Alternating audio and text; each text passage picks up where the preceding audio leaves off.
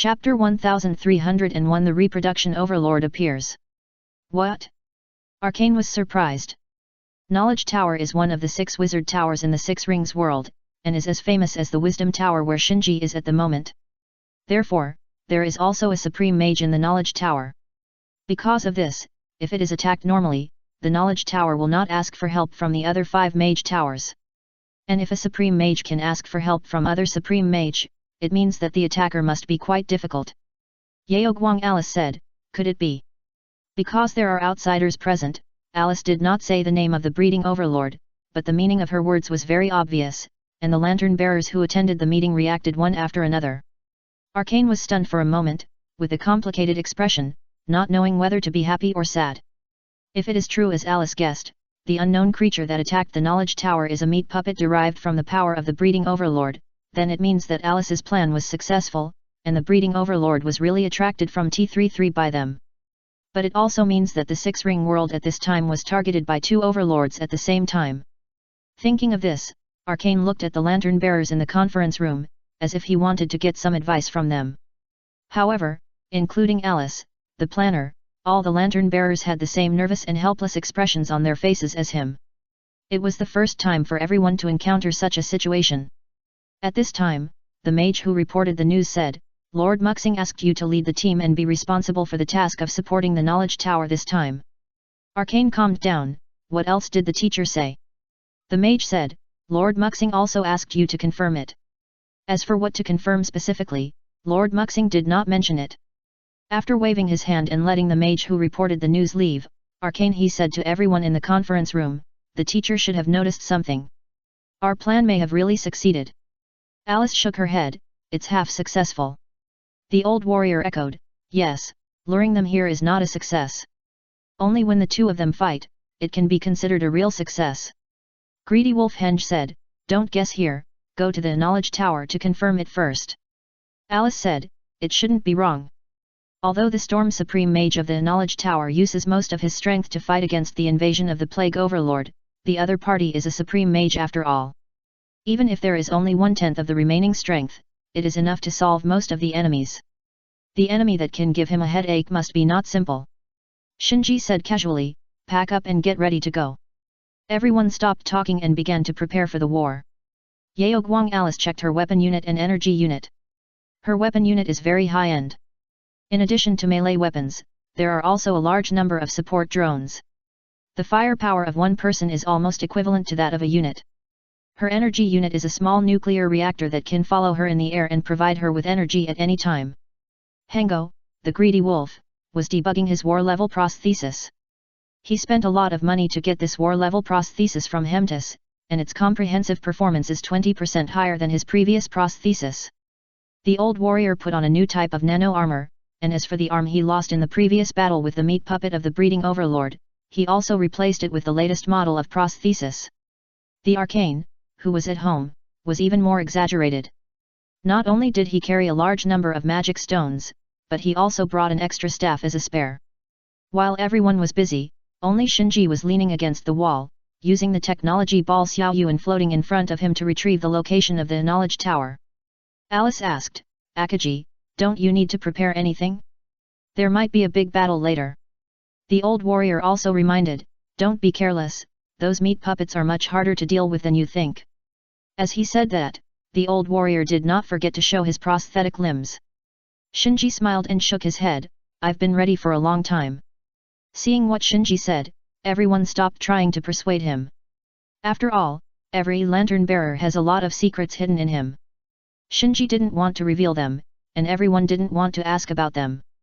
After a while, everyone was ready. Arcane said, each wizard tower is the core territory of the Supreme Wizard, so there is no direct magic circle. We can go to the magic circle of Worry Ridge first, which is only half a day's journey from the Knowledge Tower. Okay. Everyone had no objection. Shinji said at this time, there's no need to be so troublesome. As he said that, Shinji snapped his fingers, and a space door appeared in front of everyone. This. Looking at the deep space gate, everyone was shocked. Alice couldn't help asking, Akaji, how did you do it? Arcane was also incredulous. It's not that there is no teleportation magic in the Six Ring world, but even a powerful supreme mage needs the help of a magic circle to teleport. He had never heard of or seen someone like Shinji who could open a space gate by just snapping his fingers. It's just a trick. Shinji didn't explain much, and took his technology ball Madoka to step into the space gate first. Because the others were all lantern bearers, even if they fell into the space turbulence, they had the opportunity to activate the lantern to forcibly open the space rift to escape, so although they doubted whether Shinji's space gate could send them to the knowledge tower accurately, they still stepped into the space gate one by one. The next moment, everyone appeared in front of a majestic and magnificent mage tower. After confirming that the mage tower in front of him was the destination of their trip, the knowledge tower, Arcane was stunned. He never thought that the space gate opened by Shinji could send them to the knowledge tower so accurately, and looking at the knowledge tower in front of him, he even felt that the space gate was too accurate. You know, the surroundings of the knowledge tower are full of restrictions, and even the magic teleportation array cannot pass through. He really couldn't imagine how Shinji could open a space gate directly to the knowledge tower with just a snap of his fingers. Shinji didn't care about other people's thoughts. At this moment, he stared at the huge meat puppets that were besieging the knowledge tower, and his face became solemn. The appearance of the meat puppets finally confirmed everyone's previous speculation. After the Plague Overlord, the Reproduction Overlord also set his sights on the Six-Ring world. Now there is only one problem left, that is, when two overlords set their sights on a world at the same time, what will happen between them? It's just a small favor, please help me. Chapter 1302 Investigation. The Knowledge Tower found Arcane and his group at the first time. Although it was unclear how Arcane and his group bypassed the restrictions of the Knowledge Tower and teleported here, out of trust in Arcane, a wizard from the Knowledge Tower soon came over and led everyone into the Knowledge Tower. The person in charge of contacting Arcane was a middle-aged wizard named Roy. He glanced at the lantern-bearers around Arcane and asked Arcane, Rafar, who are these people? Arcane replied, they are my friends. They heard that the Knowledge Tower was attacked, so they came to support us. Friends? Mage Roy hesitated for a moment, but finally nodded. In a world with the same power level as the Six-Ring world, traveling through space is not something difficult to understand. The Supreme Mages have traveled to other worlds. Occasionally, creatures from other worlds would enter the Six-Ring world by mistake. So Mage Roy just thought that Shinji and his group were ordinary travelers. Arcane asked anxiously, what's going on? Follow me. Mage Roy said, and led Arcane and his group to a high platform on the Knowledge Tower. Pointing to the area in the distance where flames shot up into the sky and roared continuously, Mage Roy said, those monsters appeared 3 days ago. At first, there was only one, and it was destroyed by the mage team stationed in the outer watchtower, so we didn't pay much attention to it. Unexpectedly, these monsters became more and more, and the outer watchtowers were lost one by one. Now they are approaching the Knowledge Tower. Everyone took advantage of the high platform's vision and looked around, and found that there were indeed battlefields of all sizes near the Knowledge Tower. And the attackers were the meat puppets that had wreaked havoc on T-33. However, these meat puppets are still in their primary form, with a body size of only 7 or 8 meters high, about 2 or 3 floors, and are far less terrifying than the giant meat puppets that Shinji saw before the destruction of T-33, which were as majestic as mountains. Meat puppets. Sure enough. Have you set your sights on this place? Alice and the others looked solemn. The appearance of the meat puppet meant that their plan was half successful, and the breeding overlord was attracted. Arcane was so nervous that his body began to tremble. He lowered his voice and asked, Sir Storm, do you have any instructions?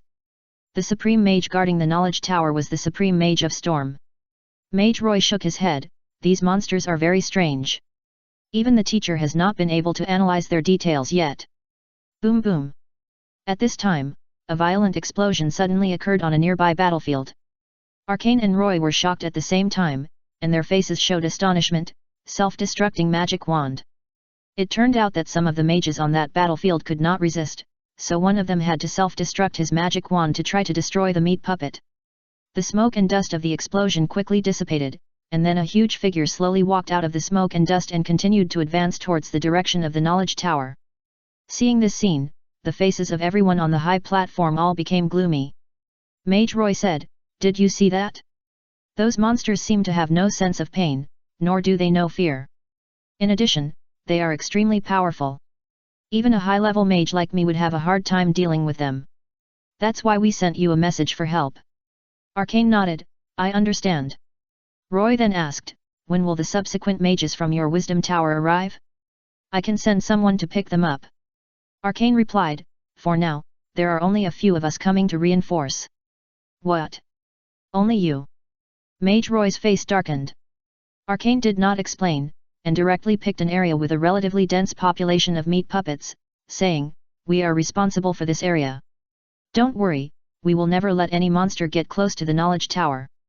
After that, Arcane flew down the platform of the knowledge tower with a group of lantern bearers. As soon as she entered the battlefield, Radiant Light Alice activated the weapon module, instantly transformed into a war angel, and quickly harvested meat puppets on the battlefield.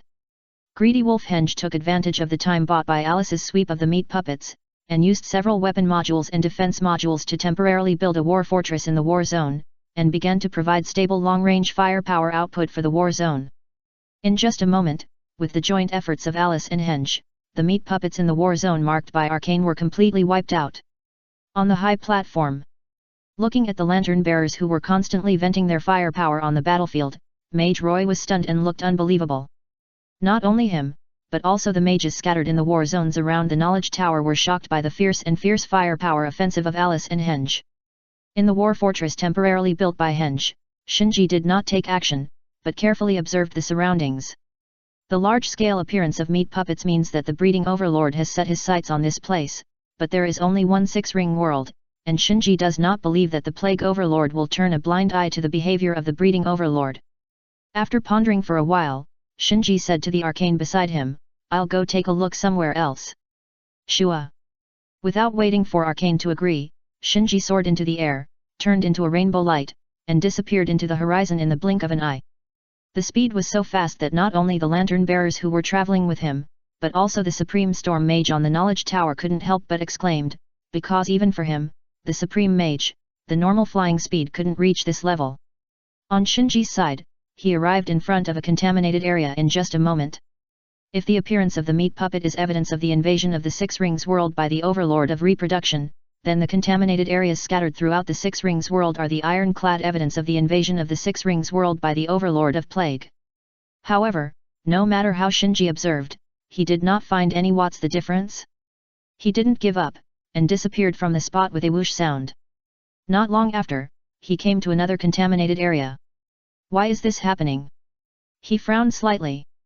This contaminated area was the same as the previous one, and there was nothing unusual, as if the Plague Overlord had no reaction to the arrival of the Breeding Overlord. Impossible. They are all out-and-out predators, and it's impossible for them to live in harmony like this. Having had the experience on T-33, Shinji knew very well how furious the Breeding Overlord would be when facing competitors for world energy, so he didn't believe that the two super predators, the Plague Overlord and the Breeding Overlord, could live in harmony. Here comes the first update. Chapter 1303 Despair and Troublemaking. In just one day, Shinji traveled through more than 70 contaminated areas of all sizes in the Six Rings world, and even the several contaminated areas in the polar regions were not spared, and he checked them one by one. However, the result was the same, without any abnormality, so Shinji returned to the Knowledge Tower with full of doubts. The battle around the Knowledge Tower was still going on, but due to the arrival of reinforcements from the other 5 magic towers, and the strong sweep of Yeoguang Alice and Greedy Wolfhenge at no cost of ammunition and energy, the number of meat puppets besieging the Knowledge Tower was rapidly decreasing. Another day passed, and the war finally subsided. After destroying the invading enemy, the mages all breathed a sigh of relief and were jubilant. However, in the temporary war fortress, looking at the smoke and the messy battlefield all around, the lantern bearers all looked solemn. Greedy Wolfhenge lit a cigar for himself. They are too happy too early. Arcane said helplessly, it's not easy to eliminate the meat puppets, so everyone will naturally relax. Alice looked worried, this is only temporary, and the second and third batches will appear soon. Arcane was of course aware of this, so he looked at Shinji and the old warrior, have you collected any useful information in the past 2 days? Because the old warrior is a melee type, like Shinji, he did not participate in the battle with the meat puppets in the past 2 days, but went out to investigate.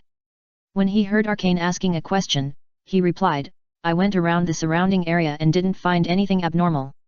Shinji said calmly, I investigated 90% of the contaminated areas in the six-ring world and found nothing abnormal. The Plague Overlord does not seem to have any reaction to the appearance of the Reproduction Overlord. What? Everyone was shocked when they heard it. In just one day since Shinji left the team, he has traveled through 90% of the contaminated areas in the six-ring world. This kind of mobility is simply incredible. Alice thought that her speed was top-notch in the lantern-bearer circle, but she couldn't compare to Shinji's mobility. Shinji ignored everyone's surprise, and stared at Arcane and asked, "You are the lantern-bearer of this world, don't you feel anything unusual?" Arcane explained, "Hey, the magic ring held up by the 6 supreme wizards not only resists the invasion of the Plague Overlord, but also shields me, the lantern-bearer, from the perception of the outside world, so I am actually the same as everyone else now." Alice seemed to have known this for a long time, and she took over the conversation. "The first step of our plan has been successful, and now we have to confirm the second step, that is, whether there will be a conflict between the Plague Overlord and the Breeding Overlord." The old warrior asked, "What should we do then?" Henga replied, "The satellite remote sensing system is already in preparation, but at least 700 base stations are needed to cover the entire six-ring world. Even if all of them are built with robots, it will take at least a month. Because of the shielding of the magic rings of the Supreme Wizards, the perception magic will fail when trying to detect the universe, so the universe can only be detected through technological equipment." The old warrior sighed, "That means it will take at least a month for us to know the overall situation." "Yes." Hengo nodded. Soon, everyone fell silent. Although the satellite remote sensing system has not been built yet, from the current situation, there is obviously no conflict between the Plague Overlord and the Reproduction Overlord, but they are jointly invading the six-ring world, and the worst situation is happening. Shinji is considering whether to let the 6 supreme mages stop the magic ring so that Arcane can confirm the situation outside the space barrier as the lantern-bearer of this world. But thinking that this is someone else's world after all, asking the supreme mages to stop resisting just to confirm the situation outside the space barrier in advance is too rude and overbearing.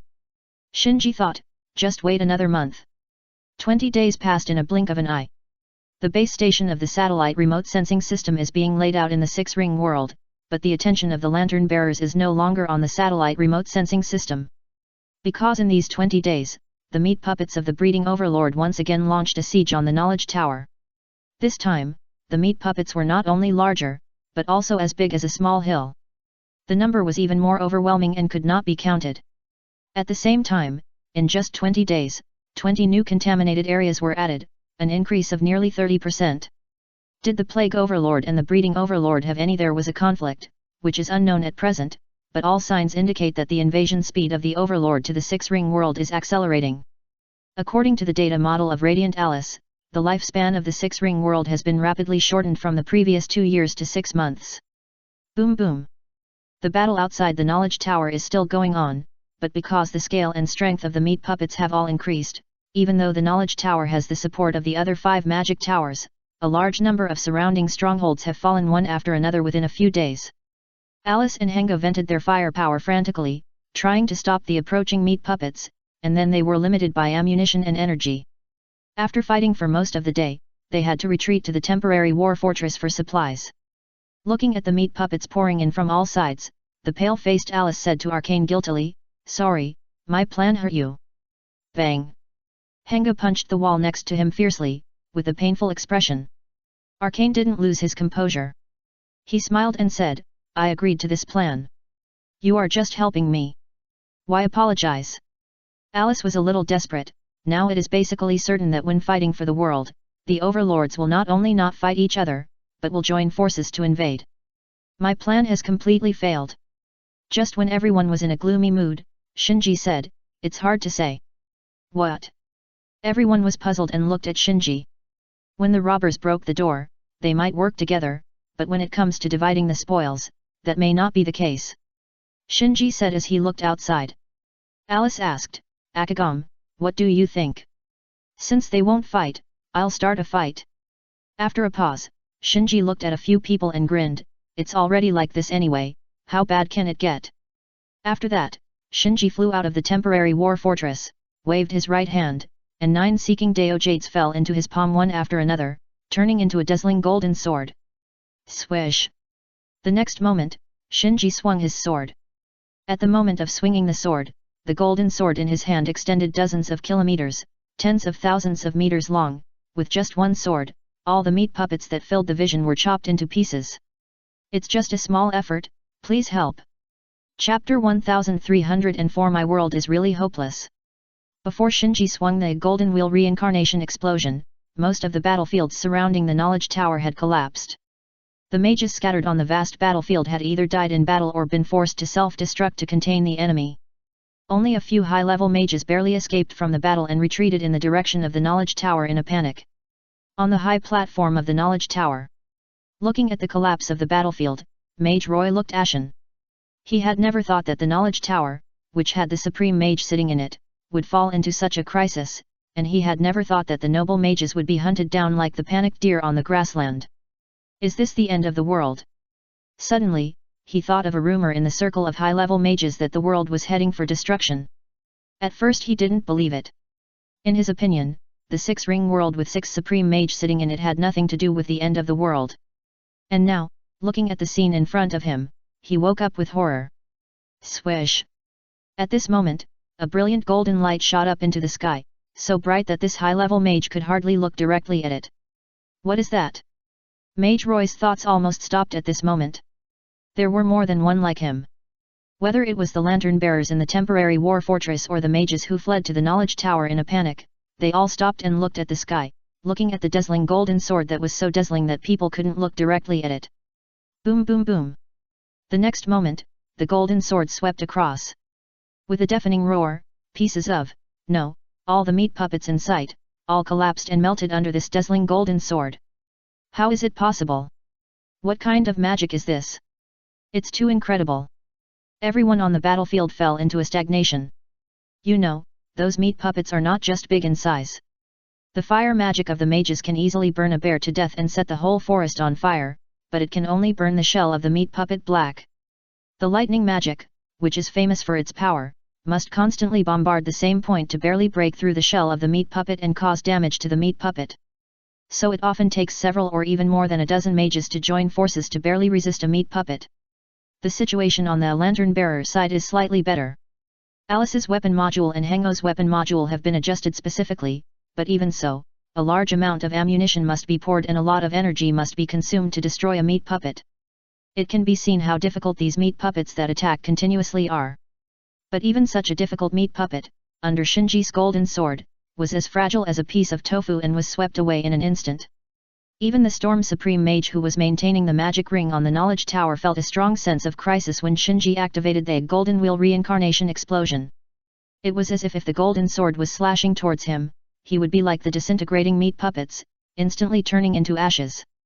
Thinking of this possibility, the Supreme Storm Mage shook his head and threw this extremely absurd idea behind him. You must know that at this time he was fully activating his magic ring, plus the existence of the knowledge tower, a magic tower that matches him, let alone a universe traveler. Even other supreme magicians are not his opponents. This is not his blind self-confidence. This confidence is accumulated by him as a supreme magician through hundreds of years of victory. He doesn't believe that anyone can defeat him when he opens the magic ring and is in the knowledge tower. Silence. The originally noisy battlefield was instantly quieted as Shinji swung his sword. Floating in the sky, Shinji released the golden wheel reincarnation explosion and then looked in the direction of the smoke and dust in the distance. Those under the smoke and dust are all meat puppets. Shinji raised the corner of his mouth and smiled, then looked up and looked at the sky above his head. It was already dusk, the sun was setting, and the sky was getting darker, but because the magic ring on the knowledge tower was still shining, the light on the battlefield was still bright. Through the magic ring, Shinji noticed that the sky above his head was surging with wind and clouds, as if a huge storm was brewing. That's right. Shinji chuckled. On T-33, he left a deep impression on the breeding overlord. Especially at the last moment when T-33 was about to be destroyed, he looked at the breeding overlord in the universe through the broken space barrier of T-33. This look almost cost him his life. If he was not the lantern bearer, if he himself had not reached the 6 paths level, that one look alone would be enough to kill him 100 times. Fortunately, he was already quite powerful at that time, and with the blessing of the lantern, he not only did not die, but he did not even suffer too much mental shock. However, it was that confrontation that made him extremely certain at this moment that as long as the breeding overlord sensed his presence, the breeding overlord would definitely go crazy. Sure enough.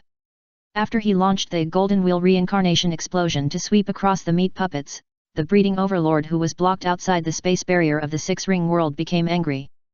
Boom! At this time, a thunderclap exploded in the sky without any warning. With the explosion of this thunderclap, in a blink of an eye, the whole sky was covered by dark clouds, and there were bursts of lightning and roars in the dark clouds. As if in response to the thunder in the clouds, the meat puppets in the far distance also began to gallop, making bursts of earth-shaking roars.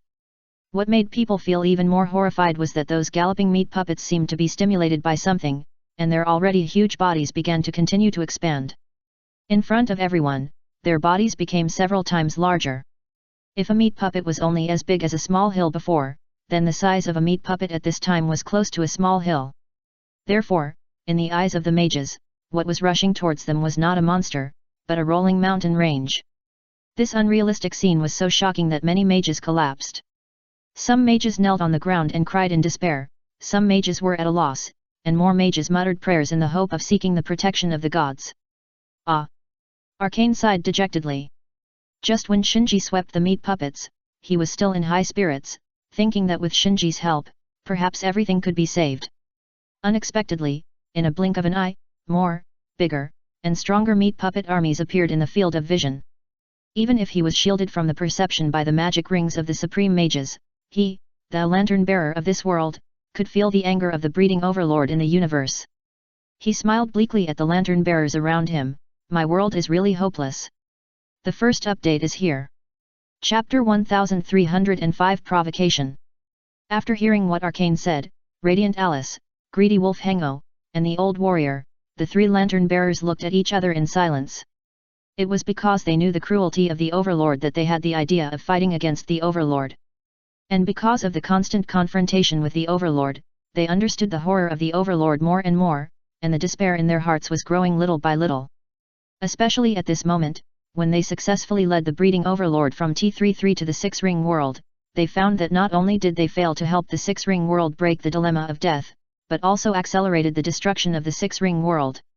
Even Yasli, who had the strongest will among the crowd, couldn't help but start to doubt whether it was meaningful to fight against the Overlord like her. Fear and despair spread across the entire battlefield, and even the gorgeous magic ring on the knowledge tower seemed to have lost its luster at this moment. In the air, Shinji, floating in the sky, didn't care what the people below were thinking. He stared at the meat puppets coming in a mighty way from a distance with disdain on his face. When he was still at the Six Paths level and needed to protect the sacred tree, these meat puppets would not be of any use to him. What's more, he had successfully promoted to the bloodline net and was no longer the same as before. His strength was a whole level stronger than before, and now the sacred tree was also in his body. Not only did he not need to be distracted to protect it like he did on T33, but it could also provide him with chakra continuously. Under such circumstances, the breeding overlord actually only sent so few meat puppets, which was simply a joke to Shinji. He tilted his head and glanced at the sky. Is this the limit of the power you can penetrate now? Hey, give it some strength. As if he heard Shinji's complaints, thunder roared in the sky above his head. If this is your limit, then don't embarrass yourself. As Shinji said, he waved his hand casually. Swish, swish, swish. In an instant, 9 seeking Dao Jades appeared one after another, fell into his palm one by one, and turned into a miniature storm.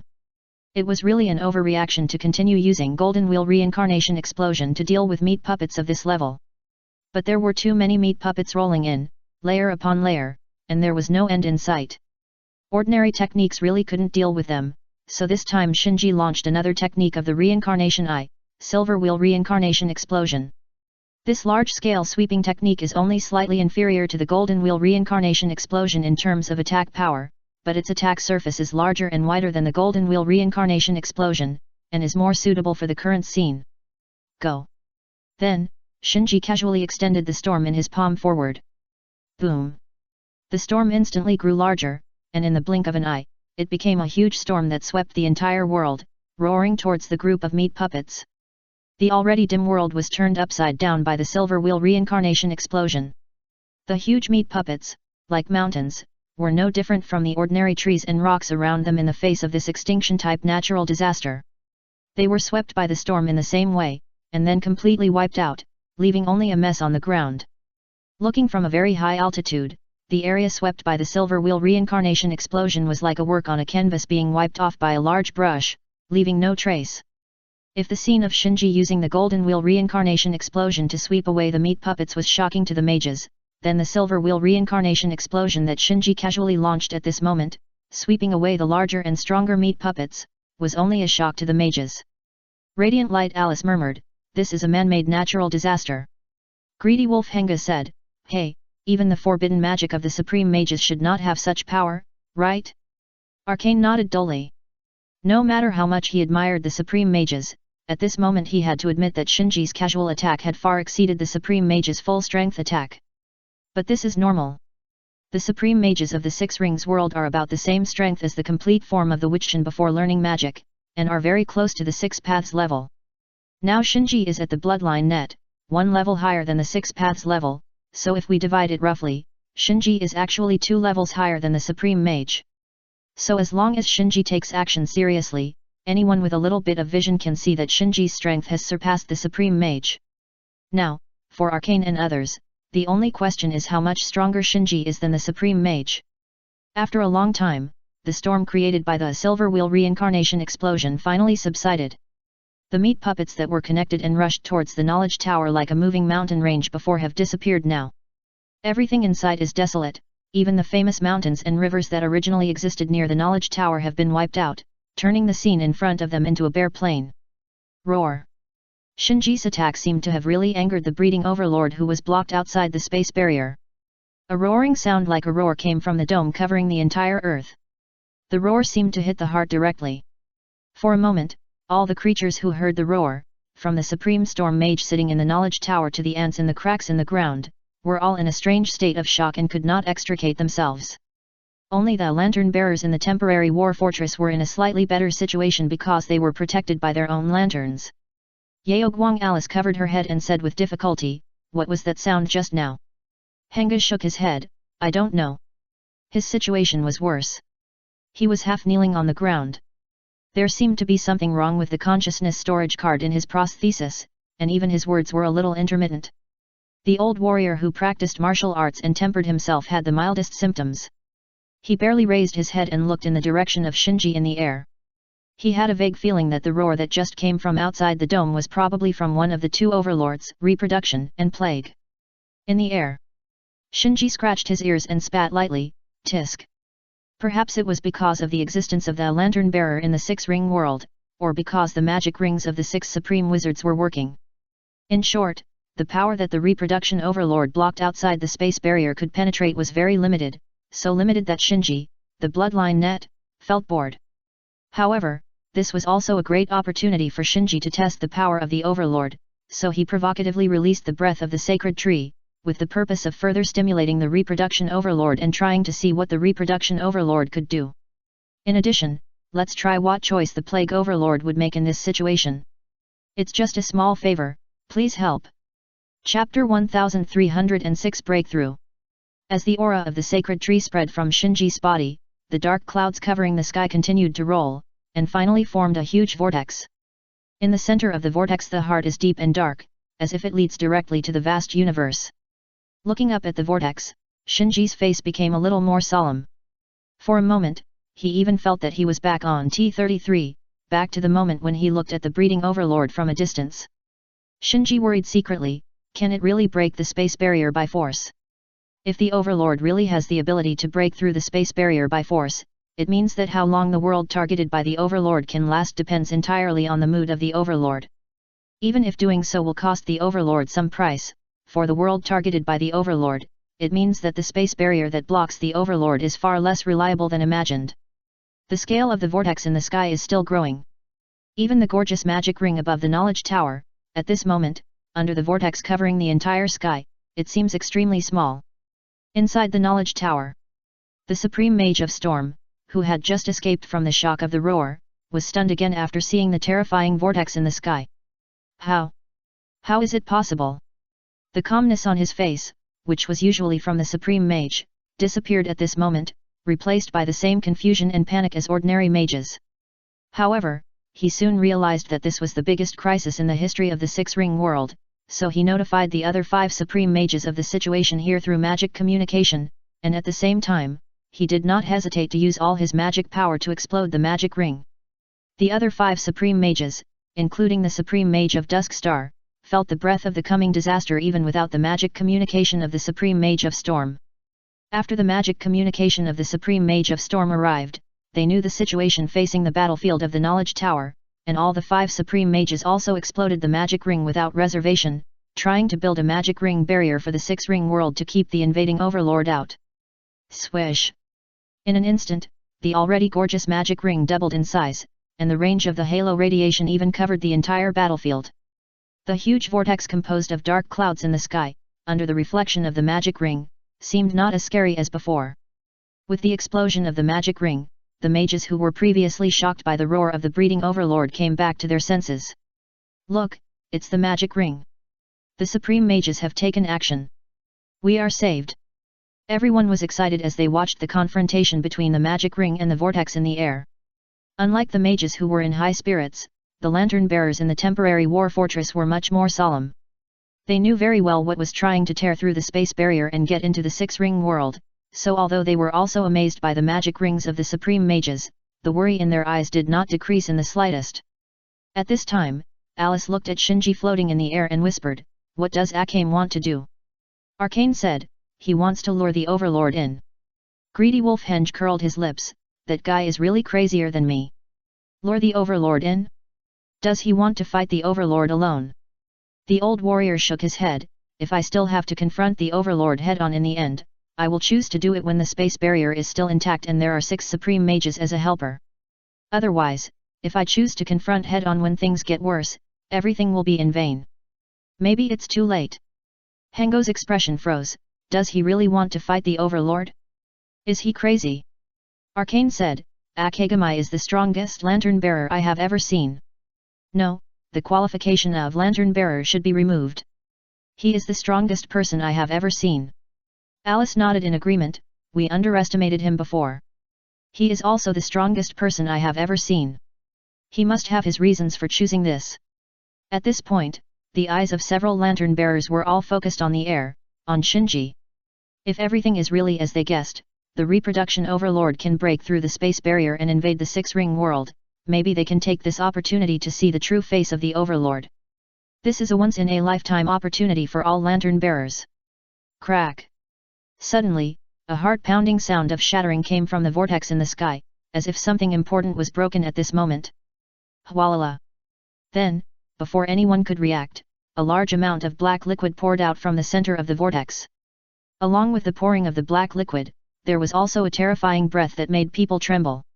What is that? My eyes! What's going on? Why can't I see anything? The mages on the battlefield all exclaimed. Because when they looked at the black liquid pouring down from the center of the vortex above the sky, their eyes were instantly blinded. In the temporary war fortress. In the warm light, the lantern bearers all regained their vision. Like the mages on the battlefield, when they looked directly at the black liquid pouring down from the vortex, their eyes were instantly blinded, but as the lanterns on their bodies dispelled the pollution, they slowly regained their vision. Alice exclaimed, "Can't look at the sky." The lantern bearers who had just regained their vision hurriedly lowered their heads and looked away. Hengo asked in panic, "Can anyone tell me what those black ghost things in the sky are?" Alice answered, "It should be the power of the overlord. Fortunately, we have the protection of the lamp, otherwise, we would all be contaminated by the power of the overlord." Arcane looked ugly. He couldn't imagine that they almost lost their eyes even though they were separated by the space barrier and the magic ring of the supreme mage, and they only saw it from a distance. At this time, the old warrior exclaimed, "How? How could this happen?" Everyone looked in the direction of the sound and found that the surviving mages scattered all over the battlefield had all turned into monsters covered with granulations and tumors, roaring and howling like wild beasts everywhere on the battlefield. The lantern bearers looked at each other in bewilderment. It turned out that losing their eyes was just the beginning. After losing their eyes, these mages with magic protection all became deformed. In just a few breaths, they became the monsters that were neither human nor ghost. No. Arcane looked desperate. Many of those mages were his best friends. Alice seemed to have thought of something. She took the risk to look up and looked at Shinji in the air. Here comes the first update. Chapter 1307 Fierce Battle. In the air. Shinji looked coldly at the black liquid pouring down from the vortex in the distance. Like everyone present, Shinji was also polluted the moment he looked at the black liquid. But this time he didn't even use the power of the light. He simply relied on his own chakra to remove the pollution on his body. This also made him clearly feel the improvement of his own strength. You know, not long ago, he just looked at the breeding overlord in the air, and his consciousness and body seemed to be frozen, and he was completely stagnant. If it weren't for the protection of the light, he would have missed the last chance to evacuate even if he didn't die or go crazy. Now he looked directly at the breeding overlord, not to mention being stagnant, he didn't even feel dizzy. Undoubtedly, this means that after being promoted to the bloodline net, he at least has the qualifications to look the overlord in the eye. Shinji glanced at the knowledge tower in the distance again. In the magic ring above the knowledge tower, ripples appeared that shouldn't have appeared, which means that the Storm Supreme Mage who maintains the magic ring is suffering from huge interference and invasion. If the Supreme Mage is like Shin in the complete form of the Miko, who is close to the 6 paths level, then the Supreme Mage who is in the Mage Tower and is blessed by the Mage Tower can almost be regarded as the 6 paths level. And at this moment, the 6 Supreme Mage Masters are doing their best to maintain the magic ring and resist the invasion of the Overlord. This means that the forced entry of the Overlord this time, in addition to facing the obstruction of the space barrier, also needs to face the joint obstruction of 6 paths level strong men. So Shinji understood that the situation this time could not be confused with the one on T33. The restrictions on the breeding overlord in the 6-ring world were much greater than those on T33. Not long after, the black liquid pouring down from the vortex condensed into a huge meat cocoon on the ground. In the huge meat cocoon, something seemed to be gestating, beating like a heart. Is the breeding overlord in it? Although he was not sure, Shinji did not have the habit of sitting and waiting for death. Almost at the moment when the meat cocoon took shape, he activated Susanoo. In an instant, accompanied by golden light and shadow, Shinji projected out of his body, turning into bones, muscles, and then armor. In a breath, a huge golden god stood on this battlefield. Shinji, who activated the complete Susanoo, did not approach the meat cocoon rashly, but used chakra to condense a spear and threw it fiercely at the meat cocoon in the distance. Swish! With a whistling sound that broke through the wind, the spear came in an instant like a long rainbow, piercing the flesh cocoon in the distance. So strong! The lantern bearers in the temporary war fortress all exclaimed when they saw this scene.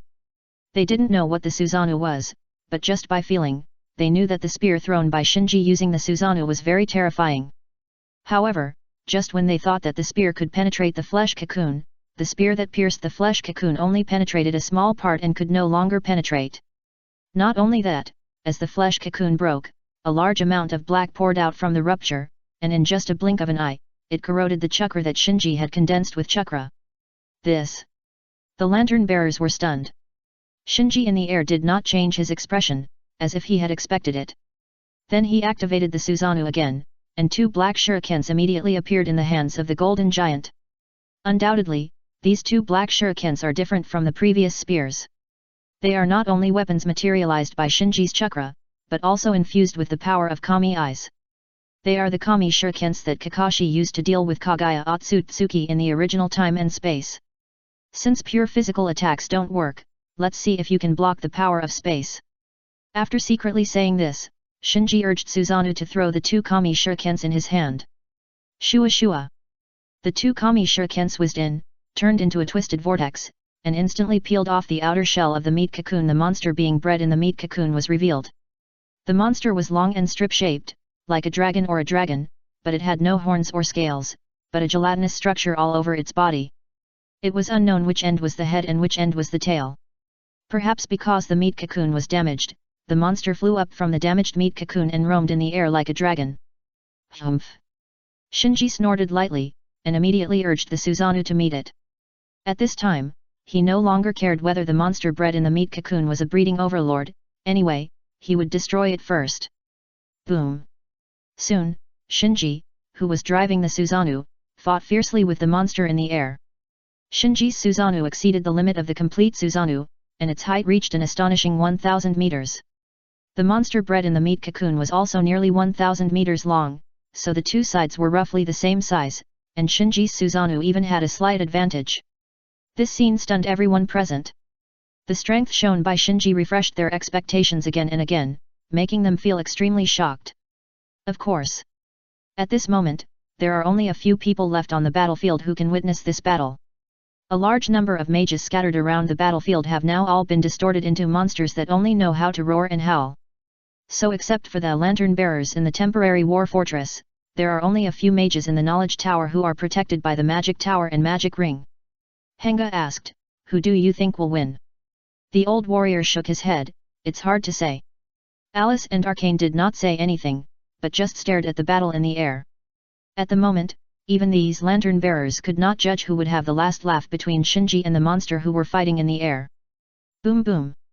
The fierce fight was still going on, and as the battle progressed, hideous wounds appeared on the monster's body one after another, and Shinji's golden Susanoo, which was as majestic as a god, also became mottled, as if it had been corroded by time and became rusty. Obviously, the confrontation between the two sides has surpassed the general physical level.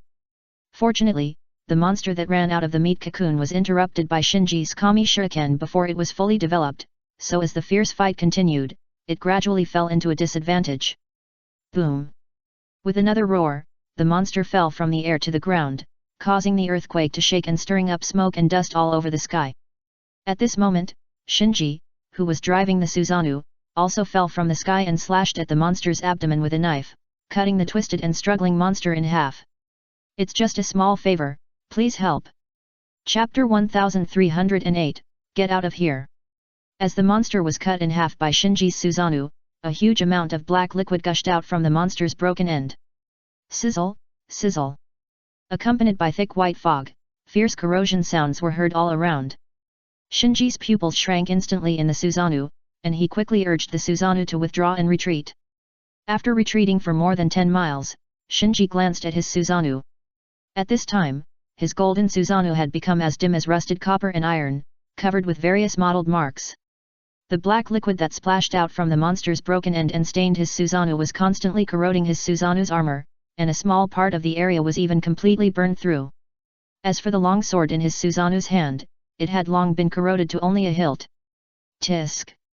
Shinji couldn't help but spit. This was also the reason why he used the inflexible Susanoo to fight the monster. Without knowing the characteristics of the monster, he really didn't dare to go up and fight the monster easily. At this time, Shinji cast his eyes on the monster in the distance. Although it was cut in half by Shinji, the monster didn't seem to have suffered a fatal blow. Its two halves were entangled with each other and soon merged into one. Shinji frowned slightly. This monster was on par with his Susanoo in terms of speed and strength, and its vitality was even more terrifying. Not counting the knife that cut it in half just now, Shinji's Susanoo had hit it dozens of times before, but the monster was like nothing happened. It shook its body and recovered completely.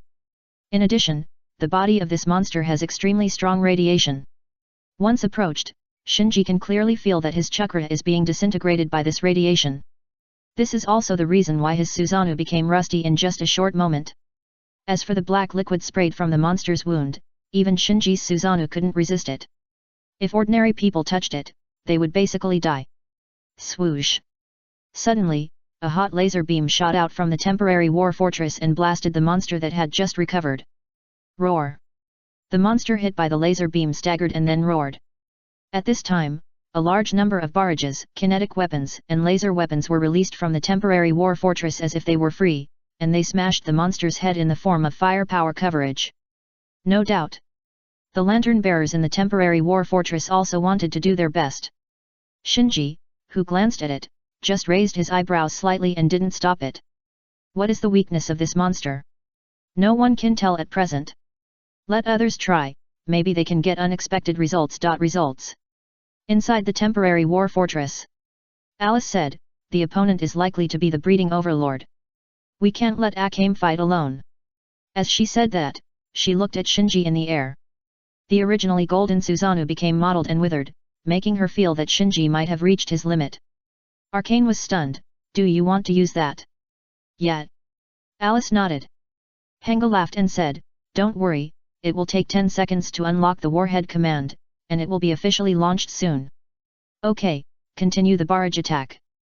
After a pause, Alice looked at the countdown for the weapon unlocking, nuclear weapon launch countdown, 321 launch. With Alice's warning, Henga increased the energy output of the temporary war fortress's protective shield to the maximum. Obviously, the previous laser weapons and firepower coverage were all just smoke bombs to cover this final nuclear bomb attack. This is also the last and most powerful killer of the lantern bearers. Soon, a huge rocket shot out from the temporary war fortress, soared into the sky, and then drew an arc in the air, accurately landing on the monster covered by the barrage. Boom! First, a strong light flashed, and then, a terrifying roar accompanied the shock wave to the surroundings. Looking at the mushroom cloud surging into the sky, Shinji thought, nuclear weapons. The core explosion area of nuclear weapons, not counting radiation and physical shock, can reach an exaggerated peak temperature of hundreds of millions of degrees, so it is really good for dealing with monsters. The shock wave of the nuclear explosion is still spreading around, and the monsters on the battlefield that were distorted by the mages were all wiped out in the nuclear shock. And in this ocean of waves of shock and heat waves, only the knowledge tower protected by the magic ring and the temporary war fortress with full power defense shield turned on barely survived. On the knowledge tower, Mage Roy looked at the mushroom cloud rising into the sky in the distance, and his whole body was in a daze. Who are these time travelers that Rafar knows? The powerful Shinji and the shocking nuclear explosion in front of him refreshed his understanding of the lantern bearers again and again. If Mage Roy still had the unique pride and reserve of a high-level mage when facing the lantern bearers before, then at this moment he only had offer the lantern bearers. In the temporary war fortress, a group of lantern bearers stared at the surveillance screens nervously. The old warrior said, if hit by such an attack, no matter how strong the monster is, it should not be able to survive, right? Alice did not answer, still staring at the monitor. Beep beep. At this moment, a piercing alarm sounded in the fortress. Hengo glanced at the monitoring data, and his face suddenly darkened. Damn it, there is still life reaction in the core area of the explosion, the monster is not dead. As if to confirm Hengo's judgment, a shadow suddenly jumped out from the chaos under the mushroom cloud and instantly pounced on the temporary war fortress. Oh no! It's coming towards us! Everyone be careful! The lantern bearers in the temporary war fortress exclaimed. Boom! The temporary war fortress, which had barely blocked the long-range impact of the nuclear explosion before, was as fragile as a toy building block under the impact of the monster, and was instantly smashed to pieces. The few lantern bearers who barely escaped activated their flying devices and prepared to fly high into the sky. However, after the monster smashed the temporary war fortress, it turned over and swept towards the lantern bearers again. Just when Alice and the others thought they were doomed, a huge suction force suddenly appeared behind them, sucking them up in the air and instantly sucking them into the sky, narrowly avoiding the monster's tail sweep. The lantern bearers who were still in shock looked at Shinji, knowing that it was Shinji who had saved them just now. But Shinji just waved his hand and said lightly, retreat. Chapter 1309 Must Win. Akagi, you. Alice was hesitant to speak. She didn't want Shinji to fight the monster suspected of breeding overlord alone, but she had to admit that she was no longer qualified to intervene in this level of battle. Henga thought very openly, Akagi, be careful. After the nuclear bomb attack was ineffective, he knew that this monster was no longer something they could deal with, so staying on the battlefield would only cause trouble, so he pulled Alice away together. The old warrior nodded to Shinji, then silently started the aircraft and evacuated to a distance. Please. Arcane bowed respectfully to Shinji. Shinji waved his hand again and urged, hurry up. Arcane did not hesitate and followed Alice, Henge, and the old warrior who had evacuated before. Several lantern bearers stopped after retreating more than 10 kilometers. This distance allows them to observe what is happening on the battlefield with the help of equipment, and there is a certain buffer. If there is an accident on the battlefield, they can also retreat calmly.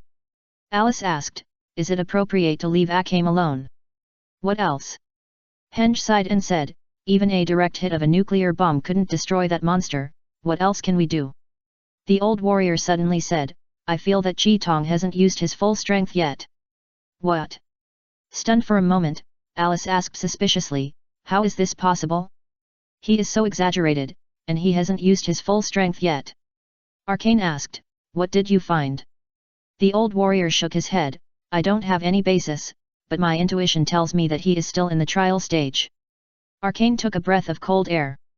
If Akame, who showed such strength, had not shown her full strength, he could not imagine how terrifying Akame's full strength was. On the battlefield.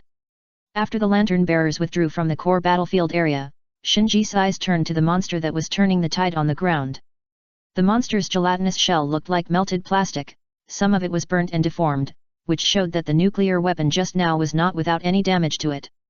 Can high temperature cause effective damage to it? As soon as the thought came to his mind, Shinji instantly launched the eye technique Amaterasu. The next moment, the monster that was wreaking havoc on the battlefield was ignited by a black flame, and soon, the black flame enveloped the monster was covered with black flames. No matter how the monster struggled, the black flames that enveloped him would not give up, burning the monster's body bit by bit. Roar! Roar! Roar! The monster roared in pain. These roars seemed to penetrate the space. Whether it was the mages in the knowledge tower or the lantern bearers who retreated more than 10 kilometers away, they all felt a tremor from the bottom of their hearts after hearing the roars, just like animals hearing the roar of their natural enemies. But Shinji grinned. The more the monster roared, the more it showed that his method worked. At this time, the monster suddenly stopped roaring, and began to secrete black liquid all over its body to resist the burning of the black flames of Amaterasu. Amaterasu. The moment the black flames touched the black liquid, a hissing sound was heard, and then the black flames of Amaterasu quickly withered and dissipated bit by bit. Shinji in the air was slightly stunned. He didn't expect that the everlasting Amaterasu would be extinguished by the black liquid. Before he could come to his senses, the monster, which was burned by Amaterasu and became more terrifying and hideous, set its sights on the eye-catching knowledge tower in the distance, and swept towards the majestic knowledge tower with a swing of its tail. Boom boom! The magic ring of the Supreme Storm Mage only blocked the monster for a second, and then it shattered in an instant. Then, the entire knowledge tower was destroyed by the monster. Roaring, cursing, crying. Various sounds came one after another on the broken knowledge tower. However, these sounds were not lasted too long. Without the protection of the magic ring, all the mages who came into close contact with the monster began to distort. Even the Storm Supreme Mage who flew to high altitude the earliest was no exception. Various tumors began to swell all over his body. The Storm Supreme Mage looked ashen in an instant. Until this moment, he realized the value of Shinji, who had just fought back and forth with the monster. As one of the 6 Supreme Mages of the Six Rings world, he lost the magic ring and the Mage Tower, and he was not even qualified to face the monster directly. In the distance, seeing the Knowledge Tower, one of the 6 strongest Mage Towers in the Six Rings world, collapse under the monster's tail, the arcane collapsed directly. This is impossible. Alice couldn't believe it, even the Supreme Mage couldn't stop it. Henga's face was full of bitterness. What do you mean by unstoppable? Damn it, this is not at the same level at all. In the air, Shinji did not expect that the Knowledge Tower could not even withstand the monster's attack, and could not rescue in time. As a result, he could only watch the mages in the Knowledge Tower deformed into monsters one by one. Then, he saw the Supreme Storm Mage in a gorgeous robe floating in the air. The other party was also looking at him at this time.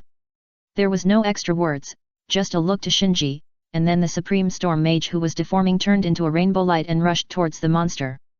Boom!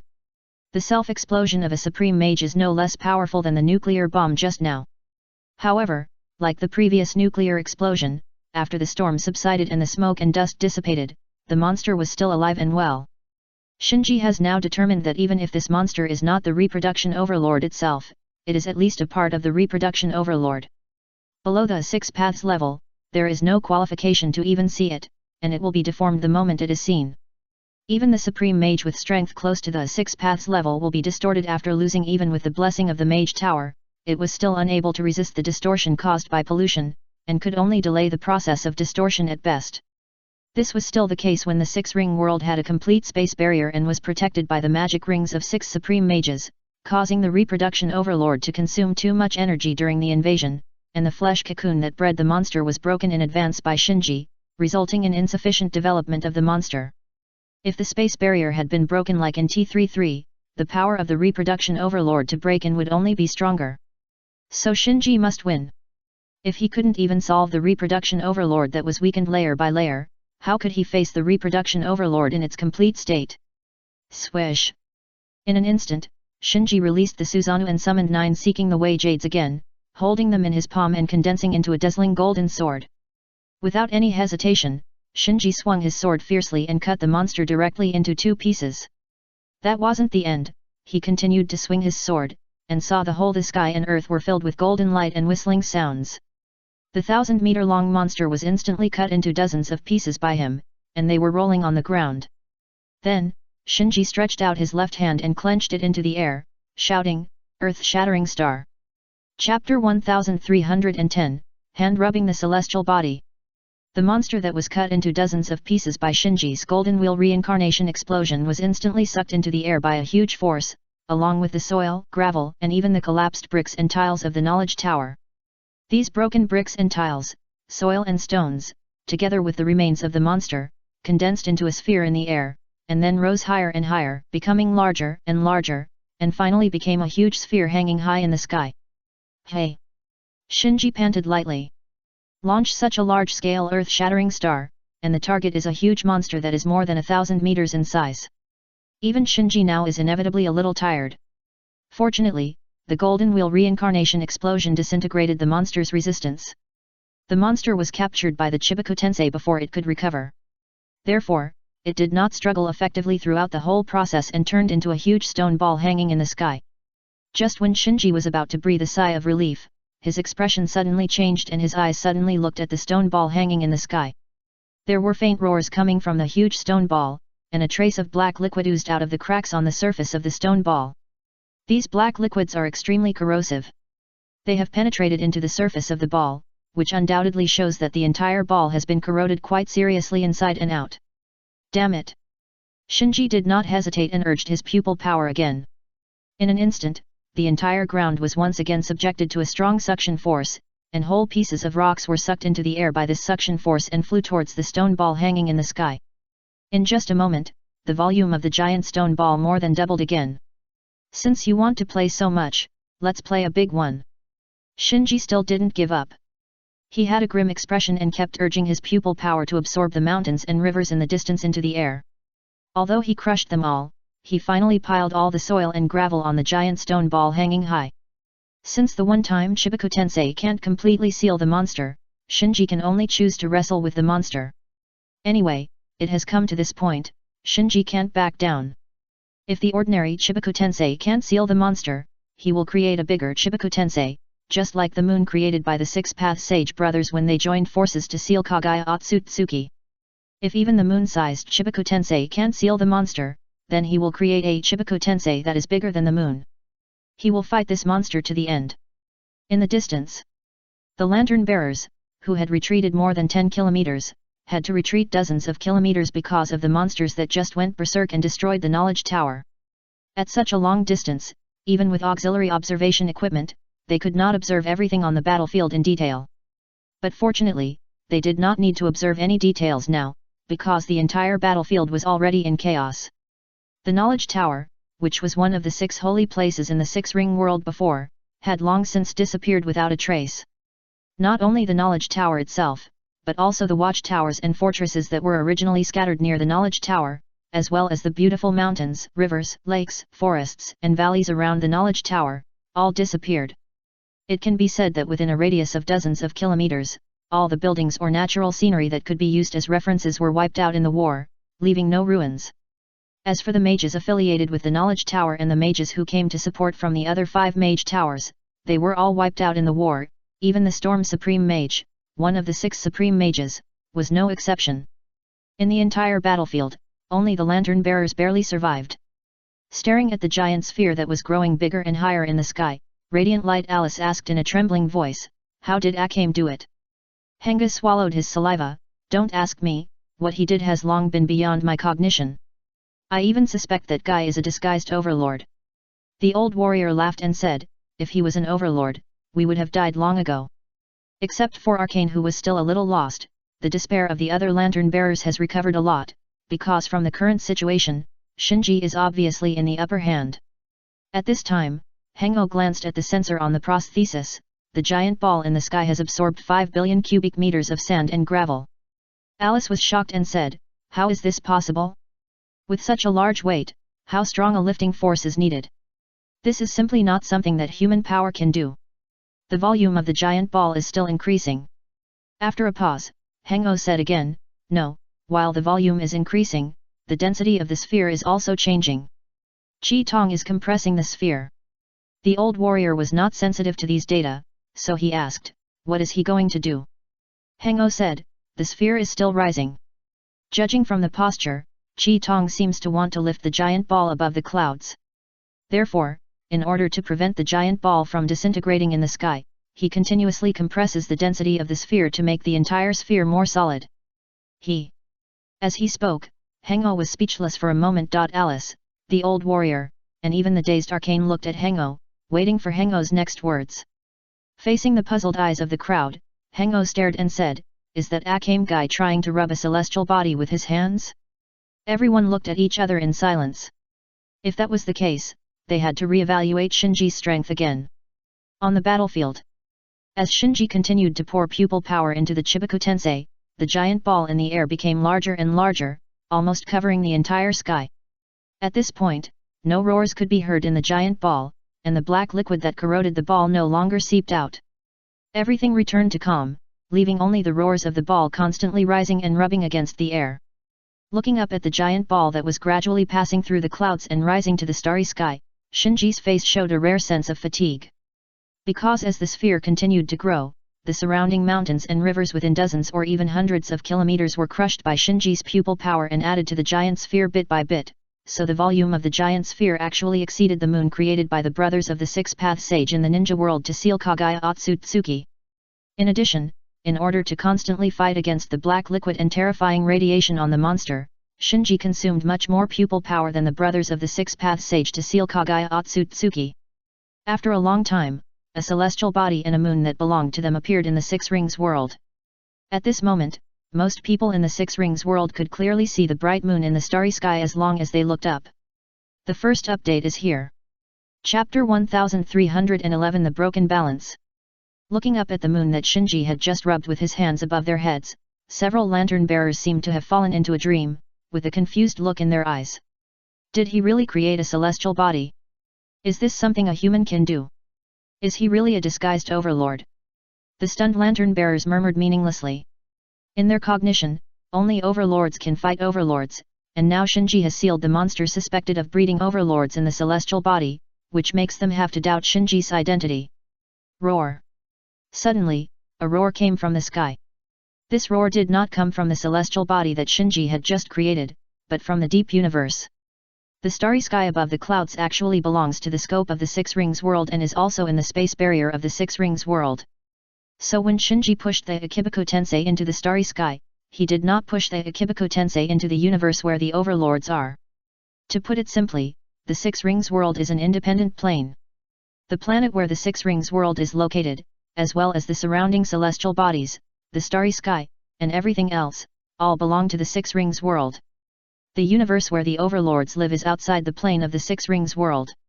It is only because of the invasion of the overlords that it seems that the overlords are attacked from the starry sky. And the roar just now was obviously from the deep universe outside the spatial barrier of the Six Rings world.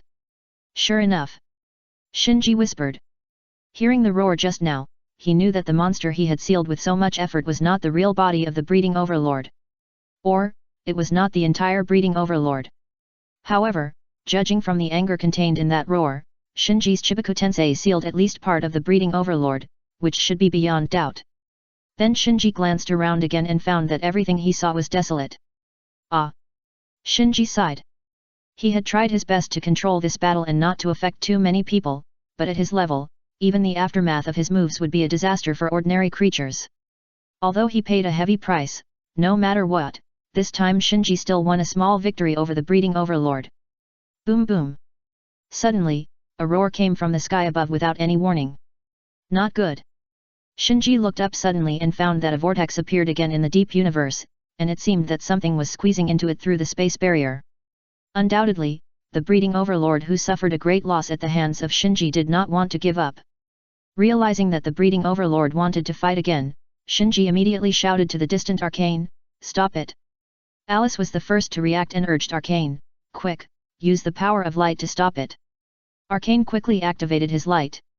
As the lantern bearer guarding the Six Ring world, as long as Arcane spares no embers, he can reinforce or even repair the space barrier.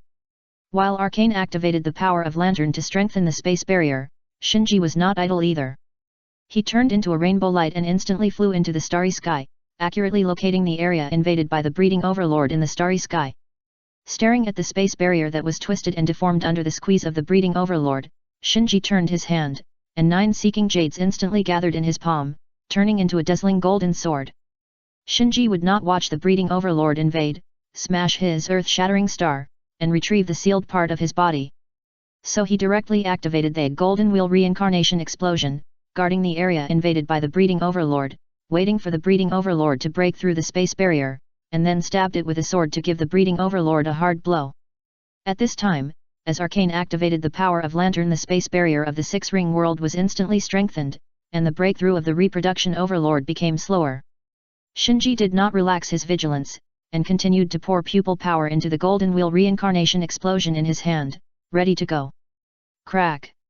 As expected, under the will of the reproduction overlord, the Arcane still failed to stop the invasion of the reproduction overlord, allowing it to break through the space barrier and drill in.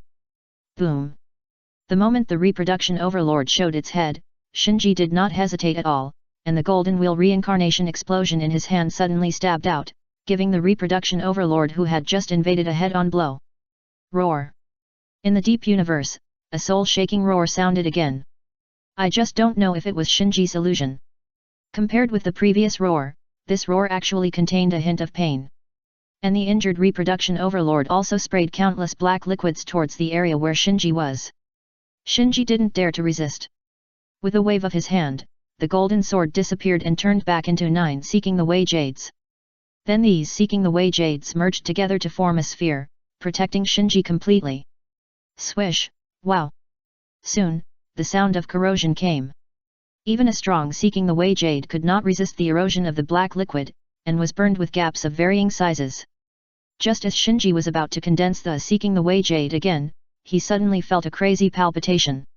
Immediately, he suddenly withdrew the Seeking the Way Jade that was protecting him, and looked at the space barrier that was broken by the reproduction overlord. He found that the cracks in the space barrier were already empty, and there was no trace of the reproduction overlord. But Shinji didn't breathe a sigh of relief, but showed an expression as if he was facing a great enemy. Because just a moment ago, he felt another extremely powerful breath, and it was because of that breath that the reproduction overlord retreated. Roar! Another roar came from the deep universe, but unlike all the previous roars, this roar was obviously panic-stricken. Then, the collision of 2 terrifying forces came from the deep universe.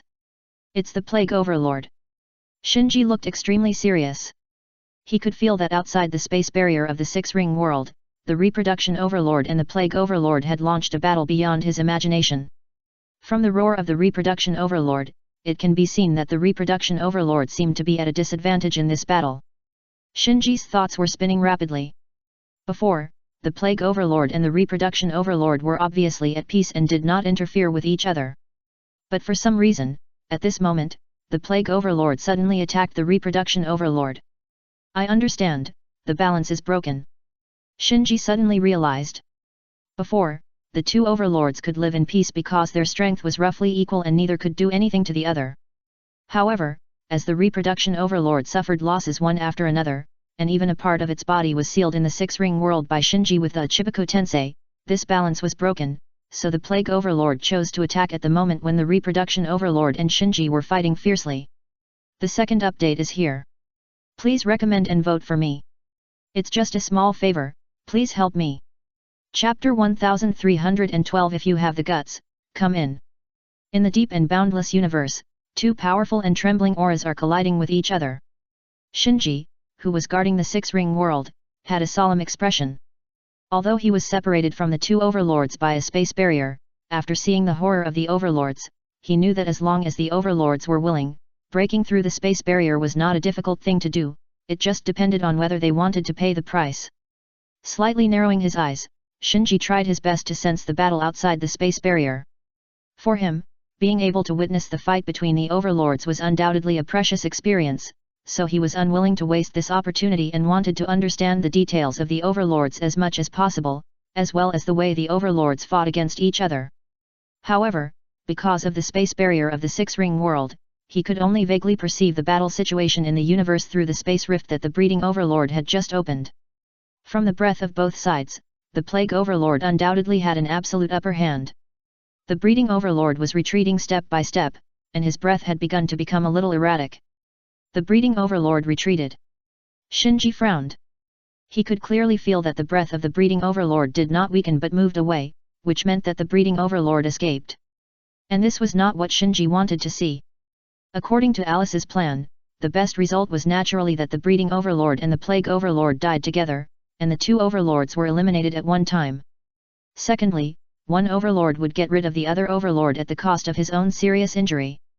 The result of the breeding overlord retreating on his own initiative and the plague overlord being almost unscathed is the worst result after the two overlords cooperated to invade the six-ring world. It seems that the breeding overlord is not much weaker than the plague overlord, otherwise, it would not have been possible to retreat safely. Shinji realized that the strength between the two overlords did not seem to be so clear. The reason why the Lantern-Bearer Circle recognized the strength of the Plague Overlord may be simply because the means of the Plague Overlord's invasion of the world are more unsolvable, and the Lantern-Bearers are too far away from the level of the Overlords, so they cannot accurately measure the strength of the Overlord. This is also the reason why the Plague Overlord who had set his sights on the Six-Ring World before the Breeding Overlord set his sights on the Six-Ring World did not act rashly. And the one who broke this balance was Shinji. In other words, Shinji's current strength is enough to become the variable that breaks the balance between the two overlords. Because of Shinji's existence, the reproduction overlord was weakened, so he was expelled by the plague overlord. Suddenly, Shinji, who was thinking secretly, felt a chill inexplicably. He realized something, and cast his eyes on the space crack that was previously broken by the reproduction overlord, and saw a dark figure in the crack. Plague overlord. Shinji's heart suddenly trembled. Obviously, after driving away the reproduction overlord, the plague overlord did not continue to chase, but immediately turned back, as if he wanted to use the space crack opened by the reproduction overlord to invade the six-ring world. Shinji clenched his right hand, and 9 seeking Dao Jades instantly gathered in his palm, transforming into a brilliant golden sword. Shua! Then, without any hesitation, Shinji stabbed a sword at the dark figure outside the space crack. The dazzling golden light instantly bloomed in the deep universe, forcing the dark figure that tried to invade the six-ring world outward. This was his first battle with the Plague Overlord, and he was somewhat nervous, but he quickly suppressed all the distracting thoughts in his mind and gathered his thoughts. Then, he glanced at the golden wheel reincarnation explosion in his hand with the corner of his eye. Just now, although the sword was thrust out, it forced back the Plague Overlord who tried to invade, but the sword body seemed to be stained with something and became dim and mottled. It's pollution again. You must know that the Golden Wheel Reincarnation Explosion is Shinji's most powerful killing technique at present. It was not so seriously polluted when he just fought with the Reproduction Overlord. At this moment, it only stabbed the Plague Overlord with a sword, and the sword body was already mottled and unusable. It can be seen how terrible the radiation pollution of the Plague Overlord is. Despite this, Shinji still guarded the space crack and did not retreat a single step. He shook his hand, dispersing the contaminated Golden Wheel Reincarnation Explosion, and then in the next moment, he reactivated a new Golden Wheel Reincarnation Explosion and held it in his hand. Then, across the space rift, he waved to the dark figure entrenched outside the rift, "If you dare, come in." The dark figure outside the space rift stared at Shinji and seemed to hesitate. At this time, as the arcane continued to activate the power of the light, the space rift that was knocked open by the breeding overlord was getting smaller and smaller, and finally disappeared completely under the confrontation between Shinji and the dark figure outside the rift. Seeing the space rift completely disappear, Shinji breathed a sigh of relief. Don't think that he was very arrogant in front of the Plague Overlord just now, he was actually holding on. In the previous fierce battles, his chakra consumption was huge, especially the sealing of part of the body of the breeding overlord, which alone consumed almost half of his chakra. And the consumption of chakra is still secondary. The most troublesome thing was the sword that stabbed the Plague Overlord just now. Although it successfully prevented the invasion of the Plague Overlord, it also caused his chakra to be contaminated by the Plague Overlord. And this contamination was not eliminated because he dispersed the Golden Wheel Reincarnation Explosion, because at the moment when the Golden Wheel Reincarnation Explosion was contaminated, his body was also contaminated.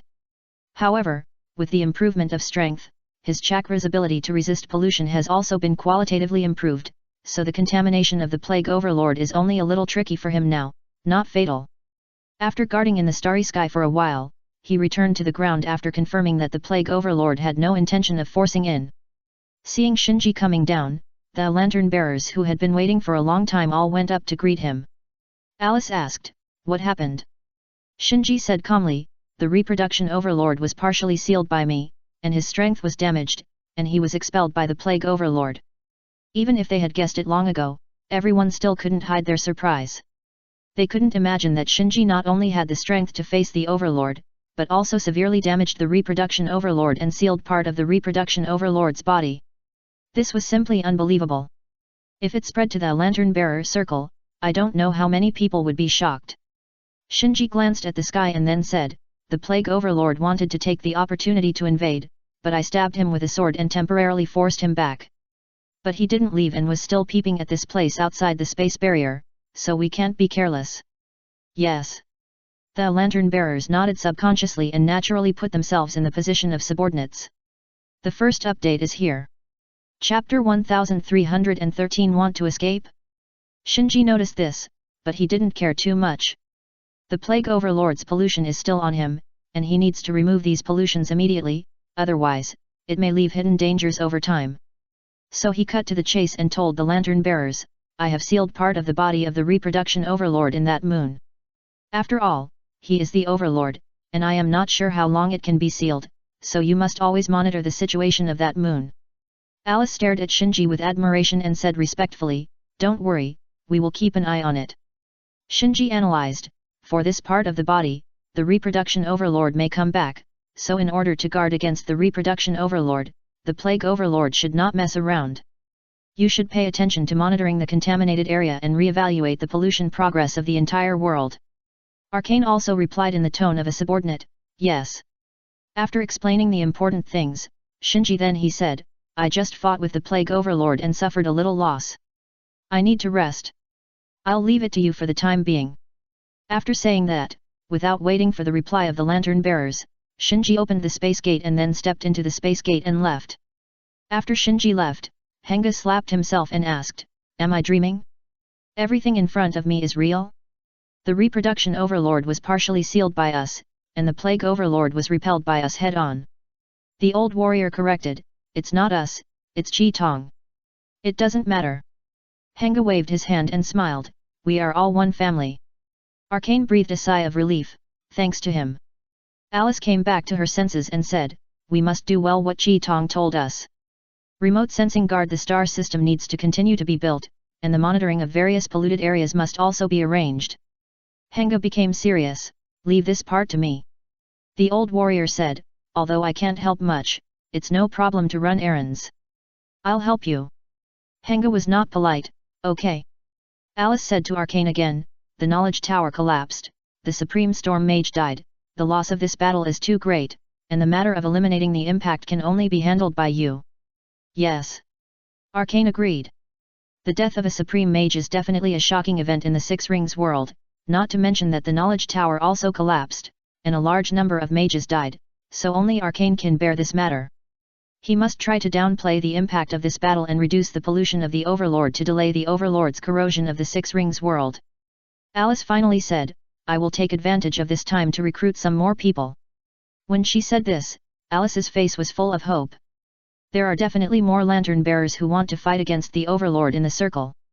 It's just that everyone didn't see the hope of fighting against the overlord before, so many lantern bearers chose to protect themselves helplessly. But now it's different. The appearance of Shinji has given Alice hope and also given her the confidence to recruit other like-minded lantern bearers. On Shinji's side, Shinji, who left using the space gate, did not return directly to the ninja world, but found a place in the Six Ring world where few people went to rest. If he didn't remove the pollution of the plague overlord, he really didn't dare to return directly to the ninja world. Sitting cross-legged, Shinji took off the lantern hanging around his waist, and then activated the power of the lantern. In an instant, the soft light shone on Shinji. Hiss! As the light shone, a wisp of black smoke came out of Shinji's body, and finally disappeared in the bright light. After a while, there was no more black smoke coming out of his body. Hey! Shinji exhaled a foul breath. If he did it himself, he could actually remove this kind of pollution bit by bit, but it would take a lot of time. If he used the light, although it would consume some embers, it would be quick and thorough. After confirming that there was no pollution residue, Shinji stood up and moved around. At this time, a feeling of weakness enveloped him. This feeling was the first time he encountered it after being promoted to Bloodline Net, which shows how much he consumed in this battle. Compared with the Overlord, I am still too weak. Shinji couldn't help but sigh. In the battle with the Reproduction Overlord, he had the best of both worlds. The Reproduction Overlord was attracted by the Divine Tree aura on Shinji's body and rashly invaded the Six-Ring World. The Six-Ring World guarded by the Lantern Bearer was the best of both worlds. The help of the Six Supreme Wizards in the Six-Ring World was undoubtedly the best of both worlds. With all the advantages of both worlds, Shinji could only barely seal part of the Reproduction Overlord's body. It can be seen that if it were in a relatively fair environment, Shinji would not be the opponent of the Reproduction Overlord. The two sides were obviously one level apart. In other words, as long as the Overlords invaded the world step by step, corroded the space barrier bit by bit, and invaded again after the space barrier was damaged, Shinji would have no chance of winning. Therefore, even if he successfully sealed part of the Reproduction Overlord's body and prevented the invasion of the Plague Overlord, Shinji was not proud at all. On the contrary, because of the fight with the Overlord, he realized the gap between himself and the Overlord more clearly, and his desire for power was more intense than before. It seems that I have to grow the second chakra fruit as soon as possible. With a thought, Shinji used the ability of light to open a space rift and return to the ninja world. After returning to the ninja world, he directly found Amato and asked Amato if he had the technology to crack the Otsutsuki clan's communication with each other. Amato shook his head, indicating that there was no progress for the time being. After waving his hand to send Amato away, Shinji thought, if I can't contact other Otsutsuki, I can only make sacrifices myself. In the original time and space, Otsutsuki Momoshiki, Otsutsuki Urashiki, and Otsutsuki Kinshiki arrived in the ninja world about 10 years later. If he couldn't contact them and lure them to the ninja world in advance, Shinji couldn't wait. So he could only start another plan to artificially create an Otsutsuki sacrifice. Thinking of this, Shinji flashed and found Baizetsu. How has he been doing recently? Has he shown any abnormality? Baizetsu naturally knew who Shinji was asking about, and quickly replied, Sir, I am very disgusted with the experiment and have already thought about escaping. Want to escape? After a pause, Shinji said, this is a good thing. Shinji is not afraid of Obito going crazy, he is afraid that Obito will seek death. Now that Obito has the idea of escaping, it means that Obito has given up the idea of death and wants to make trouble again. The second update is here. Please recommend and vote for me. It's just a small favor, please everyone. Chapter 1314 Escape Plan. In the laboratory. Obito, who was tied to the operating table, finally ended today's live experiment. The pain all over his body gradually subsided, replaced by a cold numbness, and he could only bear it all with a slight gasp.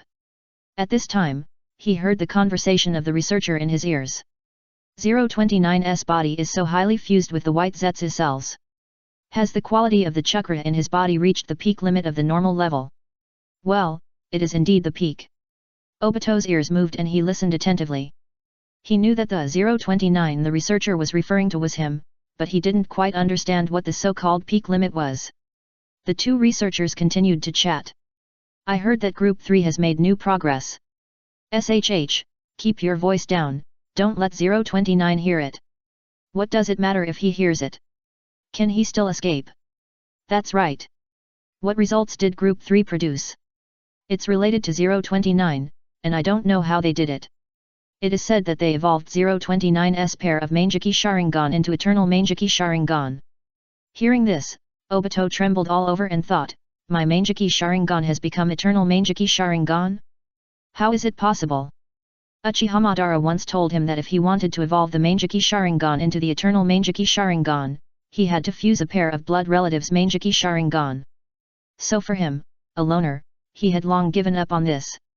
As a result, he never expected that these researchers would do something he could not even imagine in the laboratory. The two researchers seemed not to notice Obito on the operating table and were still chatting. Hiss, is this true? They also want to borrow 029 from us for experiments, and want to use 029 as a living culture dish to evolve the eternal Mangeki Sharingan into the Samsara Eye. It is said that even the report has been sent to the team leader. Do you think it is true? Obito's mind was shocked.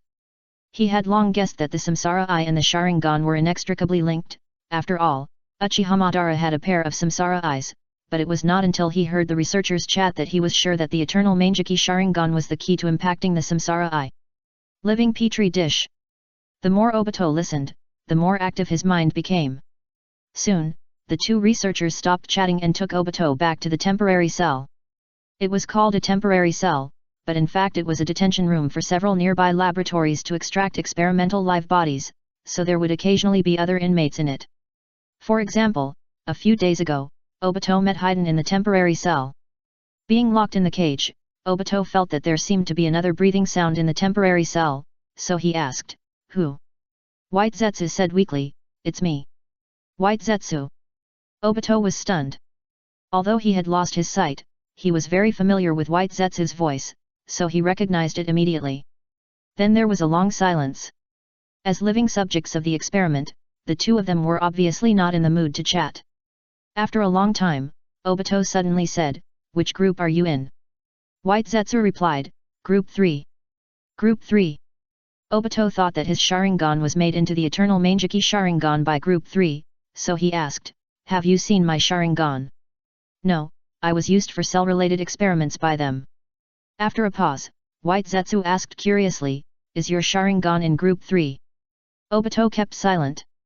As if he knew what Obito was afraid of, White Zetsu said, "Don't worry, the surveillance here was just broken by Haiden, and it hasn't been repaired yet." Obito whispered, "Haiden?" White Zetsu complained, "Well, that guy suddenly went crazy and tried to sneak attack the researchers here, but he was severely beaten. He should still be punished in the punishment room. That idiot is also stupid. He actually wanted to escape. He didn't even think about where this place is. Even if he defeated the ordinary guards, there were Kabuto Yakushi, Dairata, and the traitor Ranmara guarding outside. He couldn't escape at all." After listening to this, Obito's heart was gloomy. If Feijuan couldn't escape, then he would be even worse than Feijuan without the Sharingan, let alone escape. However, since the monitor was broken by Feijuan, he said, "I heard the researchers chatting, my Sharingan is in Group 3. White Zetsu was stunned, "This kind of news, they actually talked about it in front of you." "But that's right, it's useless for you to hear it." Obito said, "I heard them say that my Mangeki Sharingan seems to have evolved into the eternal Mangeki Sharingan by Group 3. What? How is it possible?" White Zetsu was surprised. Obito sighed, "I don't know how they did it, but those researchers shouldn't have lied to me anyway." White Zetsu shook his head, "It's a pity that I can't access your writing Sharingan, otherwise. With the current defense strength of the entire research institute, if there is no time-space eye technique, escaping is a thing that can't be thought of." Obito said, "Group 3 should want to evolve my Sharingan into Samsara Eye, but in this way they need a living culture dish. You are in Group 3, and they may be used as a living culture dish to contact my Sharingan." White Zetsu got excited and approached Obito, "Even if I have the opportunity to contact your Sharingan, it will most likely be sealed and controlled, and there should be no chance to help you steal the Sharingan." Obito pondered for a moment and explained, "There is no need to steal the eyes. As long as you can take advantage of the opportunity of the experiment to secretly retain some of my Sharingan's chakra, and then find a way to pass it to me, we will have a chance to escape." White Zetsu was overjoyed, "Really? Yet?" Obito nodded. In a blink of an eye, a few days passed. During an experiment, Obito heard the researchers chatting again, saying that their team leader rejected the proposal of Group 3 to use Obito as a living petri dish for safety reasons. His heart sank, and he felt a little desperate. This way, he completely lost the opportunity to use his Sharingan. During lunch break, Obito was taken back to the temporary cell again, and met White Zetsu, who was also imprisoned in the temporary cell again. Because the monitor in the temporary cell was repaired, the two were silent and did not talk. Just when White Zetsu was taken away by the researcher, White Zetsu stumbled and fell outside Obito's cage, and was then lifted up by the researcher and taken out. After White Zetsu was taken away, Obito's heartbeat suddenly accelerated, because just when White Zetsu stumbled and fell, White Zetsu quietly threw a spore into his cage. Blocking the view of the monitor, Obito crushed White Zetsu's spores, and an extremely familiar pupil power flowed out of the spores and poured into his body. It's my pupil power! He was overjoyed, and at the same time, a pair of virtual scarlet pupils appeared in his empty eye sockets. Here is the first update. Chapter 1315 Ignite Ambition. Obito couldn't hide his excitement when he found that he had regained his vision. When he let White Zetsu touch his Sharingan before, he secretly intercepted some chakra from the Sharingan, but he was not sure about it. After all, pupil power is pupil power. Even if he gained some pupil power without physical eyes, he might not be able to exert God's power. But he didn't expect that the pupil power intercepted by White Zetsu was so pure. Not only did it restore his vision for a short time, but it also gave him a chance to activate God's power. Is it because it evolved into the eternal Mangeki Sharingan? In a flash, he put this doubt behind him. Now was obviously not the time to study this. The pupil power intercepted by White Zetsu was rootless and floating. If he used 1 point, it would be 1 point less. Therefore, his top priority now was to take back his Sharingan as soon as possible. Yes.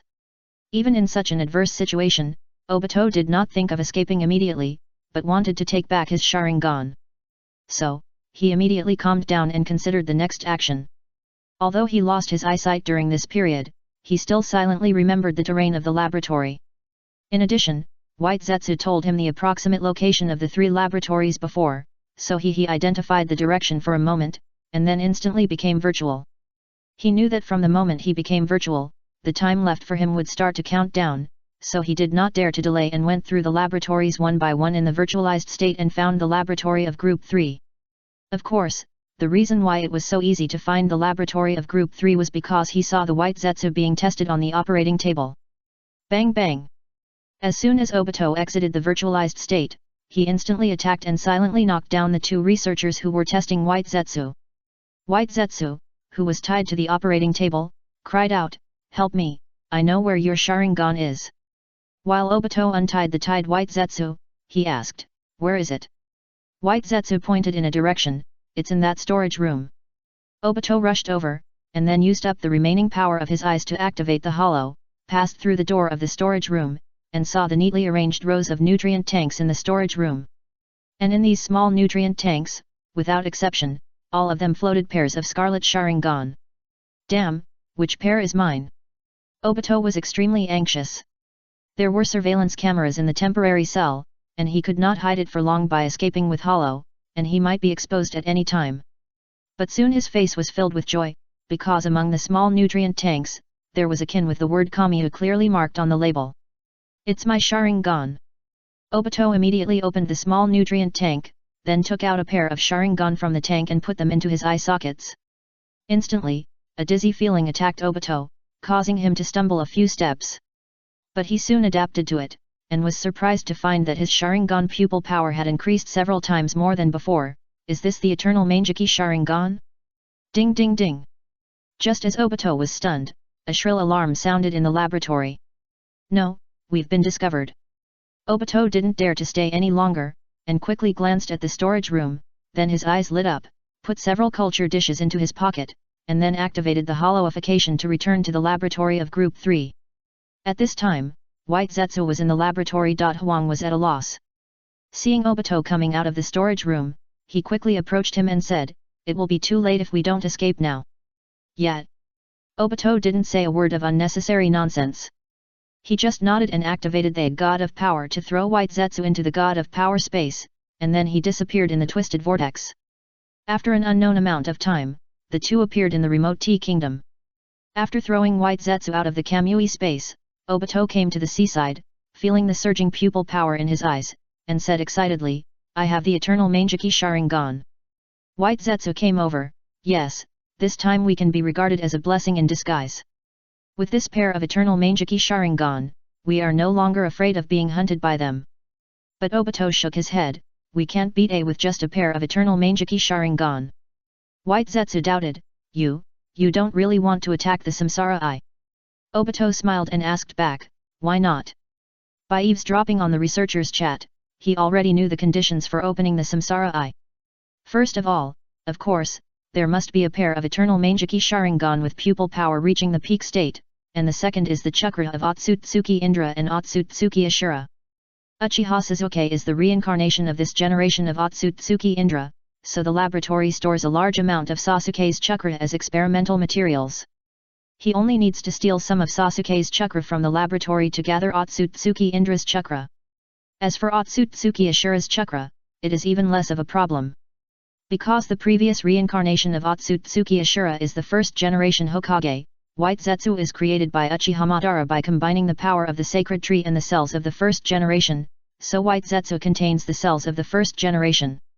Therefore, Obito, who has transplanted White Zetsu cells, has the chakra of Otsutsuki Ashura in his body. In other words, Obito, who has found his Sharingan, actually only lacks Sasuke's chakra to impact the Samsara Eye. Just when he found the Sharingan, there happened to be several culture dishes in the storage room. The culture dishes contained nothing else but White Zetsu cells containing a large amount of Sasuke's chakra. However, this is not surprising. After all, Group 3 was originally trying to evolve Obito's Sharingan into the Samsara Eye, so it is reasonable that Group 3's storage room has the materials needed to evolve the Samsara Eye. After learning this, White Zetsu was surprised and said, "You even got Sasuke's chakra." Obito smiled and said, "They were too careless. The door of the storage room can stop ordinary ninjas, but it can't stop my kamikaze." White Zetsu suddenly remembered something and said, "If that's the case, I have a piece of news to tell you." Obito asked, "What news?" White Zetsu replied, "I heard from the researchers of Group 3 that after defeating Otsutsuki Ishiki, A seized a smaller 10 tails from Otsutsuki Ishiki." Obito's eyes fixed, "What did you say?" White Zetsu said, "I'm not sure either. Those researchers mentioned it when they were chatting. If you can awaken the Samsara Eye, you will have the ability to seal the 10 tails. If you can find the small 10 tails of Otsutsuki Ishiki, we may be able to fight against A." Obito's ambition was rekindled at this moment. The second update is here. Please recommend and vote for me. It's just a small favor, please help me. Chapter 1316 Defense System. After hearing the news about the little 10 tails, Obito's face changed. Although he had regained his Sharingan, and the Sharingan had evolved from the previous Manjiki Sharingan to the Eternal Manjiki Sharingan, he knew in his heart that even if he had a pair of Eternal Manjiki Sharingan, the gap between him and Shinji would be difficult to make up. Even if he went one step further and evolved the Eternal Manjiki Sharingan into the Samsara Eye, at best he would be Nagato during the Fourth Ninja World War, and he would still not be Shinji's opponent. But the information about the little 10 tails brought by White Zetsu made him feel excited. He knew better than anyone what the 10 tails meant, otherwise, Shinji and Otsutsuki Ishiki would not fight for it desperately. If he could get the little 10 tails, he could stand shoulder to shoulder with Shinji and become the same 10 tails Jinchuriki. By then, he would have the confidence to stand in front of Shinji, the Uchiha Jr., again. It only took Obito a short moment to go from calm to agitated, and then back to calm. He turned to White Zetsu and asked, "Do you know where the 10 tails of Ishiki Otsutsuki is?" White Zetsu said, "I heard that the group that studies the 10 tails is Group 1. I guess they know where the 10 tails is imprisoned." Group 1. Obito nodded secretly. Through the casual chat between researchers, he knew that Shinji had integrated almost all the scientific research talents and resources in the ninja world, and was working hard to overcome the topics involving the 10 tails, the Samsara Eye, cells, etc., so it was reasonable to have a group dedicated to studying the small 10 tails. White Zetsu advised, "Not only did we escape, we also swept away the experimental materials of Group 3. The research institute should have been in a mess by now. So let's stay out of the limelight first, and talk about the 10 tails later." Yet, Obito followed suit. At this moment, he didn't have the Samsara Eye, even if the 10 tails moved he couldn't surrender in front of him, so there was really no need to worry about the 10 tails. For him, the most urgent task was to avoid Shinji's pursuit. In the current ninja world, Shinji has already covered the sky with one hand. Not to mention the members of his Dawn Breaking, just the forces such as Orochimaru, Dark Dawn, and Kara that he recruited, together, are a very terrifying force. Even if he had found his Sharingan at this time, Obito did not dare to confront Shinji head-on. So, the two of them first went to some secret laboratories that the Akatsuki organization had sealed up, took some funds and equipment, and then used the high mobility of Kamiyu to go east and found a small island in the vast ocean as a new hiding place. In the research institute. Unlike what Obito imagined, the research institute did not mobilize troops because of his escape, and the research of each group was still moving forward steadily. No doubt, Obito's escape was all planned by Shinji, otherwise, Obito would never have been able to access any useful information. In order to allow Obito to escape smoothly, Shinji had to create some seemingly coincidental negligence. After all, the Research Institute is Shinji's next important plan to fight against the Overlord, and the security work here is naturally impeccable. For example, the entire campus is monitored 24 hours a day. The monitoring here is not only video monitoring, but also chakra monitoring and barrier perception monitoring, which almost completely eliminates the possibility of sneaking in or escaping. In terms of guarding, all ordinary guards are high-level reincarnation eye puppets with strength close to that of a jonin. These reincarnation eye puppets have both intelligence close to that of humans and almost absolute loyalty, and will not be bribed by anyone. In addition to ordinary guards, the campus also has an elite team composed of masters to guard. This elite team is currently composed of Kabuto Yakushi, Ranmaru, Deidara, Dairada, Jago, and Gurren. The combat power is unquestionable. Kabuto Yakushi and Ranmaru are comprehensive cage-level powerhouses, and Deidara has reached or even surpassed the level of ordinary cage in terms of destructive power. Although Dairada is not as strong as she was in the original time and space, she has reached the level of cage in physical skills and mobility, and Amato has recently transformed her. The remaining Jago and Gurren are also well-informed elite jonin.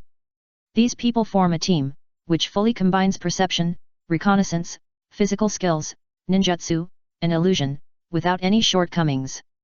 Although the personnel composition is a bit complicated, which makes it difficult for these people to work together, the complex personnel composition also allows them to check each other and prevent some people from doing things that are detrimental to the institute. Above the elite team, there are Bai and Yakumo who are always stationed at the institute, and Otsutsuki Tonari as support. With multiple approaches, let alone Obito who lost his eyes, even if Nagato is in good condition, he can't make any waves here. What's more, many researchers in the institute are cage-level strongmen such as Orochimaru, Tsunade, Sasori, and Obaru, so the defense strength of the entire institute is unique in the ninja world. Therefore, not long after Obito escaped, Yakumo handed a detailed report to Shinji's desk. Looking at the whole process of Obito's escape, Shinji warned, the opponent's Sharingan contains the time-space pupil technique, which is very dangerous, so don't be careless. Yes. Yakumo nodded. The white Zetsu beside Obito had his will modified by Shinji using Koda Amatsukami. Shinji specially placed him beside Obito to monitor Obito at close range and take on part of the work of guiding Obito. At the same time, there is Ada with clairvoyance in the hospital. Once something is wrong, Shinji can also use Ada's clairvoyance to spy on or lock Obito's position from a distance.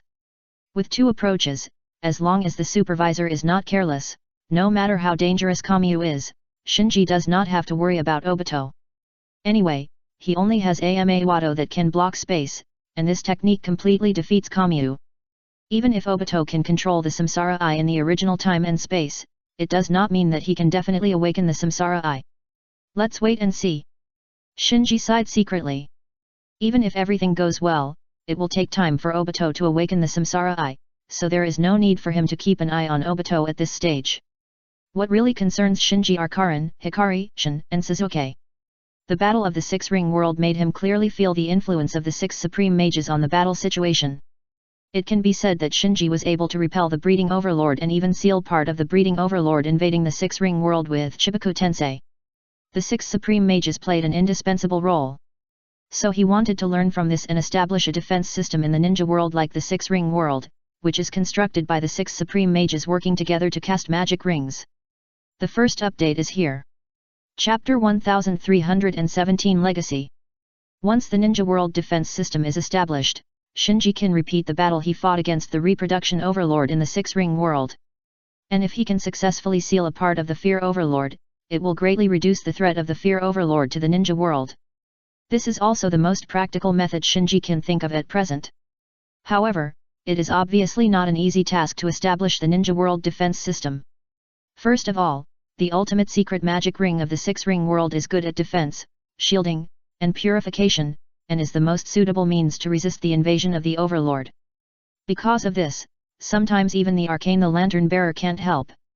In addition, the Six Rings World has 6 Supreme Mages close to the Six Paths level, and the mage tower that matches the attributes of the 6 supreme mages, so that the entire defense system has formed a stable structure in which the supreme mages, the mage tower, and the magic ring complement each other. In terms of defense capabilities alone, under the amplification of the mage tower and the characteristics of the magic ring, the 6 supreme mages who fully stimulated the magic ring actually have the level of the 6 paths level. In other words, in the previous battle of the 6 rings world, Shinji had 6 paths level strong men to help him greatly weaken the invading breeding overlord. If Shinji wants to copy the same, he must first solve the problem of manpower.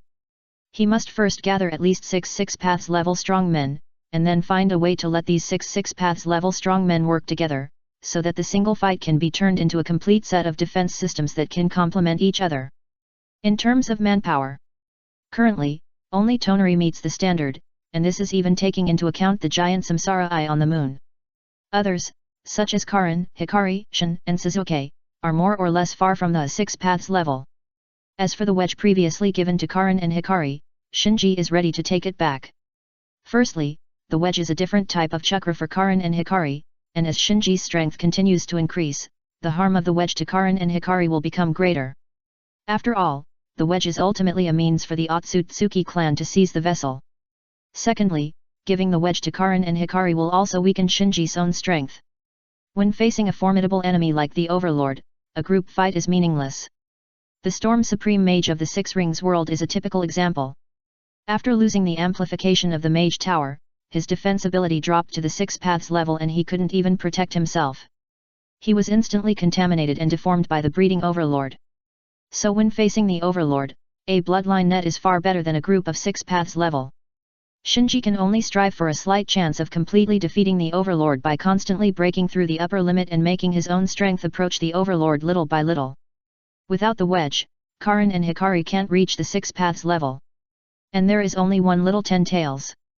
By becoming the 10 tails Jinkraki, at most only one person can break through the 6 paths level, so Shinji must find another way to break through the 6 paths level.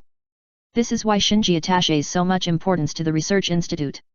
No matter whether it is Okuriko's bloodline fusion ritual, Amado's divine art, or other research topics, as long as they can break through the 6 paths level, he will accept them all. Tonari, Karin, Hikari, Shin, Suzuki tapping the table with his fingers, Shinji thought, even if all 5 of them succeed, there are still not enough people. There are 6 supreme mages in the 6-ring world, and there are also mage towers and magic rings that match them, but Shinji still has a hard time fighting. And the ninja world is 1 person less, and there is also a lack of defense system. At least 6 people should be gathered. Shinji began to think about the 6th person in his mind. The first to consider is undoubtedly his own team, Haku, Yakumo, Kimimaro, Niji, Ryaga, and Shino. Currently, Haku and Yakumo are the strongest, while Kimimaro and Niji, who have lost their samsara eyes, have greatly reduced their strength, almost retreating to the level of Ryaga and Shino. But even the strongest Bai and Yakumo, their potential has actually been tapped to the extreme by Shinji. Unless the Institute can come up with a new promotion route, their path to the 6 paths level will be very bumpy. Excluding his own team, the most promising person in the ninja world to be promoted to the 6 paths level is undoubtedly Naruto, the son of prophecy. Naruto. When thinking of Naruto, Shinji thought of the 6 paths sage. He believed that the 6 paths sage had seen the changes in the ninja world, and he even suspected that the 6 paths sage might have noticed the existence of the Overlord. The Sage of 6 Paths is the second most powerful being in the ninja world after Kagaya Otsutsuki. He is the benchmark of the 6 Paths level. No, he should be the pinnacle of the 6 Paths level. Even though he has lost his physical body and is only in spirit form, he should be able to help people who are only one step away from the 6 Paths level to reach the 6 Paths level. At this point, the threat of the 6 Paths to Shinji is no longer great, so Shinji can openly set his sights on him. And Shinji will not force anyone. He only needs to let the 6 Paths divide his power between Naruto and Sasuke. After all, these two are the reincarnations of his sons. Dividing the power between Naruto and Sasuke is like an old father leaving his inheritance to his 2 sons. Similarly, Shinji can also let Hamura Otsutsuki divide his power between Niji and Kimimaro. However, Otsutsuki Hamura's strength is not as good as the 6 Paths Sage, and Niji and Kimimaro's upper limit is not as good as Naruto and Sasuke, so even if Shinji can really convince Otsutsuki Hamura, it is difficult for Niji and Kimimaro to rely on this to enter the 6 paths level. Thinking of this, Shinji directly used the space gate to reach the flying fortress and found Suzuki, who was practicing. Now Suzuki has accepted the chakra attack launched by Hikari with the 8,000 spears, and his pair of samsara eyes have been successfully promoted to 6 Megatama samsara eyes, and his strength has been further improved. The gap between him and Karin and Hikari has narrowed a lot. He is the 5th person among Shinji's subordinates, second only to Tonari, Karin, Hikari, and Shin. At the practice field after finding Suzuki, Shinji looked him up and down and nodded with satisfaction, not bad. Suzuki saw Shinji and asked quickly, Shinji, I want to challenge Demon again. Shinji said, if you don't find a way to break his killing reflex, I don't recommend you to challenge him. Suzuki was stunned, do you think I'm not his opponent? But I now have the 6 Megatama Samsara Eye. Shinji shook his head. This has little to do with the amount of pupil power of the Samsara Eye. Divine arts are divine arts. Unless the strength reaches the level of Shinji, relying on one's own chakra to forcibly block the connection of the killing reflex, otherwise, even if you have the 6 Megatama Samsara Eye, you are still not a match for Demon. The second update is here. I visited relatives yesterday, so I didn't update, I'm very sorry.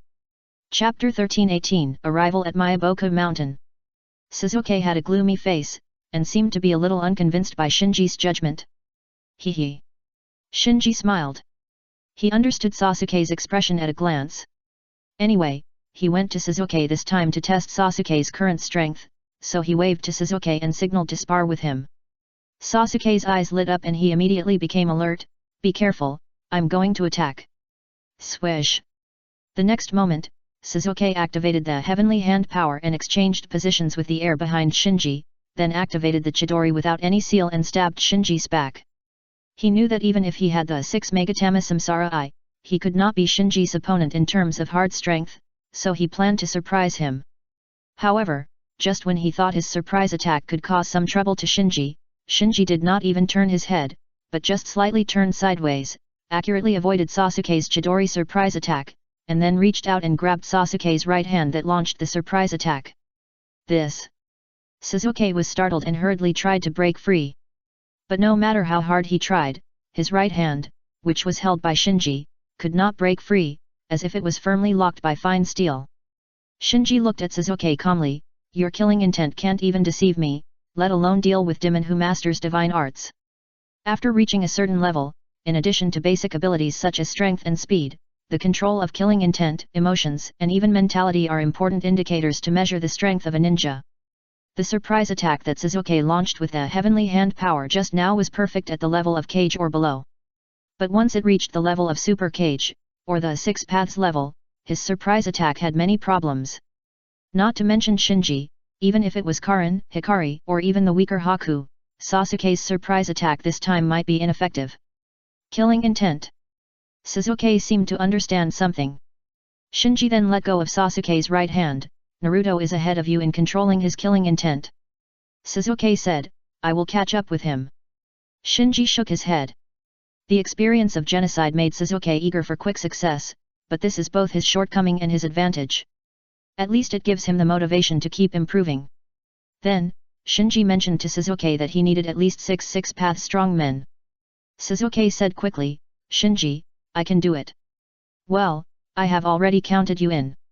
Nodding, Shinji said, you should know that you are the reincarnation of Otsutsuki Indra's generation. Suzuki replied, I heard that my chakra is one of the key elements to open the Samsara Eye. Shinji continued, Otsutsuki Indra is the son of the 6 path sage, so from a certain perspective, you can be considered half the son of the 6 path sage. I am the son of the 6 path sage. Suzuki was confused and didn't understand why his father suddenly became the 6 path sage. Shinji became serious. I have just checked your strength, and you are still a long way from the 6 paths level, so if you want to reach the 6 paths level, the only hope is probably the 6 path sage. Suzuki was a little confused, didn't the 6 path sage die? Shinji explained, the 6 path sage is not dead, or he is not completely dead yet. He is in the form of a spirit in a different space in the ninja world. Suzuki asked, then why does my hope of breaking through the 6 paths level lie with him? Shinji said, because he can directly give you the 6 paths level chakra to help you enter the 6 paths level. Although Shinji's current realm has surpassed the 6 paths sage, in terms of the skill of transmitting power, Shinji is not necessarily better than the 6 paths sage who founded the ninja sect and distributed his own chakra to the world. In the original time and space, the 6 paths sage raised Naruto and Sasuke to the quasi 6 paths level by giving them the yang power and yin power respectively. Otherwise, they would not have been qualified to fight against 6 paths Madara and Kagaya Otsutsuki, who was resurrected in the body of 6 paths Madara. Therefore, if the 6 paths sage can raise Sasuke, who only has the eternal Manjiki Sharingan, to the quasi 6 paths level in one fell swoop, it is worth imagining how much improvement it can bring to Sasuke, who now has the 6 Megatama Samsara I. Hearing that there was a way to enter the 6 paths, Sasuke was delighted. What should I do now? Follow me, said. Shinji opened a space door and stepped in. Sasuke followed without hesitation. After crossing the space door, Sasuke came to a strange place, where the vegetation was extremely lush, and some leaves were even taller than people. Sasuke looked around and asked, "What is this?" Shinji replied, "This is the so-called Miyaboka Mountain, one of the 3 holy places." Sasuke suddenly realized, this is Miyaboka Mountain? No wonder. As soon as he entered here, he felt that the air here was a little different from the ninja world. After hearing the 3 words Miyaboka Mountain, he realized that this was where Naruto practiced Senjutsu. Sasuke then asked, "Shinji, why are we here?" Shinji did not explain and walked all the way to the depths of Miyaboka Mountain. Seeing this, Sasuke had to follow Shinji silently. Not long after, Shima Sage appeared in front of Shinji. He stared at Shinji, who was dressed in Akatsuki's A uniform, with fear. "Your Excellency is visiting Miyaboka Mountain. I wonder why?" Shinji said casually, "Take me to see the Great Toad Sage." "Okay." Shima Sage hesitated for a while, and finally nodded. Although he was a little reluctant, he didn't dare to refuse Shinji. Coming to the residence of the Great Toad Sage, Shinji finally met the legendary Great Toad Sage. At this time, Naruto's voice came from the hall, "Sasuke." Sasuke didn't expect to meet Naruto here, and asked with some surprise, "Naruto? Why are you here?" It turned out that Shinji went to Konoha and took away Aida and Demon siblings, which made the Konoha high-level officials feel a sense of crisis, so they sent Naruto to Miyaboka Mountain. However, the Konoha high-level officials obviously did not expect that a mere Miyaboka Mountain could not stop Shinji at all. Naruto came to Sasuke, looked at Shinji with some fear, and then said to Sasuke, "What are you doing here?" Sasuke did not answer, because he did not know the purpose of this trip, but just followed Shinji. Shinji ignored Naruto. He looked at the bloated big toad sage on the high platform, and said directly, "I want to see Otsutsuki Hago Romo. The first update is here." Chapter 1319, Cooperate Obediently.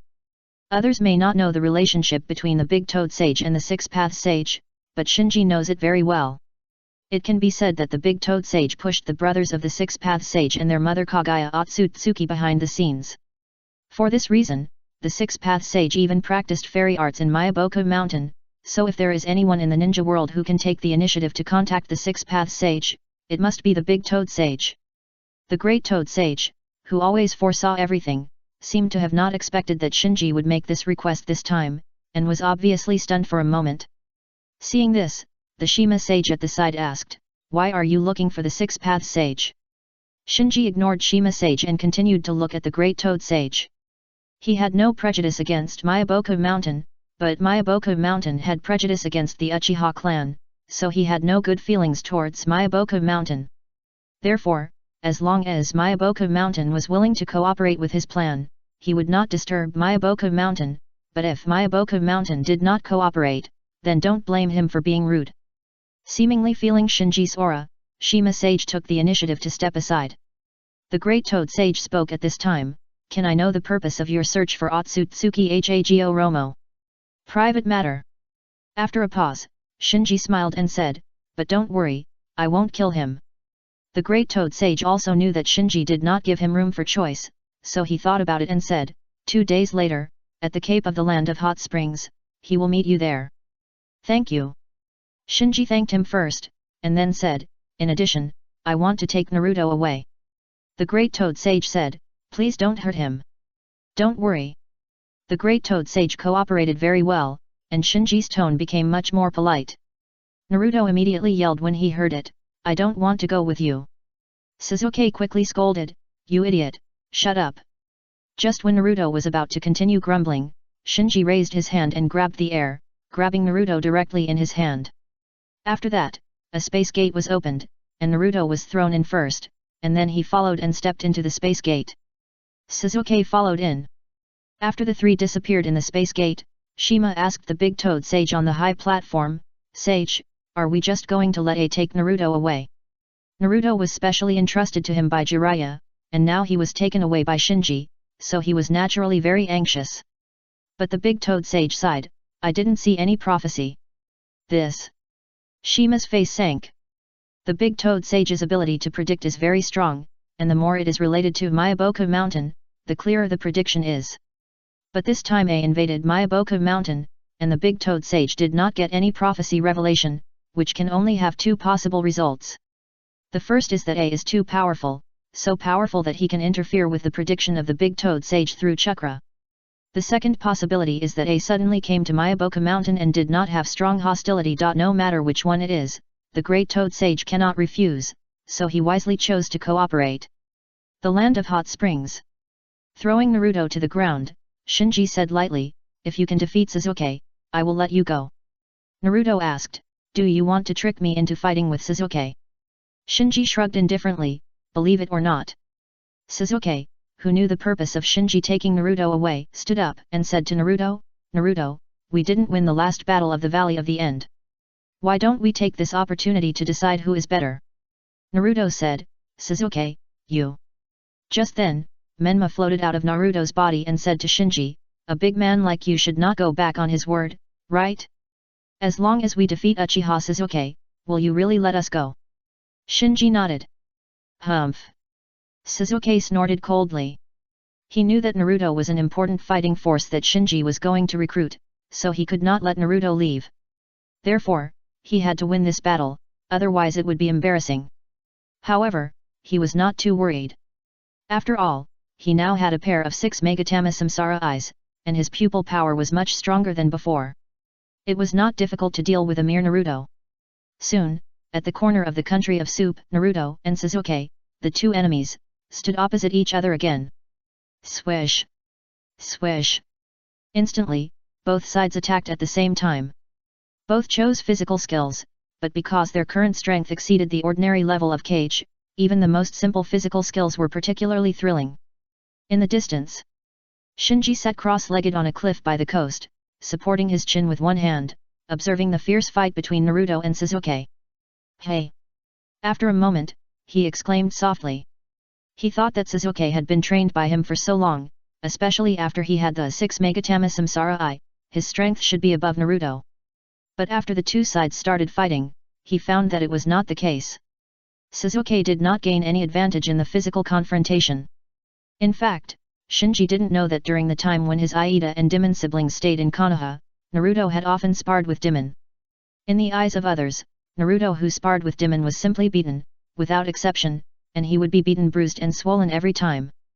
But even Naruto himself didn't know that through sparring with Demon, he unconsciously trained the ability to restrain his killing intent through Demon's divine art killing intention reflection. In terms of speed and strength, he may not have a very obvious improvement, but in the realm of physical skills, he has a very obvious improvement. Bang! With a muffled sound, Sasuke was knocked back by Naruto's punch.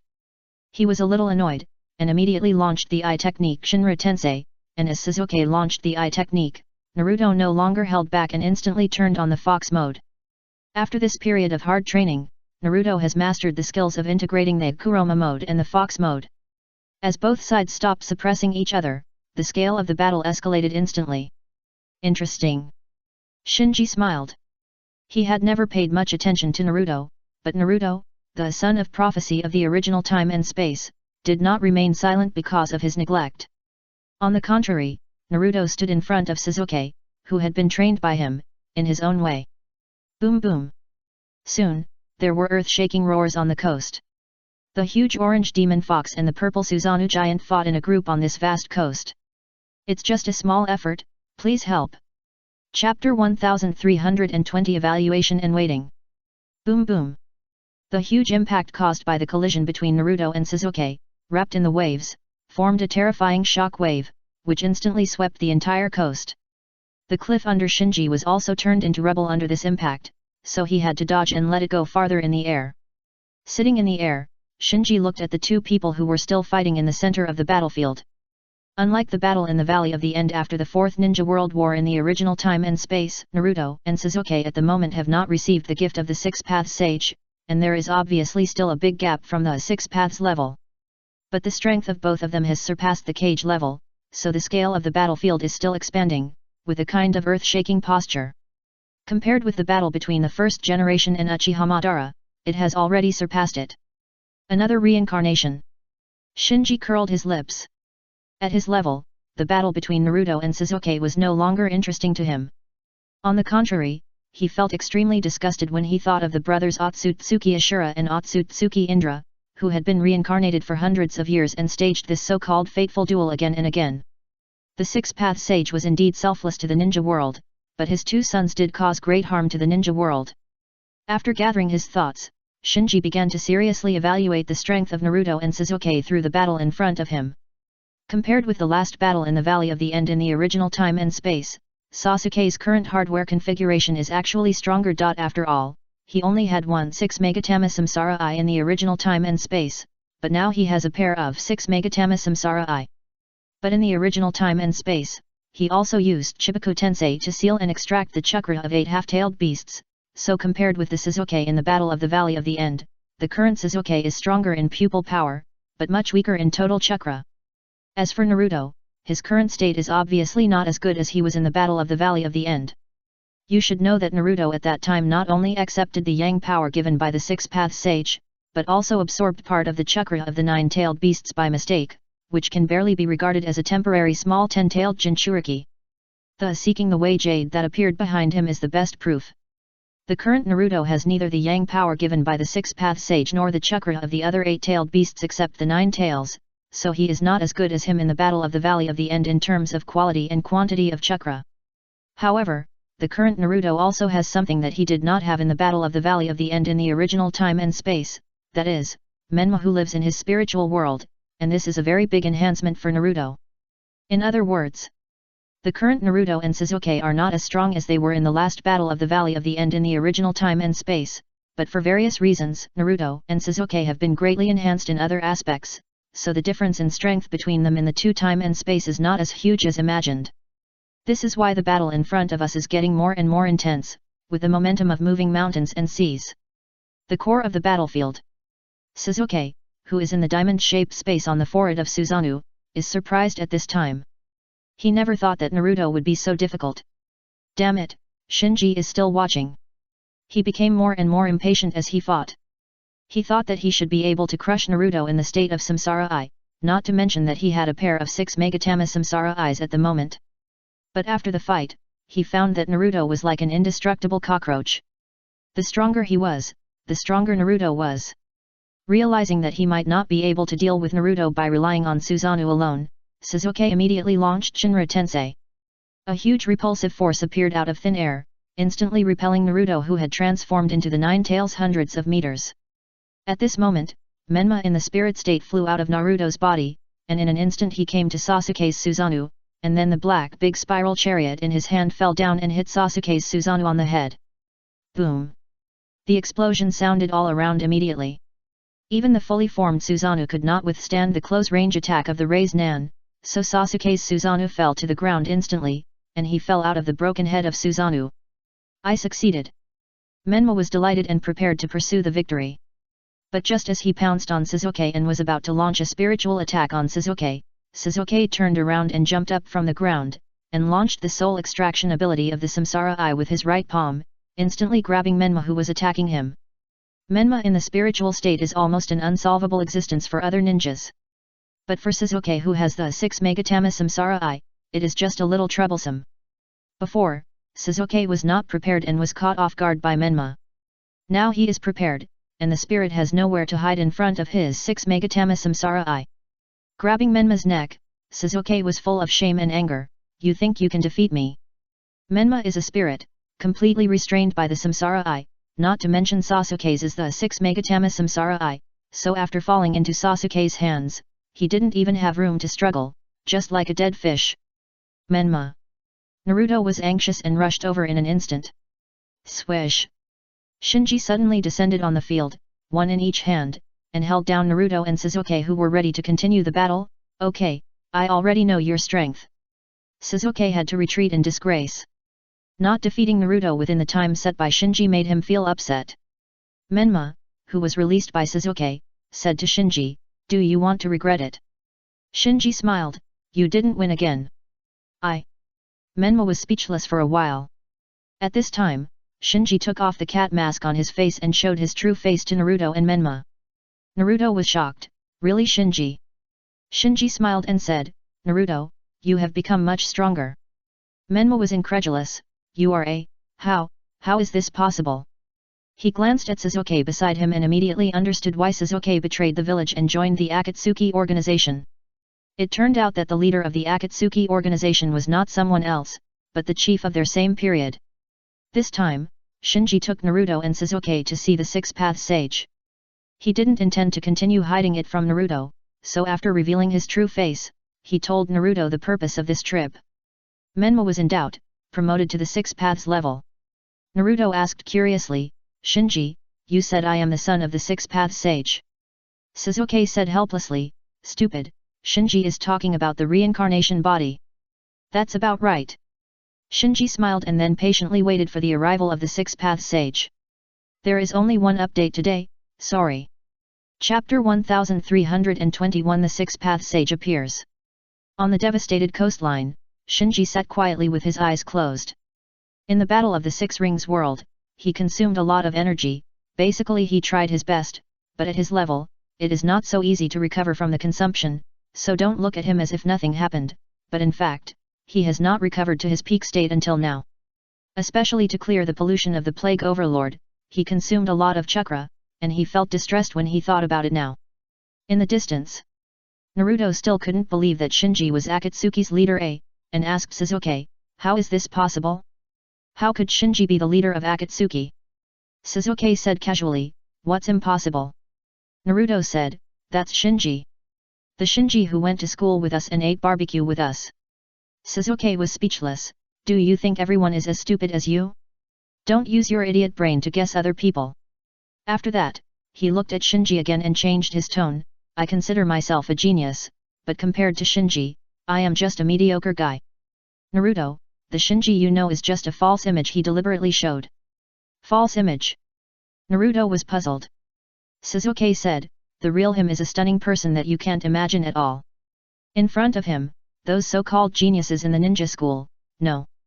Those so-called geniuses in the whole village, will instantly lose their luster, and you and I are no exception." Naruto whispered, "I don't doubt Shinji's talent. I just can't figure out how he became the leader of the Akatsuki organization. He has nothing to do with that kind of big bad guy." "Bad guy?" Staring at Naruto, Sasuke snorted, "Stupid guy, you don't know anything, you don't understand what Shinji and I are facing. Those bastards in the village wish that our Uchiha clan would be extinct. If we don't establish the Akatsuki organization, we can't resist at all. Yeah, some people in the village are really bastards." Menma nodded in agreement. On this issue, he and Sasuke are on the same side, because Naruto was also excluded and looked down upon by many people in the village when he was a child. As the dark side of Naruto, he remembers these childhood experiences clearly. Naruto said, "But because of your Akatsuki organization launching a war, many people died." Sasuke did not waver at all, "That was a necessary sacrifice." Naruto asked, "Those are all human lives, including friends and elders in the village." Sasuke, "Think about it, if the victims are your relatives, can you bear it?" Sasuke said, "Let alone my relatives, if I need to sacrifice myself, I will not hesitate at all." "You?" Naruto was stunned. Sasuke continued, "Put away your cheap sympathy. What do you think the truth of this world is? It is the plunder of the weak by the strong. What we have to do is not to let ourselves become weak and become the prey of the strong, that's all. As for reasoning, you have to become strong enough before others will listen to your reason."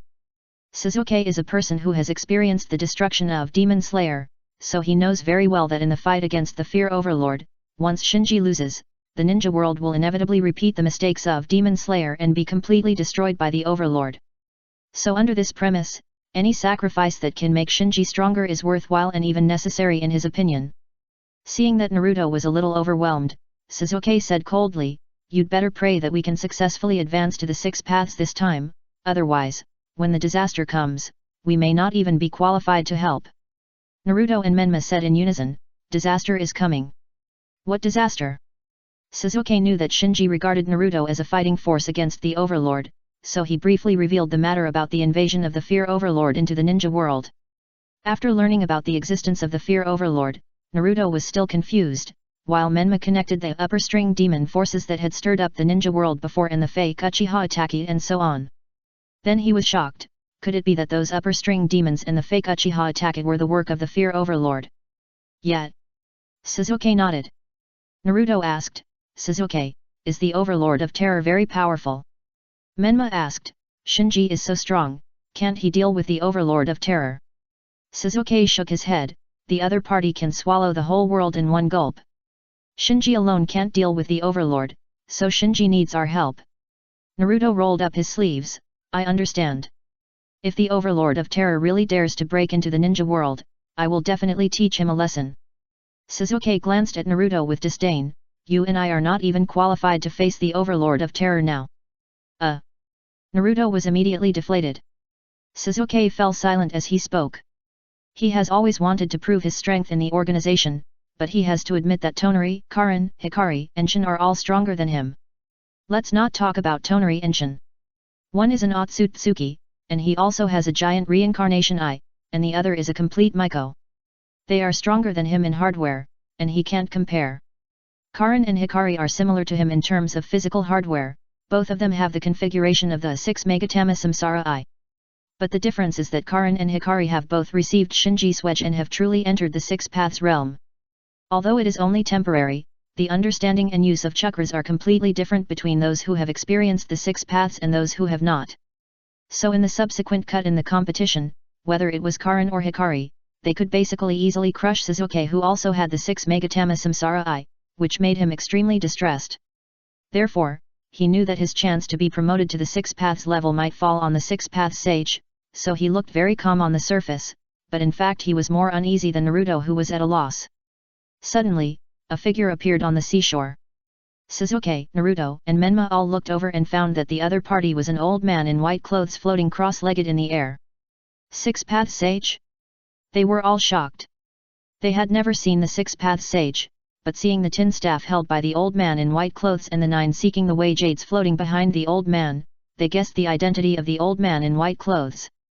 Shinji, who had been resting with his eyes closed, slowly opened his eyes at this time. 6 paths sage, you are finally willing to show up. While looking at Shinji, the 6 paths sage asked, "What do you want to see me for?" The first update is here. Chapter 1322. You can only rely on yourself. Without waiting for Shinji to answer, the 6 paths sage continued, "With your current chakra, there shouldn't be anything that needs my help, right?" Shinji said, "Do you know the current situation of the ninja world?" The 6 paths sage hesitated for a moment and asked tentatively, "What do you mean specifically?" Shinji's expression dimmed. He thought that the 6 paths sage would notice the existence of the Fear Overlord. Now it seems that the 6 paths sage, who split the 10 tails, created the ninja sect and spread the chakra, and now lost his physical body, has fallen sharply in strength and is no longer able to sense the Fear Overlord entrenched outside through the space barrier. But this is normal. Even the Great Toad Sage, who has the gift of prophecy, can only predict that the ninja world will face a crisis in a chaotic way, but he has no way to find out what kind of crisis it is and who the enemy is. Seeing Shinji's expression, the 6 paths sage felt a little puzzled. What happened? Shinji sighed, "Since you don't know anything, there is no need for me to explain so much to you. You just need to know that there is a very terrifying enemy in the universe who is spying on the ninja world. In 3 years at most, the ninja world may be doomed." The 6 paths sage looked serious. "Is it the Otsutsuki clan?" Shinji shook his head, "I don't take ordinary Otsutsuki seriously. This time, the enemy is more terrifying than the Otsutsuki, so I need some 6 paths level helpers. 6 paths level. After a moment's pause, the 6 paths sage reacted, I don't want to interfere in the affairs of the ninja world anymore. You misunderstood, I'm not going to ask you for help. After a pause, Shinji pointed at Naruto and Sasuke in the distance, and then said to the 6 paths sage, no one should know their identities better than you, right? The 6 paths sage nodded slightly with a complicated expression. Shinji said, no matter what method you use, I hope you can successfully promote them to the 6 paths level within a year. The 6 paths sage was a little embarrassed, this.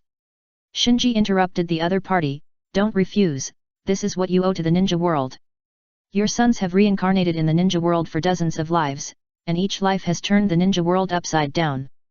In this life, they should also make some contributions to the ninja world. The 6 paths sage was speechless for a moment. Shinji lowered his voice, please. 6 paths sage could only sigh, I'll do my best. Thank you. Shinji thanked him sincerely. Except for the poor teaching of the brothers Otsutsuki Indra and Otsutsuki Ashura, Shinji was not qualified to criticize the 6 paths sage for other things. It can be said that if there was no 6 paths sage, the ninja world would probably still be living under the terror of Otsutsuki Kagaya. Waving Naruto and Sasuke to come forward, Shinji said, next, you will practice with the 6 paths sage. Yes. Sasuke nodded. Naruto said to Shinji, Shinji, don't worry, I will work hard. After Shinji finished greeting, the 6 paths sage said helplessly, you two follow me. It can be seen that the 6 paths sage is also a little distressed, and it seems that he doesn't know how to let Naruto and Sasuke be promoted to the 6 paths level within a year. In a blink of an eye, the 6 paths sage took Naruto and Sasuke away. Watching the few people leave, Shinji was a little emotional. In fact, before meeting the 6 paths sage, Shinji had already made some psychological preparations, because he had seen Otsutsuki Hamura on the moon before. Otsutsuki Hamura in the spirit state can't even help him deal with the Terror Overlord, and he doesn't even have the ability to deal with the rebellious Otsutsuki branch on the moon. As the 6 paths sage, Otsutsuki Hamura is much stronger than his younger brother Otsutsuki Hamura. But after all, the 6 paths sage abandoned his martial arts, and it is worth pondering how much of his peak 6 paths strength he has left now. Now that he has met the 6 paths sage, Shinji has given up. The current 6 paths sage is just an old man, and his strength may still barely maintain the 6 paths level, but his spirit has dispersed, the whole person looked depressed, completely without the sharpness of a 6 paths strongman. Alas, it seems that I can only rely on myself. Shinji sighed with a bitter smile, and gave up the idea of winning over the 6 paths sage for help. At this time, he gradually realized that it was not that the 6 paths sage was too weak, but that he had become too strong, so that the value of winning over the 6 paths sage to him was greatly reduced.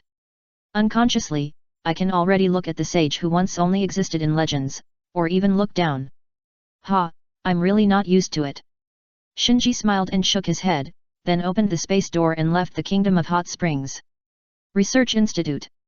In a laboratory, the white Zetsu clone on the operating table suddenly trembled violently, and then his body began to expand rapidly. Get out of the way. Amato ordered the researchers around him to step back while looking at the instruments next to the operating table. Hwalala. Soon, the white Zetsu clone on the operating table expanded rapidly, and in the blink of an eye it turned into a bloated circle like an inflated balloon. Seeing that the values on the instrument had completely lost their reference value, Amato waved his hand helplessly.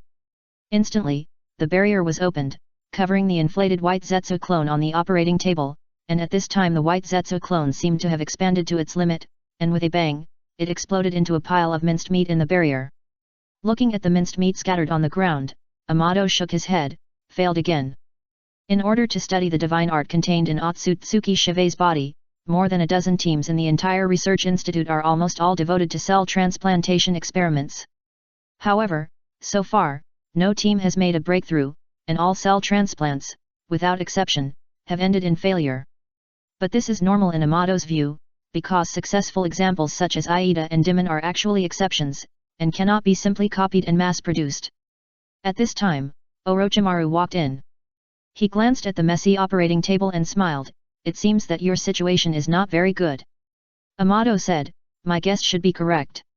Only individuals who have the ability to become the vessel of the Otsutsuki can undergo cell transplantation. Continuing to use the white Zetsu clone for experiments will only waste time and energy.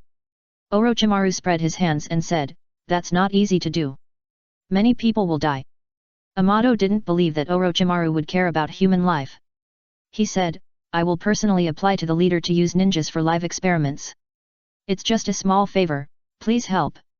Chapter 1323 The Catastrophe of Criminals. Looking at Amato and Orochimaru reporting to him, Shinji looked stern. "All the experiments of white Zetsu clones have failed." Amato nodded, "Well, white Zetsu clones cannot bear the power of divine arts. The same experiment will not produce results even if it is done many times." Shinji asked, "Must we use ninjas to do the experiment?" Amato sighed, "At present, it seems that this is the only way.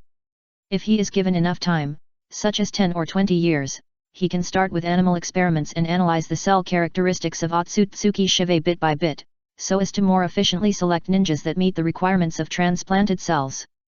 But there is no time now." After a pause, Shinji asked again, "How many ninjas are needed?" Amato shook his head, "It is impossible to judge at present. If we are lucky, maybe 1 out of 10 people can meet the conditions. But if we are unlucky, there may not be a single suitable person among 100, 1,000, or even 10,000 ninjas." Orochimaru smiled and said, "There is no need to be so pessimistic. The example of the brother and sister Ada and Demon shows that there should be other suitable people in the ninja world. We can start with the life experience of Ada and Demon and look for other suitable people along their bloodline." Amato shook his head again, "I have tried this a long time ago, but Ada and Demon are both orphans adopted by Ishiki Otsutsuki. Their parents died in the Third Ninja World War, and it is difficult to trace their family bloodline. Don't think that the ninja world is very peaceful. Relatively peaceful are the 5 major countries under the protection of the 5 major ninja villages. But even the 5 major ninja villages have experienced 4 catastrophes of the Ninja World War, so it is common for a family or a bloodline to be cut off because of a war or even a battle." Shinji did not bother with these details. He said, "Then start with prisoners and wanted criminals. If the criminals are used up, recruit volunteers. Money, land, ninjutsu, secret techniques, whatever the volunteers want, I will give them all." Amato breathed a sigh of relief and then whispered, "I understand." He was worried about Shinji's soft-heartedness, and he was afraid that Shinji would despise life and do whatever he wanted in the ninja world like Ishiki Otsutsuki. And Shinji's answer made him feel relieved. Even though he has become the undoubted strongest person in the ninja world and can take whatever he wants from the ninja world by his own will, the boy in front of him still maintains a view of good and evil that surpasses ordinary ninjas. While his strength is becoming more and more inhuman, he can still keep his original intention. No one expected that the criminals in the ninja world would suffer because of Shinji's words. "The land of Earth. Be honest and hand over all the money and food to me." A one-eyed wandering ninja shouted at the cowering villagers in front of him, while a large number of bandits were looting the villagers' property from house to house. Undoubtedly, this group of wandering ninjas, the bandits led by the ninja, were robbing a village. In the past, ordinary bandits did not dare to offend the villages of the 5 major countries easily, but as the Ninja Village Coalition lost the 4th Ninja World War, the prestige and power of the 5 major ninja villages gradually declined, so bandits everywhere began to move and set their sights on the wealthy 5 major countries. Watching his men loot a large amount of property from the village, the one-eyed wandering ninja grinned and said, "It's worthy of being the land of the earth. Such an inconspicuous little village is so rich. Haha, I really made a profit this time." Suddenly, a casual voice came from behind the one-eyed wandering ninja, "Hey, are you the guy nicknamed One Eye?" He was startled and turned around suddenly, and found that at some point, a boy with blonde hair tied in a ponytail appeared behind him, holding a wanted poster with his face drawn in his hand. There is no doubt that the blonde ponytail boy is Deidara. While he was looking at the one-eyed wandering ninja who turned his head to look at him, he compared the wanted poster in his hand and said to himself, "It seems to be you." The one-eyed wandering ninja asked, "Are you a ninja from Uegakuer? You are only one person, and we have 20 people. If we really fight, you have no chance of winning. Why don't you let us go? I promise not to set foot in the land of Earth again." 20 people? Haha, not bad. Deidara grinned, then waved his hand, and 10 reincarnation eye puppets fell from the sky, like a tiger into a flock of sheep, and pounced on the bandits. The land of birds. Ranmaru glanced at the black market boss in front of him. "Why are there so few wanted orders? I remember there are many criminals wanted by major countries. The black market boss seemed to know Ranmaru, and he said helplessly, these are the only A-level wanted orders, I really didn't lie to you. Ranmaru said, A-level? When did I say I only want A-level wanted orders? Bring me all the wanted orders. Ah! The black market boss was stunned for a moment. The person in front of him was a formal member of the Akatsuki organization and one of the top few ninjas, so he thought that a big shot like Ranmaru was hunting wanted criminals just for the bounty and looked down on wanted criminals below A-level. Unexpectedly, Ranmaru accepted all wanted orders, so he had to take out all the wanted orders. Looking at the thick stack of wanted orders, Ranmaru smiled. After joining Shinji, his tasks did not decrease. Before, he was recruiting scientific researchers in the Manshinobi world, and now he has become a criminal hunter in the Manshinobi world.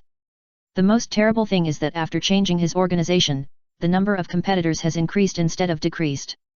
In addition to Deidara, his former colleague in the organization, Dairada, the remnant of the Kara organization, and Kabuto Yakushi, a subordinate of Orochimaru, have all become his current colleagues and competitors. They all have KPIs, so even if it is a simple task of searching for criminals, he dare not take it lightly. Fortunately, he had the experience of being in the Akatsuki organization before, and knew where to start to capture criminals with the highest efficiency. After receiving the wanted order, Ranmaru began to allocate the reincarnation eye puppets under his command according to the information on the wanted order, and began an indiscriminate and borderless criminal crackdown. Almost at the same time, Kabuto Yakushi was doing similar things in the Land of Fields and Dairada was doing similar things in the River Country. Since they were all cage-level warriors, dealing with ordinary wanted criminals and bandits was easy, and with the assistance of a large number of reincarnation eye puppets, in just a few days, the black market of the entire ninja world was in a state of panic, and all the wanted criminals and bandits with some reputation were swept away. The first to notice it were naturally the major ninja villages. After all, the main source of income for the ninja villages was employment. Without the bandits and bandits who robbed houses, and the wanted criminals and wandering ninjas who committed crimes, the number of commissions naturally dropped sharply. Just when the major ninja villages were puzzled, a large number of criminals were taken to the research institute from all over the ninja world. The first update is here. Chapter 1324 Results. Looking at the teams of dejected criminals being escorted into the prison by the reincarnation eye puppets, Shinji had a blank expression. He knew that there must be some who were wrongly accused among these criminals, or those who were not guilty of the death penalty, but now he did not have the ability to check and judge them one by one. At this time, Amato came to Shinji holding a document and reported, there are 778 criminals in prison, and another 221 are on the way. Shinji took the document and glanced at it. The total number of prisoners and detainees is 999, less than 1,000. Even if more criminals are sent in later, the number may not be too large. After all, whether they are wanted criminals or bandits, they are all living people. Seeing their colleagues suddenly disappear in large numbers, they will definitely hide. Shinji asked, not enough? Amato nodded solemnly, not enough. Shinji ordered, notify the daimyo of each country and the leaders of each village, and ask them to bring all the death row prisoners in their hands. Amato nodded, yes, I'll arrange it now. Shinji continued, if it's still not enough, then recruit volunteers through various channels. Amato hesitated and asked, do you want to tell the truth? Because it is the cell tissue of Otsutsuki Shive, it is known without trial that the mortality rate of the transplant experiment will be very high, so Amato is worried that after telling the truth, the volunteers will be discouraged. Shinji nodded, of course, I want volunteers. In addition to basic morality, volunteers will have stronger subjective initiative than ordinary people and are more likely to overcome fear, so the experimental effect will be better. Time passed slowly, and 2 weeks passed in a blink of an eye. After 2 weeks of rest, Shinji's condition has returned to its peak, and his strength is even slightly higher than before the Six-Ring World War. This is because after several pollution and anti-pollution, his chakra has become slightly more condensed than before. Similarly, the Research Institute, which is running at full speed, has also achieved initial results after 2 weeks of crazy cell transplantation experiments. Amato found Shinji again and reported, our 27 groups have carried out a total of 2,600 cell transplantation experiments. This is the experimental report. Shinji took it and looked at it, a little surprised. 7. Amato nodded, yes, there are currently a total of 7 experimental subjects who have obtained the power of the Otsutsuki body through this cell transplantation. Shinji quickly turned to the details page behind the report. Among more than 2,600 transplantation experiments, only 7 cases obtained the power of Otsutsuki Shive. This ratio is not high, but it is not low either. If everything goes well, he believes that based on these 7 successful examples, the Institute should be able to solve the issue of divine arts transplantation soon. However, just as he was showing joy on his face, the content on the details page made him frown slowly. Although these 7 people obtained the power of Otsutsuki Shive through cell transplantation surgery, it is a pity that none of them obtained the real divine arts like Aida and Dimon. They either obtained the immortal body comparable to the Uzumaki clan, or the chakra amount was directly doubled, or awakened super strong physical skills, but this level alone is far from being a divine art. It was not until Shinji turned to the last page that his frown relaxed and he asked in confusion, Zabuza Mamakai. Amato nodded gently, well, the last one is Zabuza Mamakai of Kirigakure. Shinji asked casually, what crime did he commit? Amato shook his head, no, he is not a criminal, he is a volunteer. Shinji was speechless, what a lunatic. Zabuza in this time and space did not defect, so he is still an elite jonin of Kirigakure, an elite of Kirigakure who can compete for Mizukage. Ninjas of this status and position are generally unlikely to volunteer to participate in such a dangerous cell transplant experiment. Amato said, his right eye is mutating, and it is still unclear what kind of pupil technique it will become. At the same time, his physical ability has greatly improved, and he is suspected to have Dimon's killing reflex. Shinji glanced at Amato, suspected. Amato said, the tester I arranged was easily defeated by him, so I can't test his ability limit for the time being. Amato has no trusted subordinates and is a lone man in the research institute, which is why Shinji is willing to give him power. However, because it involves the maintenance and upgrade of his own prosthesis, Dairata is the only person Amato can mobilize. Amato said that the tester was easily defeated by Zabuza, which undoubtedly refers to Dairata's defeat by Zabuza. Shinji thought for a while and said, I'll test him myself. Yes, I'll arrange it now. Amato turned and left. Not long after, in a special training ground, Shinji met Mamakai Zabuza who had transplanted Otsutsuki Shive's cells. From the outside, Zabuza didn't change much, but his temperament had changed drastically. Seeing Shinji, Zabuza raised his lips, eh? I didn't expect you to come in person. Shinji didn't waste words, and waved to Zabuza, come, let me see the ability you have gained. I've wanted to fight you for a long time. Zabuza smiled, and then dodged and pounced on Shinji. Shinji didn't dodge, raised his hand to catch Zabuza's side kick, the speed is okay, but the power is not enough. Zabuza's face sank, and he seemed to be ruthless, and launched a round of fierce attacks on Shinji. Shinji still stood there motionless, and easily blocked all of Zabuza's attacks with his hands. While resisting Zabuza's attack, he also said to Amato outside the field, there is a clear gap between speed, strength, and skills and Dimon. Amato hurriedly recorded it. He knew very well how precious Shinji's time was, and it was a rare opportunity to test the experimental subject in person. Shinji continued, he doesn't have a killing reflex, but he should have some ability to react quickly, perhaps because of the mutant right eye. Amato in the record was slightly startled. He didn't expect that Shinji would judge Zabuza with a firm tone that he didn't have a killing reflex just by fighting. And watching Shinji easily block all his attacks while calmly commenting on his abilities, Zabuza's veins bulged and he felt extremely annoyed. You know, since he survived the cell transplant surgery, his strength has been getting stronger day by day, and as his strength has increased, his self-confidence has also skyrocketed, so even if it's he can't accept being commented on like this. It's just a small favor, please help. Chapter 1325 Suppression. After suddenly retreating, Zabuza roared, I am not the trash I was before.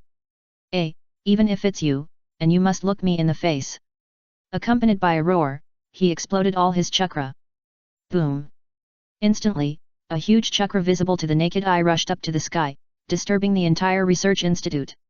What's going on? Such a strong chakra. Is there an invasion by foreign enemies? The researchers in each research room looked sideways, their faces full of surprise. In their opinion, there should be no force in the ninja world that dares to be hostile to the Akatsuki organization led by not even the 5 major ninja villages, so they are very confused about who this ostentatious chakra belongs to.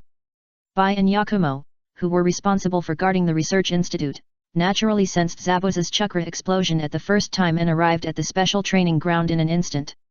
Seeing Zabuza still exploding chakra on the field, Yakumo frowned and said, "How is this possible?" As one of the results of this large-scale cell transplantation experiment, she knew about Zabuza's situation earlier than Shinji. She also watched the strength tests conducted by the research team on Zabuza. At that time, Zabuza was obviously not as strong as he is now. Bai looked solemn and analyzed, maybe he hid his strength before. Orochimaru came to the special training ground at some point. No, he did not hide his strength in the previous tests, or to be more precise, the previous tests did not measure his true strength at all. Swish, swish, swish. Amid the sound of breaking wind, figures landed on the sidelines one after another. Obaru was one of them. He looked at Zabuza, whose chakra was still rising, with a complicated expression.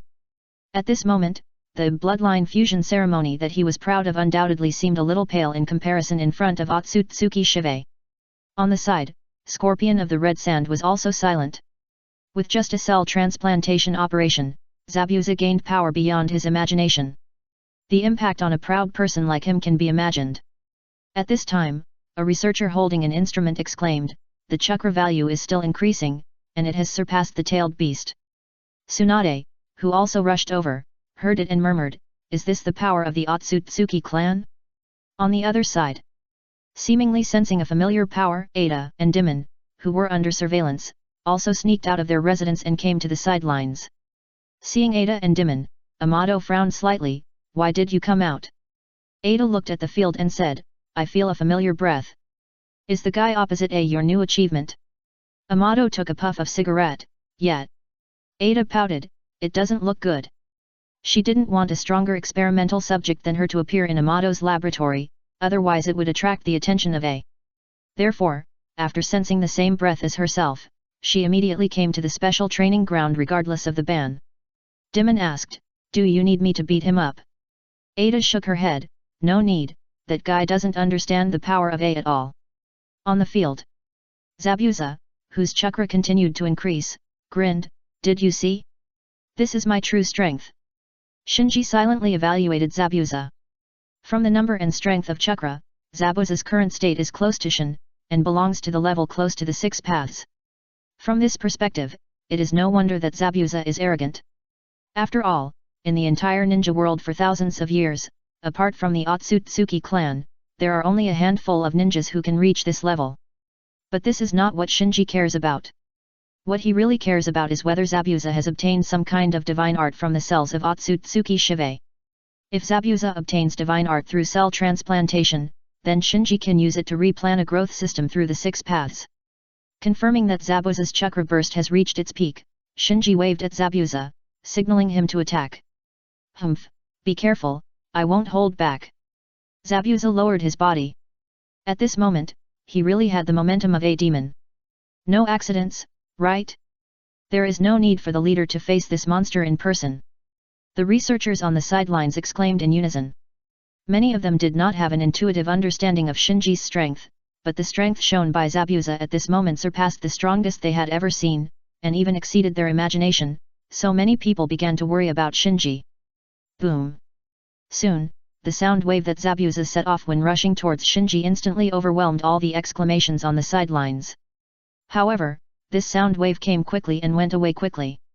The next moment, this sound wave stopped abruptly. Everyone hurriedly looked over and found that Zabuza had accumulated momentum for so long, and the punch he threw was caught by Shinji without dodging or evading, and he lightly raised his hand. Zabuza was shocked. Shinji stared at Zabuza with a puzzled look, as if asking, "Did you hold back and not use your full strength?" Zabuza was ashamed and angry, and all his ambitions disappeared in an instant. As an elite jonin of Kirigakure, he had some knowledge, but it was limited to the level of Kage, so when he gained a powerful strength beyond the Kage level, it was inevitable that he would be a little arrogant. But with this punch, he seemed to be poured with a basin of cold water, and he suddenly woke up and realized that he and the gap between A is still too big to measure. After understanding this, he did not hesitate at all, and pulled away and prepared to break out. He took the risk to participate in the experiment before just to gain power. Now that he has gained power, he does not want to continue to be a guinea pig here for researchers to study and analyze. Shinji saw Zabuza's intention, raised his hand and activated the Tianyan of all things, sucked Zabuza back and held him in his hand. The people watching around also discovered Zabuza's intention to escape, and they all became alert. Bai and Yakumo even rushed into the practice field. Damn it! Zabuza took out a kunao and prepared to stab Shinji. Shinji sealed Zabuza casually and knocked away the stabbing kunao, and then looked at the pupil technique of Zabuza's right eye that was changing. He has now confirmed that Zabuza did not obtain the divine arts of Aida and Dimon, so the only possibility of obtaining the divine arts is the right eye. After throwing Zabuza to Amato, Shinji ordered, "Take good care of him." "Yes." Amato nodded. Shinji looked at Orochimaru, Hirako, Tsunade, Sasori and others on the sidelines. "Step up the experiment, I need to see more results." "Yes." Seeing that Shinji suppressed Zabuza, who had gained terrifying power so easily, everyone did not dare to have any small thoughts and nodded in agreement. "I had something to do at home today, and it was already evening when I came back, so there is only one update, I am very sorry." Chapter 1326 Purification. Shinji was somewhat happy about the emergence of a relatively successful experimental subject like Zabuza, but the research on divine arts is still in its infancy. As for Zabuza, Shinji focused on research and did not have much intention of training him. Firstly, it was because Zabuza was unruly and difficult to tame, and it was not easy to control him. The risk of training such a person with all his efforts was far greater than the benefits. Secondly, the chakra of Otsutsuki Shiboi is imprinted with the remnants of the will of this Otsutsuki. Although it cannot reach the level of wedge, it actually affects every experimental subject. To put it bluntly, all the experimental subjects who have transplanted Otsutsuki Shiboi's cells, including Ada and Dimon, have their chakras marked with Otsutsuki Shiboi's anti-counterfeiting label. Their chakra is no longer pure, so except for continuing to transplant the power of Otsutsuki Shiboi, they have almost no other possibility to improve their own strength. In other words, whether it is Ada, Dimon, or Zabuza, without undergoing another transplant operation, their upper limit of strength has been fixed, and it is almost impossible to improve their strength through training. Therefore, Ada, Dimon siblings, and Zabuza, these experimental subjects, their current strength may be comparable to Karin, Hikari, Shin, and others, but their potential is not as great as Karin, Hikari, Shin, and others, so their training value is lower. What Shinji needed was not these experimental subjects, but to analyze the chakra of Otsutsuki Shibei and the true secret of the divine art by creating successful experimental subjects. Once the secret of the divine art is analyzed, Shinji's strength will be further improved. This is very important for Shinji, who has become a bloodline network and has reached the peak of strength, because it is very difficult for him to improve his strength now. There are only a few ways left, such as mastering the rare and unfamiliar high-level eye technique bloodline limit and swallowing the chakra fruit. Soon, another 2 weeks passed. With the gradual improvement and maturity of cell transplantation technology, and the successful development of fusion agents, inhibitors, ablative agents, and other drugs, the survival rate of cell transplantation surgery has been greatly improved. Although many experimental subjects could not withstand Otsutsuki Shibei's cells, they also survived with the help of inhibitors and ablative agents. The sharp decline in the mortality rate directly led to a rapid increase in the number of volunteers. More and more ninjas took the initiative to become volunteers and joined the cell transplantation experiment, including even senior ninjas like Mamakai Zabuza. As the number of high-quality experimental subjects increased, the experimental results also began to explode. In the more than 2,000 experiments before, only 7 were successful. In detail, only Zabuza's experiment was truly successful. The number of experiments conducted in the past 2 weeks was not as many as before, only more than 1,200, but a total of 22 were initially determined to be successful. It was precisely because of the success of a large number of experimental subjects that the Institute had to devote its energy to identifying these experimental subjects one by one and testing which of them had truly obtained the divine art. But it is not easy to test these experimental subjects who have obtained the power of Otsutsuki Shiboi. There are not many masters with such qualifications in the Institute, so Bai and Yakumo, as the person in charge, had to go out in person. Even so, in the end, the Institute had no choice but to recruit Dimon and Zabuza, who were also experimental subjects, to act as testers. On the newly opened number 12 test field. Bang! Accompanied by a muffled sound, a figure was knocked out. Then, Zabuz's grim laugh was heard in the test field. Ha, is that all? If so, get out of here. Otherwise, I'm afraid I'll accidentally punch you to death. There is no doubt that Zabuza likes his new identity as a tester very much. He felt an inexplicable pleasure in ravaging the test subjects who had survived the cell transplantation surgery like him and gained the ability of Otsutsuki Shiboi. At the edge of the test field, researchers operating several instruments collected data information of the test subjects through the battles on the field. All information will be summarized in the data center, where more and more professional researchers will analyze the chakra information of these test subjects, and use these valuable data to gradually analyze the secrets of the divine art. In the control center. Through the monitoring screens, Shinji and Amato checked the situation in each test field. Looking at these test subjects created on the operating table, which can be comparable to the cage-level strongmen at worst, Amato's eyes flashed with worry. Many of these test subjects were criminals who were captured before. Even if the criminals are not counted, those volunteers who actively participate in the experiment may not be safe and reliable. And as the success rate of cell transplantation experiments continues to increase, the group of test subjects transplanted with the power of Otsutsuki Shiboi will become larger and larger. If this trend continues, it won't be long before this group becomes a huge group that even Shinji will find difficult to control. After a moment of silence, Amato asked Shinji, "Sir, can the cell transplantation surgery be temporarily stopped? We should have enough experimental materials at hand." "No." Shinji shook his head. He knew the hidden dangers of this group better than Amato, but under the huge threat of the Overlord, he couldn't stop the experiment, at least not at this stage. Amato said, "These people are very uncontrollable. Once a riot breaks out, our manpower may not be able to suppress it immediately." Shinji said firmly, "I will send more people, the experiment cannot be stopped."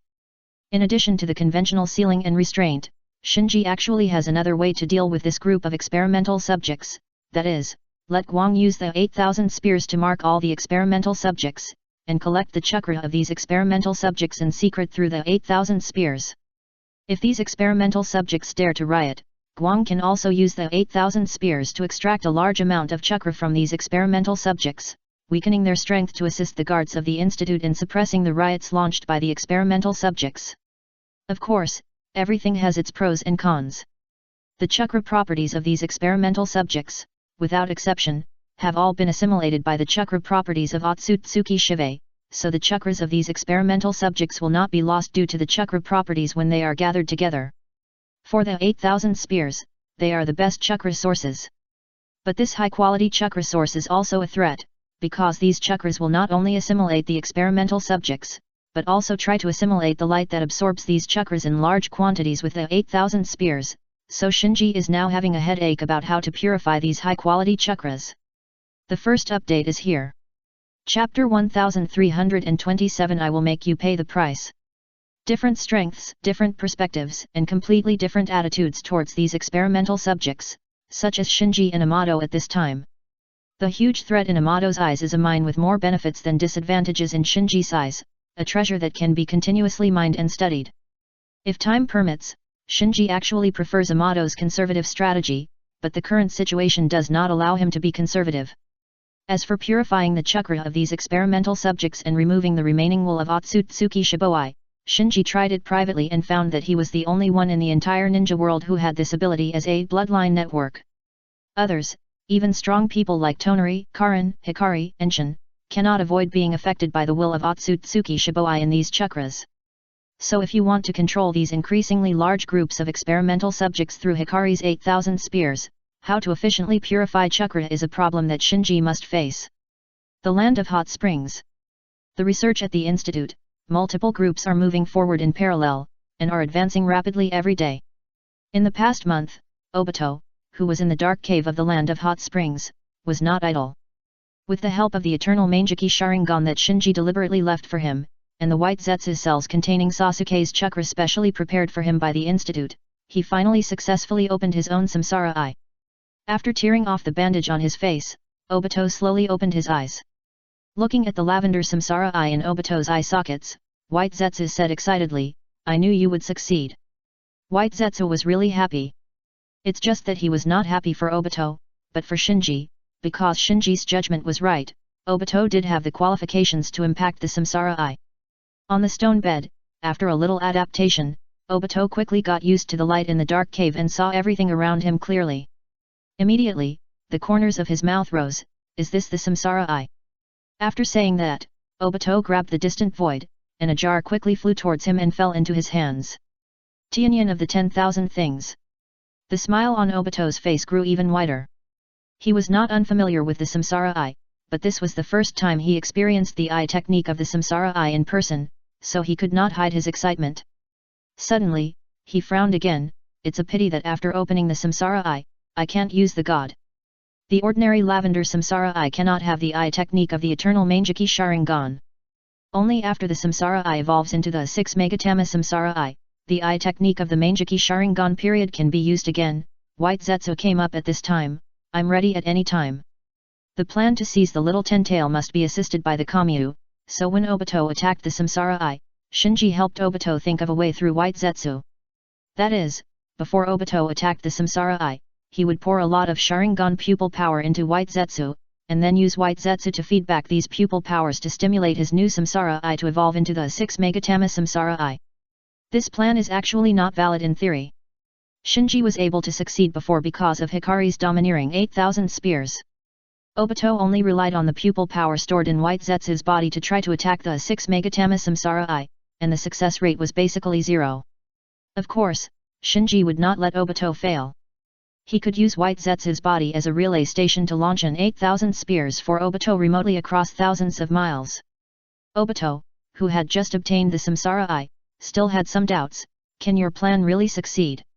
White Zetsu said, I heard these from the researchers when they were chatting. It should work. Anyway, there is nothing to lose by trying it. Obito nodded. Those researchers were able to evolve his Mangeki Sharingan into the eternal Mangeki Sharingan. Their level is unquestionable, so just as White Zetsu said, just give it a try. Soon, the two were ready. White Zetsu put one hand on Obito and said, get ready, I'm going to give you your pupil power. Come on. Obito's eyes fixed. Before he finished speaking, a powerful chakra surged out of White Zetsu and suddenly poured into Obito's body. So strong. Obito was surprised. However, he had just acquired the samsara eye at this time, and his understanding of chakra was not thorough. Not to mention seeing through the chakra attack that Shinji launched at him through White Zetsu's body, he did not even have the ability to examine the chakra that White Zetsu sent to him, and could only passively bear it. After a long time, accompanied by a boom, Obito was rushed out by a huge amount of chakra and hit the wall of the cave hard. Although he fell hard, Obito did not care. He stood up and looked at his hands, and found that his body had become a hollow state. He immediately exclaimed, I'm back, my god's power is back. The recovery of the pupil technique of the Mangeki Sharingan undoubtedly showed that Obito had successfully opened the 6 Megatama samsara eye. White Zetsu leaned to one side at this time and said weakly, You succeeded again. Obito glanced at White Zetsu, and then found that White Zetsu's body was much shriveled, as if he had exhausted his chakra. Coming to White Zetsu, Obito said, Are you okay? White Zetsu smiled and said, It's okay, I'll recover soon. Great. Obito nodded. If he had any doubts about White Zetsu's loyalty before, he no longer had any doubts about White Zetsu as White Zetsu had just assisted him in awakening the 6 Megatama samsara eye. Then Obito felt the changes in his body. If it was a subordinate that Shinji wanted to train, after successfully opening the samsara eye, Shinji would definitely let him settle down for a while and completely adapt to the samsara eye before trying to attack the 6 Megatama samsara eye. But Obito was just an experimental subject of Shinji's sacrifice plan. Shinji didn't have time to slowly train Obito, so he could only let Obito accept the chakra shock in a hurry. Fortunately, his current strength could ensure that Obito who accepted the chakra shock would open the 6 Megatama samsara eye, so the plan went smoothly. And speeding up the progress could also confuse Obito, making him ignore some details and avoid the plan from being exposed in advance. Just as Shinji expected, Obito first opened the samsara eye, and then obtained the 6 Megatama samsara eye. The continuous leap in strength restored his ambition. Uchiha Shinji, I will make you pay the price for despising me. After secretly making up his mind, Obito turned his head and looked at White Zetsu, I need information about the 10 tails. White Zetsu smiled and said, Don't worry, the 10 tails is also one of the research materials, and it should be in the institute. There are many of my clones over there. As long as we are careful, we should be able to collect information about the 10 tales. It's just a small favor, please help. Chapter 1328 Mysterious Fortress. With repeated expansions, the main part of the Institute has expanded from the previous underground base of the Shell organization to a radius of more than 10 kilometers. In addition to hundreds of various researchers, the Institute is also home to a large number of volunteers and a large number of prisoners. In addition to the supporting logistics staff and various guards, there are more than 10,000 people in the entire Institute. The laboratories, warehouses, cells, residences, testing areas, living areas, quarantine areas, etc., all together, make the Institute look more like a vibrant city rather than a secret base of the Akatsuki organization. The existence of the Institute is actually no secret in the ninja world. Not to mention the large-scale escort of prisoners before, the transportation of a large number of various instruments, experimental materials, and living materials alone cannot be concealed. So whether it is the major ninja village forces in the ninja world or the black market forces hidden in the dark, they all know about the giant institute of the Akatsuki organization. It's just that intimidated by the power of everyone turned a blind eye and pretended not to know. This is also the reason why many ninja village ninjas can come to the institute to participate in the experiment and become volunteers. In a deep mountain about 40 kilometers away from the main area of the institute, there is a well-guarded fortress.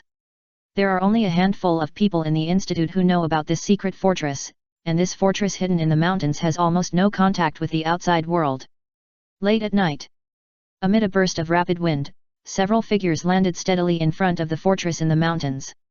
Looking at the quiet fortress in front of her, Dairita put her hands on her waist and asked casually, "Hey, is this here?" Ranwan, who was following behind her, nodded, "Well, it should be here." Dairita pouted, "At night, they suddenly called us here to change guards. The higher UPS really treat us like servants." Ranwan said, "This fortress is not marked on the map of the institute. It seems that this should be a secret base." Dairita stopped talking nonsense and said, "Let's go in and take a look." Ranwan, as well as several experimental subjects who had undergone cell transplantation surgery, followed and entered the fortress with Dairita. These experimental subjects were all defective. Although they survived the cell transplantation surgery successfully, they lost their research value because they failed to obtain the divine art of Otsutsuki Shiboi. Therefore, they were temporarily recruited by the Research Institute as guards and were under the command of Dairita, Ranmaru, and others. Although they were defective, these people had obtained the power of Otsutsuki Shiboi after all. The worst of them had the strength of a jonin, and the stronger ones could even be comparable to the cage-level strong men. Therefore, although there were not many people, they were a force that could not be underestimated. After entering the fortress, Dairita and Ranmaru met Yakumo, who was responsible for guarding the fortress. Seeing that it was Dairita curled her lips slightly. She had challenged Yakumo several times in private, and each time ended in a miserable defeat, so she had to put away her temper when facing Yakumo. Seeing that Dairita had no intention of speaking, Ranmaru stepped forward and said, "We are here to support you under the command of the command center. This is our rotation order." Yakumo took the order and checked it, then nodded, "The order is correct." While Yakumo was checking the order, Ranmaru looked at the interior of the fortress. From the inside, this quiet fortress looked even more magnificent, as if the entire mountain had been hollowed out and became part of the fortress. And at every entrance and every passage, there were guards in black robes quietly stationed. Judging from their clothing, these guards should all be guards with the reincarnation eye. So many guards. Ranmaru couldn't help but be secretly shocked. This fortress is not only hidden in the mountain, quiet and secluded, but also has strict guards inside, and there are people like D of the Akatsuki organization stationed there personally. He couldn't help but be curious about it. Other people who were traveling with him also noticed the unusualness of this fortress. These defective test subjects who were traveling with Ranmaru were all prisoners. They were originally captured. Now they not only survived the cell transplantation surgery by chance, but also had their strength greatly increased. Therefore, they all wanted to escape from the institute, but they knew that the institute was heavily guarded, so they did not act rashly. Now that they had left the main area of the institute, they had already had their thoughts. When they saw that the fortress was so hidden, they all felt that there must be some treasure hidden in the fortress, so they became greedy. Of course. Frightened by the power of Yakumo, Dairita, and Ranmaru, these defective test subjects did not dare to express their thoughts. Ranmaru asked at this time, "Where is our defense zone?" Roar. Just as Yakumo was about to answer, a low beast roar came from the fortress. The beast roar seemed to penetrate layers of obstacles. Although the volume was not loud, it hit people's hearts directly, making people feel a palpitation inexplicably. Dairata and Ranmaru looked at the depths of the fortress, looking at the location where the roar came from, their faces changing. Others may not know, but the two of them knew very well the source of the roar, so they were shocked. It turns out that the Ten Tails is imprisoned in this fortress. Hearing the roar of the beast, Yakumo remained calm and ordered, "There are guards outside the fortress, and your team is responsible for guarding the inside of the fortress. This is the structural diagram of the inside of the fortress. The red area is your defense zone." Understood. Dairata and Ranmaru nodded. Soon, Dairata and Ranmaru's team took over the defense inside the fortress. Looking at the huge cage deeply embedded in the belly of the mountain in the distance, Dairata said to Ranmaru, "We should be thinking of the same thing." Ranmaru nodded silently. "The superiors actually asked us to guard here, hey, it's a bit too bold." While speaking, Dairata glanced at the team members scattered everywhere. These defective experimental subjects gathered in groups of 2 or 3, whispering to each other about something. When they saw Dairata's eyes sweeping over, they avoided his gaze and seemed a little guilty. Ranmaru was a little worried, "Although the things locked in the cage are not for those people to touch, we must also guard against them destroying and dragging us down." Dairata nodded slightly. Just then, one of the team members exclaimed, "Who is it?" Before the voice fell, a painful wail sounded throughout the fortress. The rest of the people hurriedly looked in the direction of the sound and found that at some point, there was a figure in the fortress. The figure was wearing the red cloud suit of Dark Dawn and a vortex mask on his face. He stood behind a team member like a ghost. And the wail just now, it was the team member who made the noise, because half of his body was torn apart in the twisted vortex just now. Enemy attack. Instantly, all team members, including Dairata and Ranmaru, became alert. Here is the first update. Chapter 1329. Tell him that my time has come. There is no doubt that the figure who invaded the fortress was not someone else, but Obito, who had just acquired the 6 Megatama Samsara Eye not long ago. These days, Baizetsu found out several secret places for him. He visited and investigated them one by one, and finally locked on this secret fortress hidden in the belly of the mountain. Throwing aside the guard in front of him who had half of his body torn apart by the Kamyu, Obito glanced at him. "Ah, save me." The other party was still wailing on the ground. Obito's eyes slightly stern, thinking to himself, as expected of the guard sent by Shinji to guard the Ten Tails, his vitality is so tenacious. Then, he looked at Dairata and Ranmaru in the distance, and said lightly, "See you again." "It's you." Dairata and Ranmaru also recognized Obito's identity at this time, and their faces were full of surprise. After all, they personally led the team to capture Obito, and they thought Obito was still imprisoned in a cell in the institute.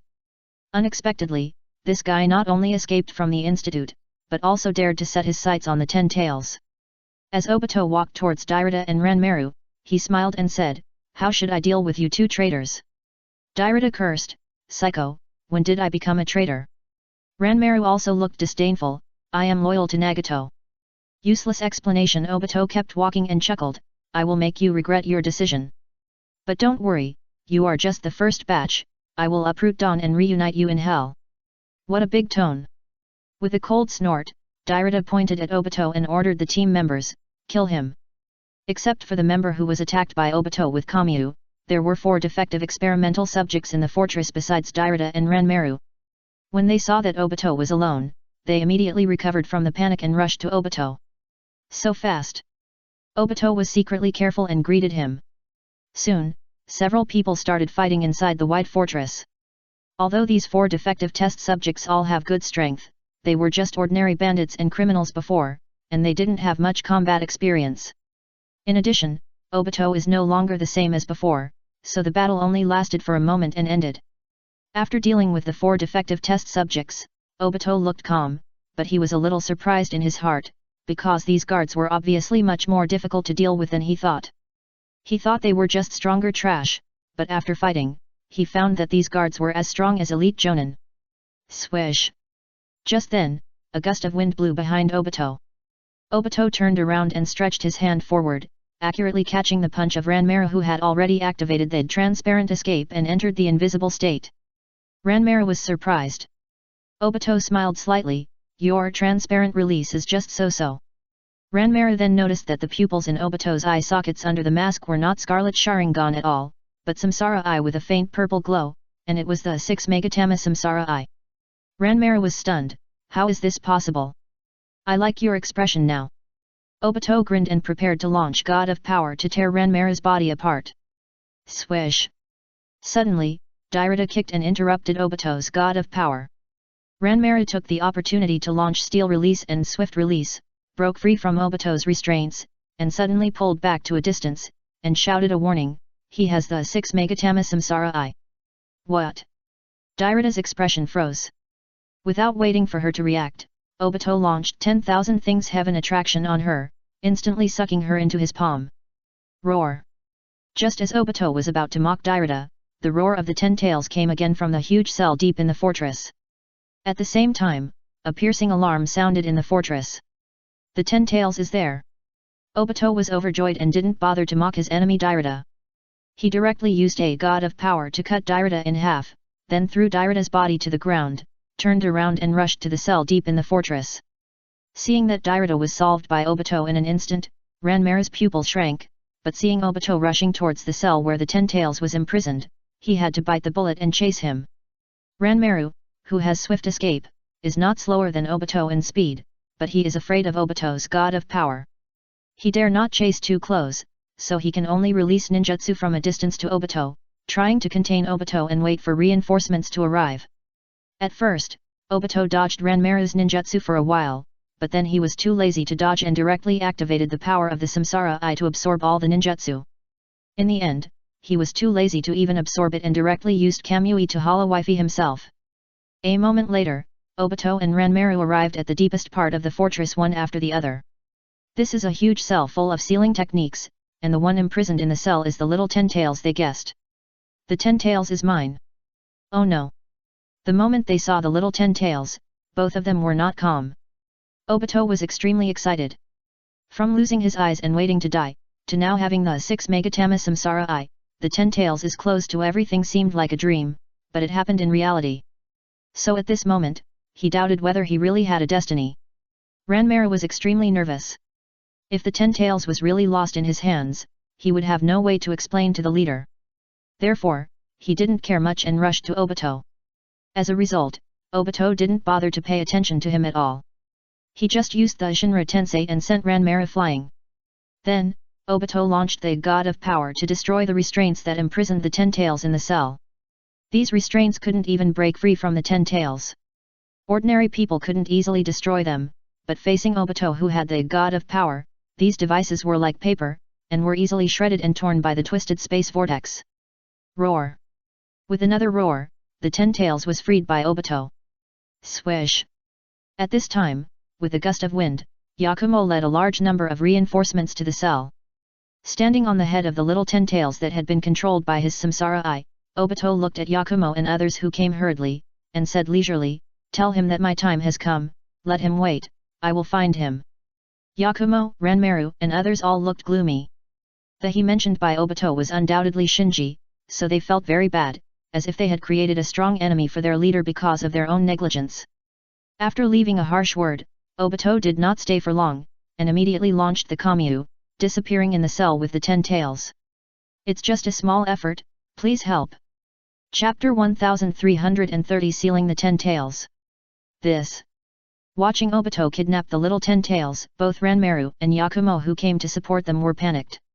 They knew what the 10 tails meant. Such an important strategic resource was robbed by Obito, the consequences are simply unimaginable. So, Yakumo hurriedly held his breath and concentrated, using the power of the red dragon to sense the chakra traces of Obito's Kamyu, and wanted to use the red dragon to catch up. However, compared with Obito's Kamyu, the red dragon's ability in time and space is undoubtedly weaker. In addition, Obito now has the 6 Megatama Samsara eye, and his control over Kamyu has reached an unprecedented level, so after Yakumo tried it, he could only sigh helplessly. Monitoring Center. Through a series of high-definition monitors, everything that happened in the secret fortress just now was seen by Shinji. He had no joy or sadness on his face. It was somewhat beyond his expectations that Obito could get to this point, but it was too early to sigh now. Only after Obito successfully sealed the little 10-tailed beast and was promoted to the 6 paths level, could he declare that his sacrifice plan was successfully completed. At this time, Amato hurried to the monitoring center and reported to Shinji the news that the little 10-tail was kidnapped. Shinji nodded indifferently, "I know." Amato's eyes condensed, as if he understood something, and bowed and retreated. The sacrifice plan involves the most core chakra fruit, so Shinji did not reveal the full content of the plan to any of his subordinates. Even the people involved in the plan only knew the part related to themselves, and did not know the full picture of the plan. In the final analysis, the information about sacrificing Otsutsuki and chakra fruit to the sacred tree was too sensitive and not suitable for disclosure. The Land of Hot Springs. Obito, who escaped from the secret fortress with the little 10-tail, returned to the Land of Hot Springs as the first stop and joined White Zetsu who was waiting there. Seeing the little 10-tail, White Zetsu was excited. You really succeeded." "Yet." Obito nodded proudly, with a slight smile on his face. He gradually found the feeling of controlling the ninja world behind the scenes. White Zetsu said hurriedly, "The 10 tails is such an important treasure that has been lost. A will definitely not give up. You must seal the 10 tails as soon as possible and become the 10 tails Jinchuriki like A. Otherwise, when A catches up, we will lose everything." Obito said confidently, "Don't worry, I have cleared all traces before I left. It's not so easy for him to catch up." White Zetsu advised, "A has many tricks. It's better to be careful, so as not to be caught by him like last time. If he catches us again, we will both be dead." Obito looked at the little 10 tails beside him who had long been controlled by his samsara eye pupil power, and his eyes showed a bit of entanglement. It is not as easy as imagined to seal the 10 tails and become the 10 tails Jinchuriki. Even Shinji at that time had been brewing for a long time and adjusted his own state to the peak before trying. Obito has only recently acquired the 6 Megatama Samsara eyes and has not yet fully adapted to them, so he is not sure that he can seal the 10 tails successfully. However, he also knows that White Zetsu's worries are right. If Shinji catches up at this time, everything he has done before will fail. Go to the sea. After a moment, Obito made up his mind. White Zetsu's face was happy. "Okay, let's go now. It is obviously not safe to seal the 10 tails in the Land of Hot Water. Although this place is remote, it still cannot hinder the tentacles of the Akatsuki organization, so Obito's only choice is to go to the ocean far away from the mainland and in the isolated try to seal the 10 tails on the island." White Zetsu had already prepared a speedboat. From this moment on, Obito had to adjust his state and adapt to the 6 Megatama Samsara eye, so he couldn't be distracted and hurried on the road. They could only go out to sea by boat. If it was on land, the huge size of the 10 tails would definitely cause a commotion. Fortunately, this time Obito and his team went out to sea. After diving into the sea, the huge size of the 10 tails was successfully covered by the waves and merged with the waves on the sea. A week later, White Zetsu, who was driving the speedboat, took Obito to an uninhabited deserted island on the sea. After stepping on land again, Obito's eyes became deeper. After a week of adjustment, his temperament has changed greatly. But this is natural. Since awakening the 6 Megatama Samsara eye, Obito has entered a period of rapid growth in strength. Until his state is completely stable, his strength will change significantly every day. Boom boom. Just then, a huge monster emerged from the sea and climbed onto the deserted island. Undoubtedly, this huge creature was the 10 tails that followed Obito all the way to the sea. The waves raised by the 10 tails almost overturned the White Zetsu's speedboat, scaring the White Zetsu on the boat to scream. Roar. The 10 tails also became agitated and roared, scaring the seabirds that stopped to rest on the deserted island and fleeing in all directions. Obito glanced at the 10 tails casually, and the agitated 10 tails instantly calmed down and squatted obediently beside Obito. White Zetsu jumped off the captain's seat, looking at the little 10 tails squatting obediently beside Obito, and muttered, "Isn't it strange that A hasn't found us yet?" Obito glared at White Zetsu unhappily. "Do you want him to come?" White Zetsu smiled awkwardly. "It seems that you really wiped out the traces before. He should not have found any clues. This will make him run around the ninja world like a headless fly."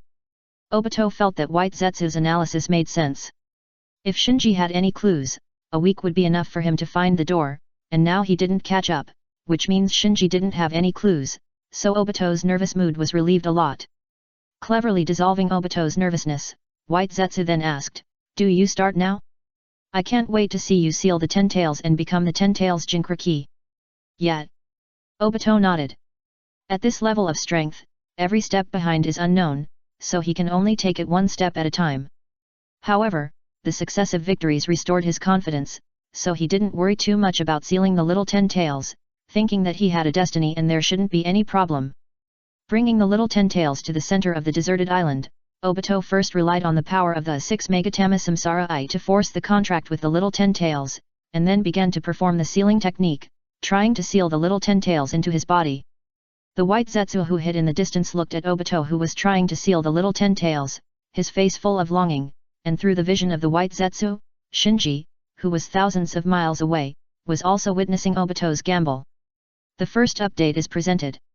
Chapter 1331 I succeeded. Sealing the 10 tails is not a sure thing to succeed, and no one knows this better than Shinji, the 10 tails Jinchuriki. Even if Obito was facing a juvenile 10 tails, it only reduced the difficulty, not completely without difficulty. Therefore, Shinji, who had been planning for a long time, was as nervous as Obito when he watched him attack the 10 tails Jinchuriki. On the deserted island. "Ah!" Obito, with his hands and seals, roared to the sky. As he roared, the power of his eyes surged, suppressing all resistance from the little 10 tails. Soon, under the effect of the sealing technique, the little 10 tails was pulled and sucked into Obito's body little by little. The process of absorbing the 10 tails was very painful. Even Obito, who had experienced all kinds of suffering in the world, couldn't help but cry out in pain. But he didn't give up, and there was not even a trace of hesitation in his eyes. In the distance, White Zetsu's expression gradually changed from solemn to relaxed, and his frowning brows also calmed down. At this point, as long as Obito's willpower was not a problem, sealing the little 10 tails and becoming the 10 tails Jinchuriki was a foregone conclusion. And what Obito lacked the least was willpower. Shinji, who was watching this scene through the vision of White Zetsu, also breathed a sigh of relief. If Obito failed this time, he would have to find another Otsutsuki sacrifice. Although this was not difficult, the main problem was that he was running out of time. Gradually, the little 10 tails was completely absorbed into Obito's body, and a brand new 10 tails Jinchuriki was born. Soon, a layer of white shells appeared on Obito's body. These hard shells were like the shells of insects molting. When blown by the wind, they instantly drifted away with the wind, revealing Obito who had become the 10 tails Jinchuriki. At this time, Obito's appearance changed drastically. Not only did his skin become abnormally white, but his forehead also grew 2 horns, one long and one short, which were unique to the Otsutsuki clan. There is no doubt that as Obito successfully sealed the 10 tails, his blood was activated, and he became an Otsutsuki like Shinji. However, compared with Shinji, Obito's changes were very significant, and he seemed to be more affected by the 10 tails. Obviously, although both of them are the 10 tails Jinchuriki, Shinji not only had stronger pupil power but also accumulated more chakra before sealing the 10 tails. This made him break through to the 6 paths level with the help of the 10 tails power, but here was no Taya inversion, and he was still the main one. Obito's situation was obviously different. He was too hasty in both accumulation and preparation, so although the small 10 tails he sealed was not as strong as the 10 tails sealed by Shinji, the influence of the small 10 tails on him was still deeply penetrated into his chakra, causing his body to be obviously alienated, and the flaws could be seen at a glance from the appearance. But no matter whether Obito, the 10 tails Jinchuriki, was perfect or had flaws, in short, he did it. Slowly falling in front of White Zetsu, Obito felt the changes in his body and declared, "I succeeded. Congratulations." White Zetsu bowed respectfully. Although he was Shinji's spy next to Obito, facing a 10 tails Jinchuriki, a Tsutsuki, he still showed respect from the bottom of his heart. Obito smiled, "It feels so good to have power." White Zetsu asked flatteringly, "What are you going to do next?" "My 10 tails is not as good as that guy's, so I should not be his opponent now." After a pause, Obito flew into the air and looked towards Konoha. "If I can absorb the 9 tails in Naruto's body, my strength should be able to go further." 9 tails. After a pause, White Zetsu said, "I heard that Konoha's 9 tails Jinchuriki is protected by a humph." With a light snort, Obito clenched his fist. In an instant, 9 ink-colored seeking the truth jades appeared out of thin air and floated behind him. Obito stretched out his fisted hand, and a tin staff appeared in his hand. I was indeed afraid of him before, but now even if I can't beat him, I can protect myself. What's more, I can suppress a mere 9 tails Jinchuriki with a flip of my hand. When he comes, I can enjoy his shocked look. White Zetsu said in surprise, "Are you going now? Do I need to wait now?" With a chuckle, Obito disappeared on the spot. This. White Zetsu was dumbfounded. Obito became the 10 tails Jinchuriki, and his mission was completed, so he didn't want to cause trouble. But Obito succeeded continuously, and his self-confidence was already off the charts, so he couldn't persuade him at all at this time, and could only sigh in despair. Konoha village. Kakashi, Asuma, and Hong were chatting in the izakaya. Since all the criminals and bandits in the ninja world were captured by Shinji, the number of missions commissioned by various ninja villages has plummeted, so most of the ninjas in Konoha have been idle recently, so that elite jonin like Kakashi can only stay at home. After drinking a glass of wine, Armas said, "The intelligence team has confirmed that this incident was done by the Akatsuki organization. It is said that all the captured prisoners have been sent to a secret base of the Akatsuki organization." Hong was a little curious, why do they need so many prisoners? Armas shrugged, who knows? Anyway, with the style of there must be some conspiracy here. Kakashi drank by himself and didn't say anything. Armas glanced at Kakashi, "Kakashi, what do you think?" Kakashi said, "No matter what he planned, at least he did a good thing." Hong said helplessly, "It's a good thing, but it made us all unemployed. I heard that the daimyo has decided to cut financial support for our Konoha." Armas smiled and said, "It seems that we will all change our careers to do business in the future." Boom boom. Before he finished speaking, a roar came from the distance. Enemy attack. The 3 jonins were stunned and rushed out of the izakaya. At this time, the street was full of ninjas and villagers, and everyone looked up at the sky, as if looking at something. The 3 jonins who rushed out of the izakaya also looked up, facing the sun, and saw a figure floating in the air. The figure was wearing a red cloud suit, a vortex mask on his face, and 9 ink-colored balls were floating behind him. It's him. Asuma was surprised. He had heard that all the members of Dark Dawn were captured by Dawn, but he didn't expect that the mysterious masked man, one of the leaders of Dark Dawn, was safe and sound. Not only that, judging from the opponent's momentum and the 9 seeking the way jades behind him, the opponent's strength seemed to have undergone some earth-shaking changes. The second update is here. Please recommend and vote for me. Please help me with this. Chapter 1332, Let Konoha Village Become History. In the air. Obito squinted at the dense crowds on the streets of Konoha Village, and there was a hint of imperceptible pride in his cold eyes. "I'm back," he whispered, as if he was just telling himself. The past scenes flashed before his eyes like a revolving lantern at this moment, and his childhood life in the ninja school seemed like yesterday. "Hey!" Suddenly, Obito noticed Kakashi, who was looking up at him with the villagers on the street. Kakashi. Looking at Kakashi's solemn expression, everything in the past became more and more real in front of Obito's eyes. He remembered that they went on missions together, trained together, quarreled together, and finally the Konobi Bridge that changed the fate of the 3 of them. Ninjas should not exist. As long as ninjas exist, wars will never end. Recalling that lovely face, Obito felt a pang of heartache. I can obtain this supreme power, which means that my path is correct, and God is protecting me. Infinite Tsukuyomi is the destination of the ninja world. Only in the world of infinite Tsukuyomi can people enjoy permanent tranquility and peace. Lin, please wait a little longer, I will soon be able to create a world with you. After thinking it through, there was no more nostalgia and pride in Obito's eyes, only coldness. In an instant, Obito landed in front of Kakashi. Although Kakashi was surprised, his movements were not slow. The Chidori in his right hand stabbed Obito in front of him. Snap! Obito just slapped it casually and broke up the Chidori stabbed by Kakashi. This! Kakashi was stunned. At this time, Hong and Asuma beside Kakashi began to seal at the same time. Magic, tree binding kill. Fire style, ash burning. The speed of the 2 Jonin seals was unquestionable. Almost the next moment when Obito casually slapped Kakashi's Chidori apart, their attack arrived. Boom boom boom. Soon, a cloud of smoke surged in the streets of Konoha, and then a fierce flame burst out in the smoke. The surrounding villagers screamed and fled, while the Konoha ninjas were rushing towards the battlefield from all directions. After retreating a distance, Asuma asked Hong, "Did you succeed?" Hong shook her head, "Not sure, but as long as my illusion can affect him for 1 second, he should not have time to dodge your fire escape." Asuma said, "Then he should be hit." Kakashi was not so optimistic. He stared at the smoke not far away. In front of him, our ninjutsu may have lost its meaning. Without waiting for Asuma, Hong, and the others to answer, a leisurely voice came from the smoke, "You are worthy of being Konoha's copy ninja." Then, Obito walked out of the smoke.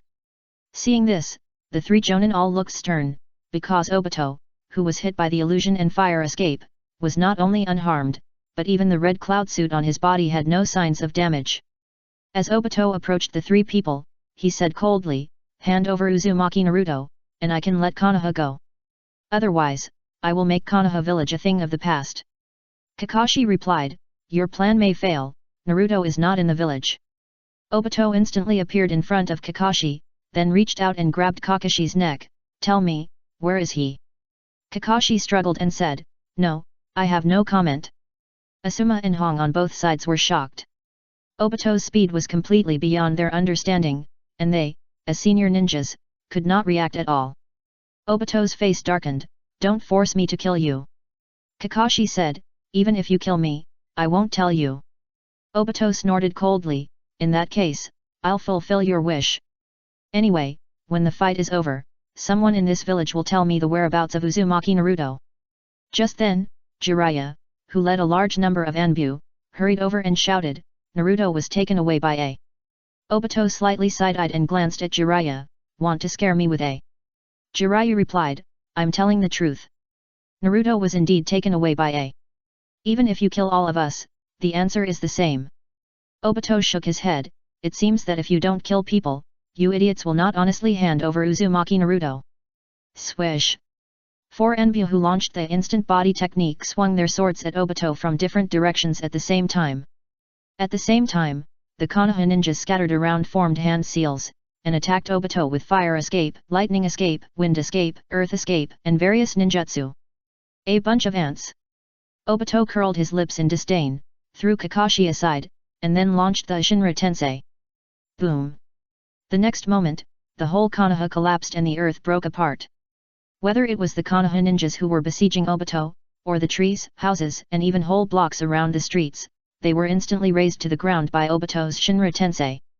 Now Obito has the 6 Megatama Samsara eyes and has successfully sealed the 10 Tails Jinchuriki. His pupil power is far from comparable to the sickly Nagato who invaded Konoha in the original time and space. Therefore, there is no need to accumulate power. His Shinra Tensei is close to the power of Nagato's Super Shinra Tensei with all his strength. Therefore, after this Shinra Tensei, Konoha village was blown apart. The 10 blocks with Obito as the center were flattened in an instant, leaving only a huge deep pit. Floating in the air, Obito looked down at the Konoha ninjas buried in the piles of dirt and ruins, with a grim expression, "No one can protect you, including A. So hand over Naruto honestly, my patience is limited." "Damn it!" Jiraiya, who was pressed by the ruins, looked unwilling. He knew that he was not Obito's opponent, but he never thought that the gap between the two sides had reached this point. He, the strongest man in the village, was not even qualified to fight him in front of him. The 2 advisory elders, Koharu Udaten and Enmitaman, could no longer hide at this time and hurried to the battlefield. Looking at the devastated streets of Konoha, the 2 advisory elders they looked at each other in bewilderment, and even doubted for a moment whether they were under an illusion. Obito glanced over and gave the 2 an ultimatum, "I'll say it again, hand over Naruto, otherwise, I will raise the entire Konoha village." The 2 advisory elders who were usually arrogant and domineering were now completely defeated. They explained, "Uzumaki Naruto was really taken away by A. Obito's murderous intent was strong, how dare you lie to me?" Tatsune Koharu quickly explained the whole story, "We have been hiding Naruto in Miyaboku Mountain, but not long ago, news came from Miyaboku Mountain that A personally visited the Great Toad Sage and took Naruto away. We really didn't lie to you." Chapter 1333 The Same Realm? The movements of Naruto have always been top secret in Konoha. Not to mention ordinary Konoha ninjas, even unrelated elite jonins are not qualified to know the details. But one thing is recognized by the ninja world, that is, A collected all the tailed beasts, but spared Konoha's 9 tails Jinchuriki, which is why Obito came directly to Konoha to find Naruto. The Konoha side also secretly complained. Because Shinji did not take Naruto away from Konoha, but took Naruto away from the isolated Myaboka mountain, so even if the 2 advisory elders had chosen to surrender without backbone, they still couldn't argue. Obito obviously didn't believe it. He slowly floated to the sky, and while brewing his pupil power, he said, "Since you can't hand over Uzumaki Naruto, then there is no need for your Konoha village to exist." What? No. Damn it. Looking at Obito with more and more chakra, the Konoha ninjas below were all scared. They had no doubt that Obito had the ability to destroy Konoha, because Obito's attack just now had proved this point. As Obito watched the people of Konoha below, who were either desperate, roaring, or crying, his face remained calm. He was ready to continue the infinite Tsukuyomi plan. In that world of illusion, everyone could be happy, so in order to achieve this goal, destroying Konoha village was not a psychological burden for him. Besides, he did not believe in Koharu Udaten's explanation, thinking that as long as Konoha was destroyed, Naruto, as the 9 tails Jinchuriki, would definitely jump out on his own initiative. Seeing that Obito was serious, Jiraiya, who was trapped under the ruins and could not move, shouted, "What are you all doing? Run!" The Konoha ninjas who could still move or had just come to support them suddenly woke up from their dreams and rushed to flee in all directions. Obito did not stop these Konoha ninjas from escaping. He just watched quietly and enjoyed it quietly. For him, who had been manipulating behind the scenes and was used to using insidious means to achieve his goals, it seemed like a door to a new world. Is this power? Obito smiled and whispered, "I am the savior of the ninja world."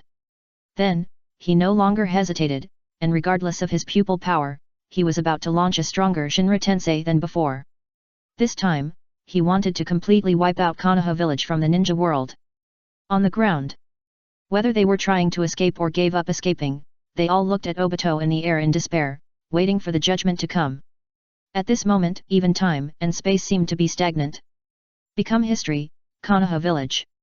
Obito chuckled and immediately spread his arms, Shinra Tensei swish. Before Obito could finish his words, a figure suddenly appeared in front of Obito, and stretched out his palm and pressed it on Obito's face.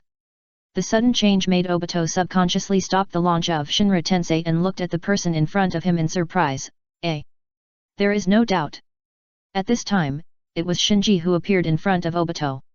He didn't expect Obito to be so powerful. He just sealed the 10 tails successfully and became the 10 tails Jinchuriki. He didn't even take a breath and turned around to kill Konoha. So he went to the sea and missed it, so he hurried back. Obito also reacted at this time. Seeing Shinji pressing his face with his hand, he was furious, looking for death. "Do you think I'm still the same as before?" After roaring, he punched Shinji. Shinji ignored Obito's fist and directly pressed Obito's head down, pressing Obito from midair to the ground.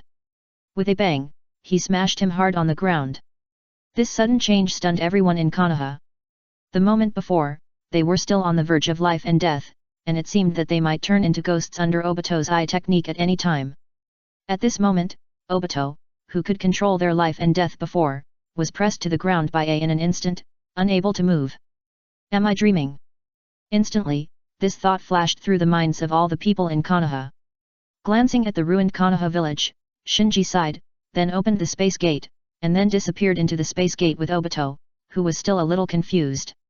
Seeing Obito being taken away by Shinji, the Anbu were the first to react and began to rescue. Several Anbu came to the ruins that were pressing Jiraiya, and asked Jiraiya under the ruins, "Jiraiya, are you okay?" Jiraiya was a little confused. What happened just now? The Anbu replied, "The masked man seems to have been taken away by a." Took away. Jiraiya became more and more confused. Just now, because the ruins blocked part of his vision, he could not fully see the process of Shinji taking Obito away.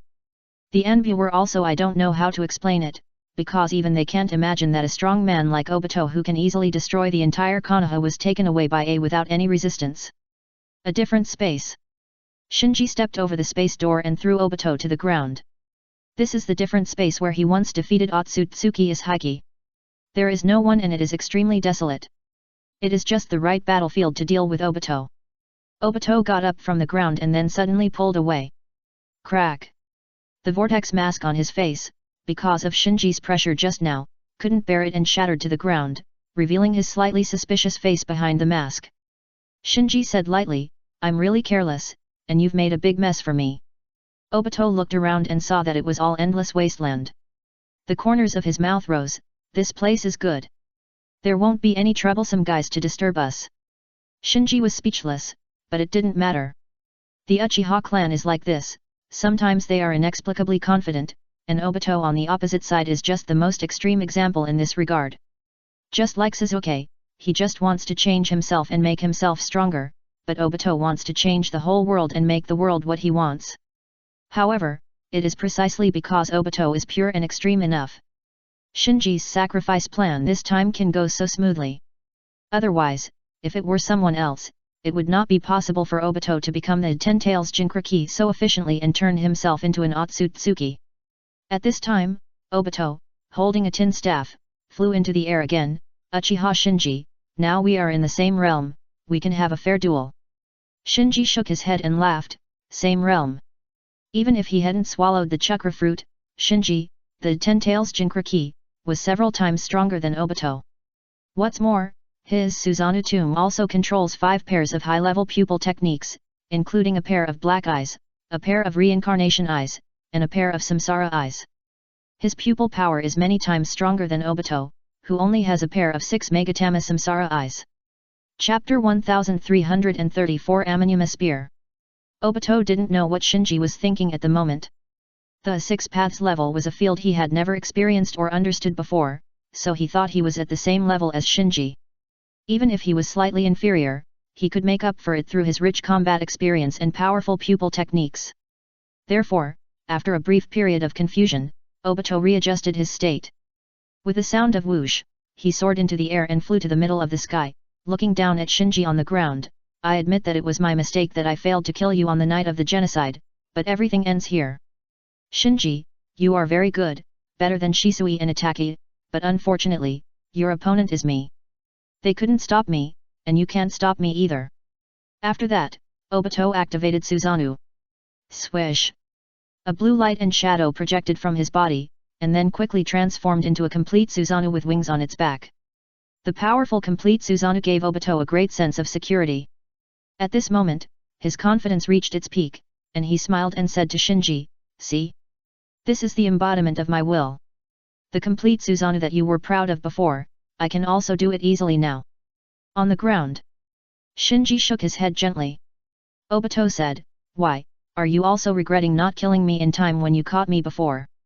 Shinji still shook his head, "No, I just envy you a little." Obito's mouth corners slightly raised, "Isn't it a little late to say this now? Even if you kneel down and beg for mercy immediately, I can't let you go." Shinji said, "You misunderstood, I just envy your good attitude. Obviously so weak, but still so confident."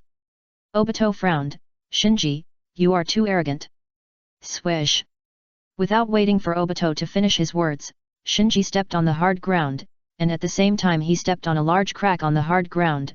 He rushed into the sky like a beam of light, directly penetrated Obito's Susanoo, and kicked Obito out of Susanoo with a simple flying kick. Obito flew backwards, with a head full of question marks. Boom boom! Amidst the huge roar, Obito hit the ground hard, creating a huge pit with a diameter of hundreds of meters. In just one breath, the positions of the two people were reversed.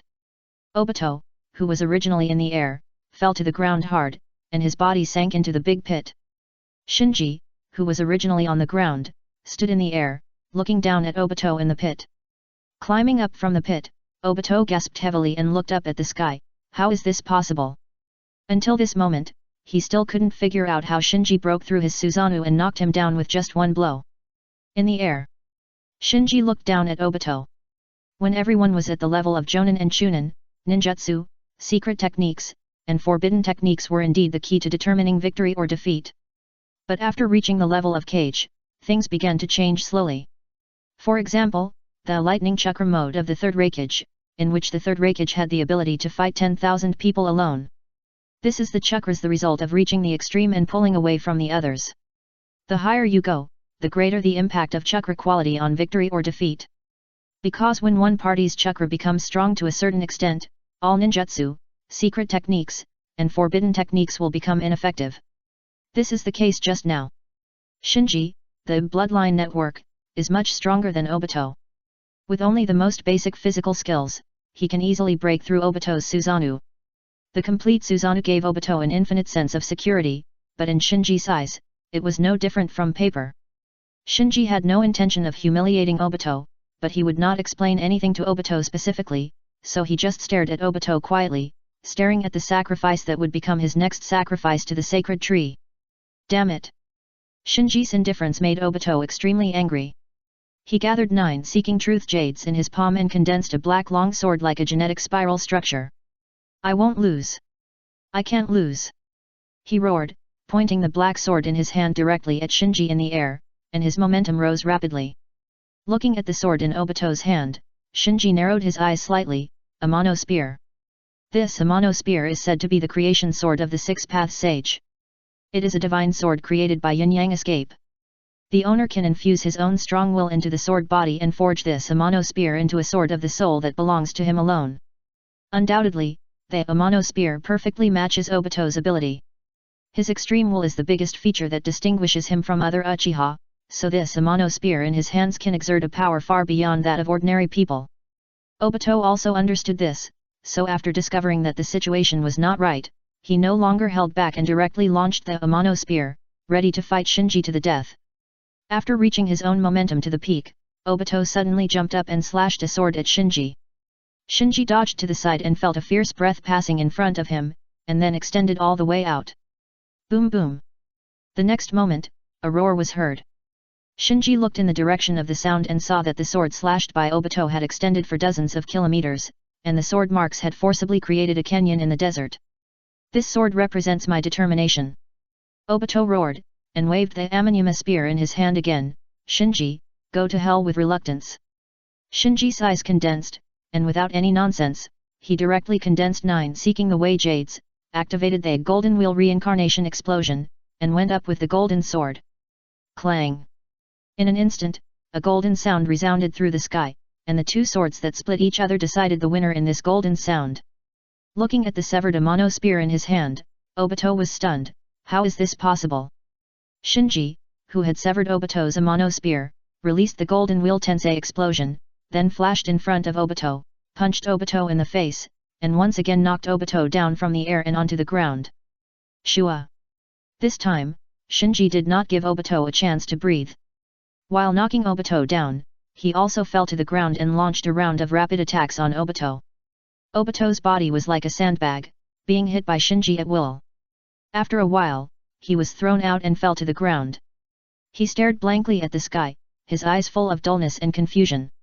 He didn't understand why things were completely different from what he imagined. Why did I lose? The first update is here. Chapter 1335, Controlled Fate.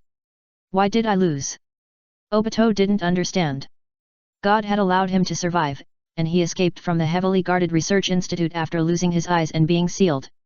After that, he overcame all difficulties and opened the Samsara Eye in just a month, possessed the 6 Megatama Samsara Eye, and even successfully became the 10 Tails Jinkra Key. So he didn't understand why he, who was so favored by fate, would lose. Shinji, who knocked Obito away, didn't stop, and walked slowly towards Obito. Hearing Shinji's approaching footsteps, Obito struggled to stand up. Is my will not strong enough? Why was my Amano spear cut off? This is impossible. Impossible. Shinji had no expression on his face. Swords of the mind such as Amano spear, like the eyes of the mind such as Mangekyo Sharingan, can often play unexpected miraculous effects in the hands of some people. But the spiritual power transformed by will has an upper limit after all, just like the pupil power of the Mangekyo Sharingan has a limit.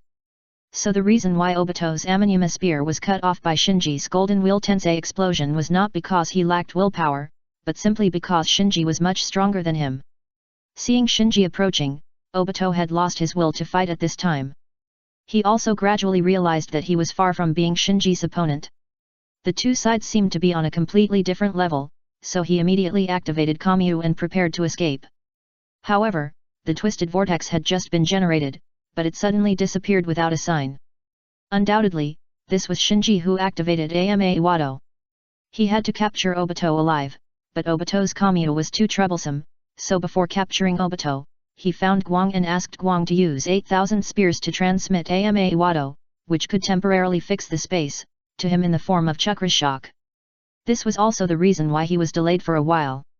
As for why he didn't just bring Guang with him and let Guang join the battle, Shinji had some concerns. After all, whether it is planting the sacred tree or offering sacrifices to the sacred tree, these are all naked acts of plunder.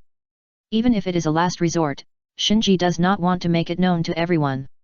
So he decided to deal with it alone and bear it alone. After discovering that his Kamiya was ineffective, Obito's last sense of security disappeared without a trace. He was terrified. What did you do? Shinji casually said, don't you know? Oh, the last time I dealt with Otsutsuki Ishiki, you escaped in advance. Obito is still trying, but no matter how he tries, Kamiya can't break through the space and help him escape. This is normal. When the Ama Wado activated by Guang could temporarily prevent Otsutsuki Ishiki from escaping with the space gate. What's more, Shinji's strength is so much stronger than Obito. When he activated the Ama Wado, Obito had no chance of breaking through at all. Damn it! Seeing Shinji coming to him, Obito punched him subconsciously. Snap! Shinji caught Obito's fist with his right hand, and then punched Obito's abdomen with his left hand, knocking him high into the air. Without waiting for him to land, Shinji took another step forward and sealed him with a sealing technique. Obito's face was full of pain. He couldn't win the fight, and he couldn't escape. He had become the Ten Tails Jinchuriki and stood at the top of the ninja world, but he lost so embarrassingly, just like when he didn't have the Samsara Eye and the Ten Tails, as if all his efforts these days were meaningless. Why is this happening? He roared unwillingly. After sealing Obito, Shinji pierced Obito's body with more than a dozen black sticks, locking up the joints around him. At the moment, his sacred tree has not completely absorbed enough planetary energy to breed the next chakra fruit, so he can't recover the little ten tails on Obito's body for the time being, and can only detain Obito first. Swish! The next moment, Shinji accurately dug out the 6 Megatama Samsara Eye from Obito's eye sockets. Although the ten tails cannot be retrieved for the time being, he can retrieve the pair of eyes that contain God's power first. Obito, who lost his eyes, looked dull, and looked at Shinji with his empty eye sockets. Are you going to kill me? That's right, you won't let me go this time. If I don't die, you won't even be able to sleep peacefully. Shinji put Obito's 6 Megatama Samsara Eye into a small nutrient tank, and said calmly, your escape is not an accident. What? Obito was struck by lightning. Shinji put away the small nutrient tank, sighed and said, I arranged all this, including your becoming the Ten Tails Jinchuriki. Obito's face was originally filled with despair, and was instantly filled with doubts. Why did you do this? Shinji said, as for the reason, you will know later. Impossible. Obito shook his head frantically and roared, how can you control all of this? His self-confidence came from the favor of God, from his miraculous escape from the Institute, the miraculous awakening of the Samsara Eye, and the miraculous becoming of the Ten Tails Jinchuriki. He never believed that a mere Uchiha could control his fate and everything about him. Shinji didn't want to argue, but said calmly, there is no such thing as Group 2 and Group 3. The researchers who conducted experiments on you are all actors arranged by me. Every word they chatted about is a pre-written line. Obito asked, what about White Zetsu? Shinji admitted frankly, of course I arranged it. I need him to guide you all the way to become the Ten Tails Jinchuriki according to my plan. Obito was a little lost, so you deliberately gave me my Sharingan? And the White Zetsu cell tissue containing Uchiha Sasuke's chakra in the storage room was also deliberately placed by you, just to make me awaken the Samsara Eye. Yet. Shinji responded. What about my 6 Megatama Samsara Eye? Obito covered his face and wanted to touch his 6 Megatama Samsara Eye, but when he touched the empty eye socket, he remembered that his eyes had been taken away by Shinji. Shinji casually said, it's not difficult for me to turn the Samsara Eye into a 6 Megatama Samsara Eye. Knowing that even his own 6 Megatama Samsara Eye was arranged by Shinji, Obito could no longer hold it and fell to the ground. His spirit was completely drained at this moment, and he murmured, it turns out that there is no favor of fate at all. Everything is arranged by you. You can even control fate. Shinji was not proud at all. He looked at Obito indifferently and said, I didn't control fate, I just controlled you. The second update is here. After 12 o'clock tonight, it will be a double monthly ticket event. Please ask for a monthly ticket. Chapter 1336 Captain. Six Ring World. After several months, Shinji, who had rested well, once again set foot in this world that was targeted by two overlords at the same time. The first time he entered this world, Shinji immediately checked the Chibiku Tensei that he sealed part of the body of the breeding overlord. Hey! Shinji let out a sigh. Because he found that the Chibiku Tensei hanging in space was no longer alone, but it is surrounded by a huge metal circular orbit. And there are a lot of surveillance satellites floating around, monitoring the status of Chibiku Tensei at all times. Shinji knew at a glance that it must be Alice and the others who did it, so he didn't care too much, but concentrated on sensing his Chibiku Tensei. Sure enough. He whispered solemnly. Things were not beyond his expectations. In just a few months, Chibiku Tensei was severely corroded, and its internal core was in a state of collapse, and it was possible to fall from space at any time. It's not that easy to use a seal to solve the overlord. Chibiku Tensei is his strongest sealing technique at present. The Six-Path Sage brothers used this trick to seal Otsutsuki Kagaya. A full 1,000 years have passed, and Otsutsuki Kagaya, who is the bloodline net, cannot break free from the seal of Chibiku Tensei, which shows the durability of this sealing technique. However, the Chibiku Tensei that Shinji used all his strength to seal only a small part of the body of the breeding overlord, but it was corroded into this horrible state in just a few months. It can be seen that it is unrealistic to solve the overlord once and for all with the sealing technique. Swish! Just as Shinji was about to deal with the Chibiku Tensei, accompanied by a rainbow light, Yeoguang Alice, wearing the I-Combat uniform, flew into space and came to Shinji's side. You are here. Alice spoke respectfully, like a subordinate meeting a superior. Shinji didn't bother with Alice's tone and attitude, because his strength deserved respect from other lantern bearers. He just pointed to the circle of metal tracks outside the Chibiku Tensei and asked, "What is that?" "That's the latest gravity device." After a pause, Alice explained, "The detection satellite sensed that the celestial body you created has a tendency to collapse, so we installed this gravity device to delay the collapse of the celestial body." Oh. Shinji nodded. The reason why his Chibiku Tensei has a tendency to collapse is entirely because the core has been eroded by the power of the breeding overlord, so even if a gravity device is installed, it cannot reverse this process. It's just that Alice and the others can do this with good intentions, and it can indeed play a role in delaying it. Then, Shinji told Alice, "You step back first." Yes. Alice obediently stepped back dozens of meters. Shinji waved his hand again. Alice was stunned, and immediately realized that she had not retreated far enough, so she retreated dozens of kilometers in a row. At the same time, the surrounding monitoring satellites also began to evacuate the Chibiku Tensei. After everything was evacuated, and only the gravity device that could not be evacuated was left near the Chibiku Tensei, Shinji raised his hand towards the Chibiku Tensei, Shinra Tensei. Boom! With a loud bang, this huge celestial body created by Shinji exploded in an instant and turned into a rubble belt. As the Chibiku Tensei shattered, part of the body of the sealed breeding overlord regained its freedom. It twisted its body and did not try to escape, but pounced on Shinji fiercely. Shinji's expression did not change, and he stretched out his hand and clenched it in the air again. Chibiku Tensei. The rubble belt floating in space was pulled by a gravitational force, and instantly condensed into a new celestial body, sealing part of the body of the breeding overlord again. Because the Chibiku Tensei was corroded from the inside, Shinji had no way to repair it, so he simply created another one. After everything calmed down, another Chibiku Tensei appeared at the location of the original Chibiku Tensei, except that the gravity device on the outer ring was broken into pieces in the previous incident, and finally merged into the new Chibiku Tensei. At this time, Alice flew over and looked at the new celestial body that Shinji had casually created. She couldn't hide her shock on her face. Shinji said, "The previous core was corroded by the power of the breeding overlord, so we can only create a new one." Alice nodded in confusion, "So that's how it is." Although she had repeatedly overestimated Shinji's strength, she still found it a little unbelievable to see Shinji dismantle and recreate a celestial body at will. You know, just creating a celestial body is not something difficult to achieve. With the help of equipment, Alice can also create a celestial body as long as she has enough time. But it was beyond her imagination that Shinji could crush and roll a celestial body with ease. After confirming that part of the body of the reproduction overlord was resealed, Shinji and Alice returned to the ground from space.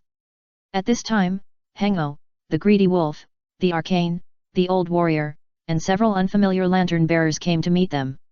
Alice quickly introduced the unfamiliar lantern bearers to Shinji. He is the gladiator, and this is the ghost.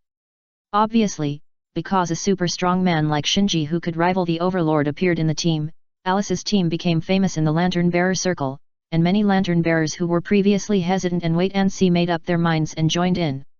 In fact, there has never been a lack of lantern bearers who want to destroy the overlord in the lantern bearer circle, but the more they understand the overlord, the more desperate they become, so many people choose to face reality, and only a few idealists like Alice are still making various attempts to destroy the overlord. But now it's different. With the existence of Shinji, the lantern bearers may still be at a disadvantage when facing the overlord, but they are no longer completely powerless to resist. So many of the previously discouraged lantern bearers regained their confidence after being recruited by Alice, Henge, and others. Captain. After Alice's introduction, all the lantern bearers saluted Shinji. They had seen Shinji's casual reshaping of the Chibaku Tensei through the surveillance satellite, especially the newly joined lantern bearers, who had no doubts and saluted Shinji sincerely. Shinji turned his head to look at Alice. Captain.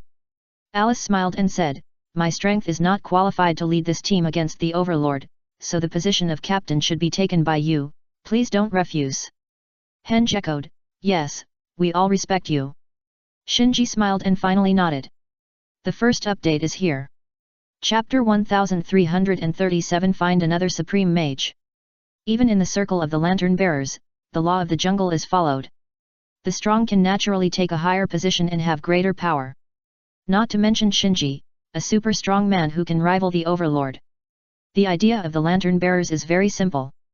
The stronger the captain of the team is, the safer they are. If they encounter any other troubles in the future, they can also seek help from the captain. This is a way to go. And Shinji also needs more help and more information, so the two sides can be regarded as running in both directions. After the greetings, Shinji asked, during the time I was away, are there any special circumstances worth noting? Alice replied, the invasion of the breeding overlord has stopped. After that battle, we have not found any meat puppets, but the invasion of the plague overlord is still continuing. Arcane added, the number of contaminated areas has increased by more than a dozen, and the speed of the invasion of the plague overlord is accelerating. Shinji listened silently, without any surprise on his face. Because this is normal.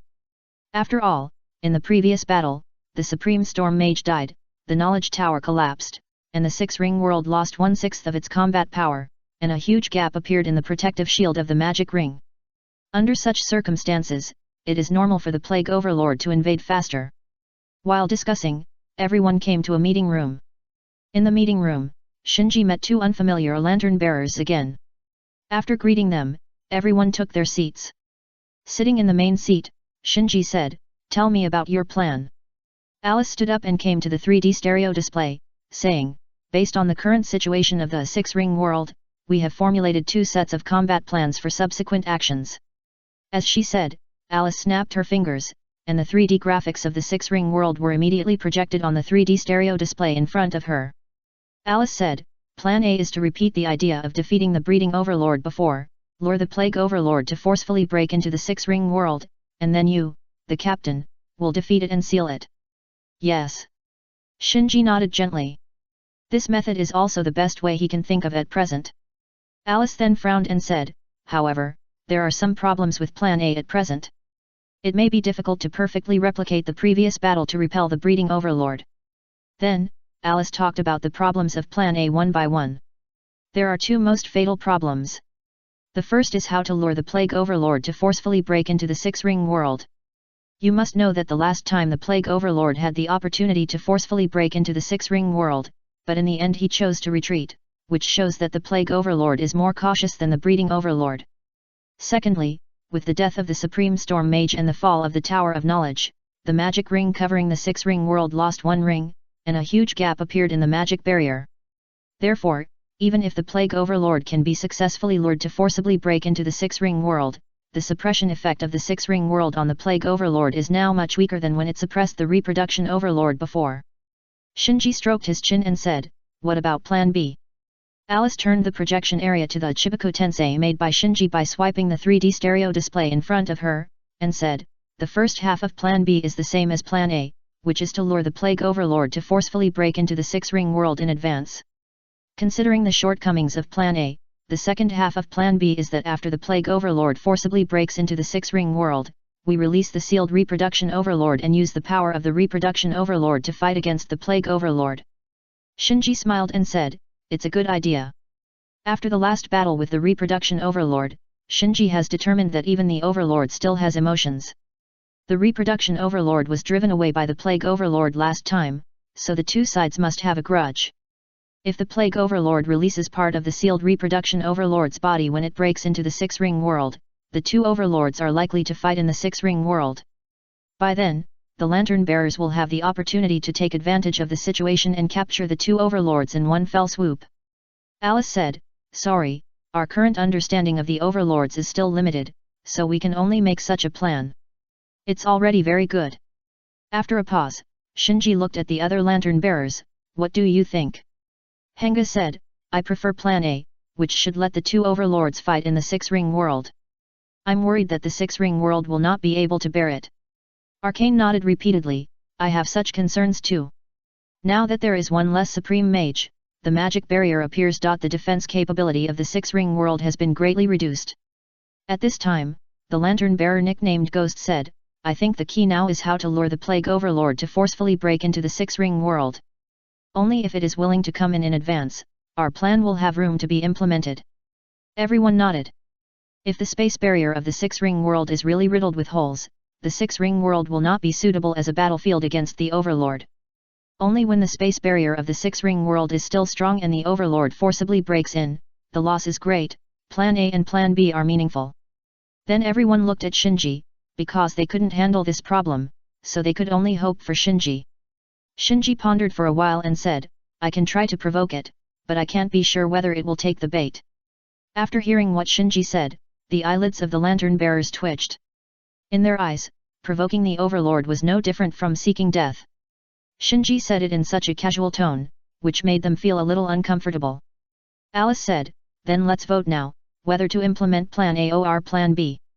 Shinji interrupted Alice, "I think Plan A and Plan B can be promoted at the same time, and then make a decision based on the actual situation." Alice whispered, "Captain, now there is one less Supreme Mage. If you choose Plan A, your pressure will be much greater than before against the Reproduction Overlord. And in our assessment, the Plague Overlord may be stronger than the Reproduction Overlord." Shinji waved his hand, "It's okay, I can find another Supreme Mage, but you have to find a way to deal with the Magic Tower." "What?" Arcane was stunned, as if he didn't hear what Shinji said clearly. The other Lantern Bearers also looked at each other in bewilderment. Shinji can look down on the Supreme Mage, but in the eyes of the Lantern Bearers, the Supreme Mage of the Six-Ring World is also an incredible top powerhouse, so they can't imagine that Shinji can just find a Supreme Mage to help. The second update is here. It's the last 2 days of this month, please support me if you still have monthly tickets. In addition, it is now a double monthly ticket event, 1 vote is equal to 2 votes, please everyone. Chapter 1338 The World Destruction Society. The Supreme Mage that Shinji refers to is naturally the Shrine Maiden Shin, who has been practicing magic hard during this period. In terms of strength alone, Shin, as a complete Shrine Maiden, is no less than any Supreme Mage in the Six Rings world. Now that she is practicing magic again, she has begun to condense the magic ring. Her strength has almost reached the 0 point, and she may break through the 6 paths level at any time. Therefore, letting Shin, a Shrine Maiden from the ninja world, come to the Six Rings world to temporarily guest star as the Supreme Mage to fill the vacancy of the magic ring barrier caused by the death of the Supreme Mage Storm, is also a helpless solution.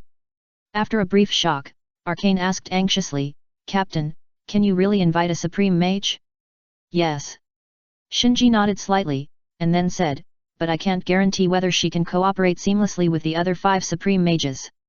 This world is named after the 6 rings, which means that these 6 Supreme Mages with orderly inheritance are very familiar with each other and cooperate well with each other. Although Shin is as strong as the other 5 Supreme Mages, or even slightly better, she is a half-baked magician after all, and the magic ring has not been fully condensed for the time being, so how to cooperate with the other 5 Supreme Mages is a problem that cannot be ignored." Arcane nodded and said, the coordination between the magic rings is indeed a big problem, but even if the coordination is not tacit, with one more supreme mages, the situation will be much better than it is now. Captain, if possible, please invite the supreme mages to the Six Rings world as soon as possible. Shinji said, this is not a problem, I can arrange for her to come as soon as possible. Arcane was stunned, great. Don't worry, when the supreme mages come to our Six Rings world, we will spare no effort to immediately tailor a magic tower suitable for the supreme mages. The magic tower of the supreme mage is not a casual building. The 5 existing magic towers are the crystallization of magic that the Six-Ring world has continuously transformed and reinforced for thousands of years. But in order to fight against the Overlord and prevent the Six-Ring world from going to the final destruction, the Six-Ring world that has done its best is not incapable of building a magic tower in a short period of time. After confirmation, Arcane left in a hurry. When a supreme mage comes to the Six-Ring world, how to coordinate, how to cooperate, how to build a magic tower, each one is a big deal, and he needs to run back and forth and coordinate. After Arcane left, a group of lantern bearers discussed for a while and unanimously decided to advance Plan A and Plan B at the same time. After the meeting, Alice and Hengo brought the lantern bearer nicknamed Ghost to Shinji. Alice said, Captain, Ghost has news about the World Destruction Society. The World Destroyer Society is a small group in the Lantern Bearer Circle, similar to the small group that Alice and her friends had before. The difference is that the World Destroyer Society, without exception, are all bad guys, doing things like cheating, burning, killing and looting. Many of them are on the wanted list of the Lantern Bearer Circle. Shinji had noticed this small group before. His sacred tree is still short of planetary energy to breed the next chakra fruit, so he has been thinking about which world to collect some planetary energy from, and the World Destruction Society naturally became his preparatory target. Therefore, when he learned that it was the news of the World Destruction Society, Shinji became interested. Tell me, what is the news? Ghost said, Captain, I suspect that the World Destruction Society is connected to the Overlord. What? Shinji frowned. Although the lantern bearers in the World Destruction Society are not good people, they are still lantern bearers who protect a world after all. But if they are connected to the Overlord, the nature is completely different. Ghost said, I know a guy named Battleaxe in the World Destruction Society. He told me that as long as I join the World Destruction Society, I don't have to worry about the Overlord anymore. Shinji said, that's all? I need more evidence. Ghost hesitated for a moment and said, then he boasted to me that they, the World Destruction Society, destroyed a world. At this time, Alice said, Captain, I have also received a lot of news about the World Destruction Society. They were called the Pirate Group before, and the name World Destruction Society has only been circulated in recent years. I have tried to eliminate them, but they escaped every time. Henga took over the conversation. Well, that group of people has a very sharp nose, and they will never let go of any grudge.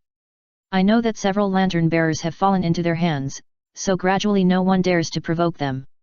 Shinji said, then do you think that the World Destroyer Association really has some form of connection with the Overlord? Alice said, I can't be sure, but if this is true, then we may be in big trouble.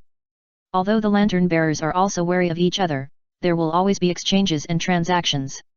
If there really is a group of lantern bearers colluding with the Overlord, then the other lantern bearers will be hard to guard against. What is even more terrifying is that if this suspicion is true, it means that at least one Overlord is not aimlessly looking for targets in the universe, but is using the scum among the lantern bearers to help it hunt worlds one by one. Considering this serious consequence, regardless of whether the evidence is sufficient, Shinji can't just leave this World Destroyer Association alone. After letting the ghost leave, Shinji asked Alice, can he be trusted? Alice said, he helped me before. From my personal point of view, he is trustworthy. Shinji nodded, okay, you arrange it, let him make an appointment with the Battleaxe. I will personally check whether the World Destroying Society really has the ability to destroy the world. Henga said, Captain, let's explore the situation first. Alice agreed, well, after all, it involves the Overlord. They trust Shinji's strength very much, but the World Destroying Society is different from ordinary small groups, so they are worried that Shinji will fall into the trap of the other party and fall into a passive position. Shinji shook his head, no, the Six-Ring world needs you to keep an eye on it. And you are too famous in the circle, it is easy to be targeted. Obviously, he is still thinking about planting trees. Now that the sacrifice is ready, he only needs some planetary energy to breed the second chakra fruit, so even if there is no World Destruction Society, he will find a suitable target. Now that the World Destruction Society has come to his door, he will naturally accept it with a smile. Here is the first update. Chapter 1339 The Crushed Lamp. Unknown World. A rough-looking man said to the black-robed man in front of him, "Boss, don't worry. The bait has been set. The ghost guy doesn't have the courage to deal with me alone. He asked me out this time, and the Yaoguang group must be behind him. No doubt. This rough-looking man is the member of the World Destruction Society nicknamed Battle Axe mentioned by Ghost." The black-robed man said, "If we can catch the Yaoguang gang this time, we won't have to hide from place to place in the future." Battle Axe nodded, "Yeah, those bastards have been pestering us every day, I've wanted to kill them for a long time. Humph, they dare to fight against the Overlord, they are simply crazy." Just then, the space rift was opened, and several more members of the World Destroying Society came here. The leading black-robed man said to everyone, "Start setting up." Including Battle Axe, several members of the World Destroying Society immediately began to set up traps. Although they were quite disdainful of Alice and her gang, they knew that Alice and Hengo were the top lantern bearers, and they really had no confidence in winning if the two sides fought a real fight. The reason why they dared to bait and lure Alice and her gang to a decisive battle this time was not only because Alice was chasing them more and more, forcing them to react. There was another important reason, that is, this time they got the support of the existence behind them. Therefore, they are confident this time. As long as Alice and her gang are dealt with, the other scattered lantern bearers will not be a problem. At that time, their World Destroyer Society can do whatever they want in the universe. Soon, the World Destroyer Society set up a trap. All the other members, led by the black robe leader, hid after a while, accompanied by a dim light. A space crack was opened, and two figures walked out of it. Tomahawk first saw the ghost walking in front, but soon he moved his sight away from the ghost and looked at the figure walking behind the ghost. Just one person. He frowned, and the disappointment on his face was not concealed. You know, the fact that he joined the World Destroyer Society has not spread in the circle, so he must take this opportunity to severely damage Alice's group. If he only killed one or two insignificant small characters this time, he would probably be hunted down by Alice's group endlessly in the future. I hope the guy behind is Alice. Battle Axe said secretly, then smiled and went forward. Dude, why did you make such a hasty appointment this time? What on earth do you want to see me for? By the way, who is this person? Ghost did not answer, but stepped aside. Seeing this, Battle Axe immediately realized that the person brought by Ghost should be an important person, either Alice or Hengo. At this time, Shinji, wearing a black robe and a mask, passed Ghost and walked slowly towards Battle Axe, saying as he walked, "Back off." Ghost was as if he had been pardoned. Without a word of nonsense, he used the lamp to open the space crack and left. Oh no! Seeing Ghost running away, Battle Axe thought it was not good. But he was not too panicked. First, the World Destruction Society had already set a trap, and the leader came in person, and there was someone behind him. First, there was only one person on the other side, so even if it was really Radiant Alice, he was not afraid. Thinking of the colleagues of the World Destruction Society lying in ambush around him, Battle Axe said confidently, "Humph, it seems that you know, in that case, then don't leave." Shua. Without waiting for Battle Axe to finish his words, Shinji dodged and bullied Battle Axe, stretched out his hand to Battle Axe's waist, grabbed the lamp hanging on Battle Axe's waist, and then gently squeezed it, and the bright lamp instantly exploded with a bang. Hwalala! As the lamp exploded, the embers in the lamp pot immediately floated out. Shinji sucked these scattered embers into his own lamp pot one by one with an indifferent look on his face. When he saw clearly that the embers in his lamp were being absorbed by Shinji, Battle Axe reacted, and his face began to be full of astonishment. It's not his fault that he was careless. When Shinji walked towards him, he was actually on high alert. It's just that Shinji, the bloodline net, attacked too quickly and fiercely. And Shinji himself is a lantern bearer. He knows very well that the weakness of lantern bearers lies in the lantern, so he aimed at the lantern of Battle Axe. In fact, the lantern is very difficult to destroy, because it is the embodiment of the will of the whole world. But unfortunately, Battle Axe met Shinji. The lantern, which is extremely solid and difficult to destroy in the eyes of others, is no different from ordinary bottles and jars in Shinji's hands. The next moment, before the astonishment on Battle Axe's face spread, he fell into a sluggish state. Undoubtedly, he was hit by Shinji's illusion. When protected by the lantern, he is a lantern bearer, immune to most mental control and various pollution. But without the lamp, he was just an ordinary creature, and could not resist the illusion released by Shinji's 6 Megatama Samsara Eye. After controlling the battle axe with illusion, Shinji looked at the members of the World Destruction Society who thought they were well hidden. "Come out, I'm in a hurry." The black-robed leader of the World Destruction Society stood up and asked coldly, "You are not Alice. Who are you?" Shinji solved the battle axe so neatly that it was a little weird, so even if there was that existence behind him, the leader of the World Destruction Society was still full of fear of Shinji. Not to mention the other members of the World Destruction Society, every one of them had a dull look on their faces. Battle Axe was not a weakling among them. Such a guy was solved in one encounter, and even the lamp was broken. It is conceivable how much impact this had on them. Shinji naturally wouldn't waste words with this group of World Destruction Society guys. He swept his eyes over the members of the World Destruction Society one by one and said, "A total of 6 people." The black-robed leader of the World Destruction Society saw this and shouted, "Get started." Instantly, the traps set by the World Destruction Society were activated at the same time. Explosives, toxic gases, curses, magic imprisonment, spiritual attacks, and attacks from various power systems attacked Shinji from all directions. These attacks are physical, magical, spiritual, and even involve the rules. If it were someone else, even if Alice was here, I'm afraid she would be hit hard in an instant. However, just when all the members of the World Destruction Society thought that Shinji would definitely die in the trap, a voice came from behind them, "What are you expecting? The second update is here. It's the last day of this month. Students who still have monthly tickets, don't forget to vote." Chapter 1340 Die Together.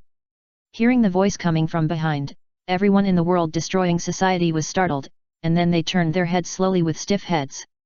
When they saw Shinji standing leisurely not far behind them, the black-robed leader of the World Destroying Society looked incredulous. How is this possible? The traps they set were all calculated with the help of supercomputers. Once the target is hit, the survival rate is only 0.001%.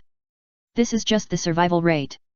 Even if the target can survive by chance, he will be seriously injured if he doesn't die. But in the end, Shinji was like nothing happened. Not to mention being injured, there was no trace of fighting on his robe. Humph! Shinji sneered. These guys who claim to be destroyers of the world are all cowardly bandits.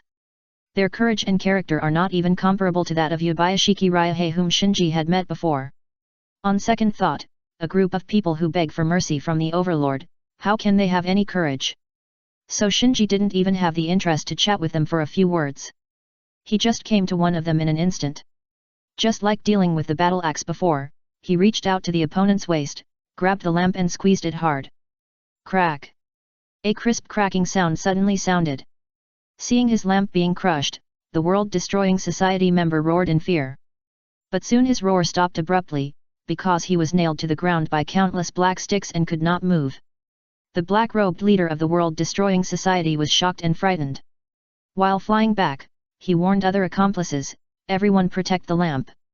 Without the lamp to open the space rift, they can't even leave this world." Hearing the warning from the black-robed leader, the remaining 3 members of the World Destroyer hurriedly hid the lamp hanging on their waists while flying back. The lamp of the lantern bearer is not always in a physical state. As long as the lantern bearer is willing, the lamp can be hidden at any time, just like Shinji usually does not hang the lamp on his waist, and only takes it out when needed. The reason why these people in the World Destroyer hang the lamp on their waists is not because they are careless, but simply because they need the lamp to open the space at any time. At the same time, the light was very solid in their eyes and difficult to be destroyed, so they showed their lights one by one. Now seeing that Shinji was so cruel, they hurriedly hid their lights after hearing the warning from the black-robed leader. After dealing with one person, Shinji rushed to another without stopping. Seeing Shinji rushing towards him, the member of the World-Destroying Society was shocked and angry. Just as he was about to fight back, his eyes met Shinji's eyes, and his expression was instantly sluggish. Undoubtedly, he was caught in Shinji's illusion. Shua! At this moment, a golden light came from the body of this member of the World-Destroying Society. Blooming, awakening the member of the World Destruction Society who was under Shinji's illusion. The waking member of the World Destruction Society heard the sound of the lamp breaking in his ear before the confusion on his face had disappeared. As a lamp bearer, Shinji knew the abilities of the lamp very well, so he used illusion to lure the lamp to automatically protect the master, and then took advantage of the moment when the lamp appeared to crush it.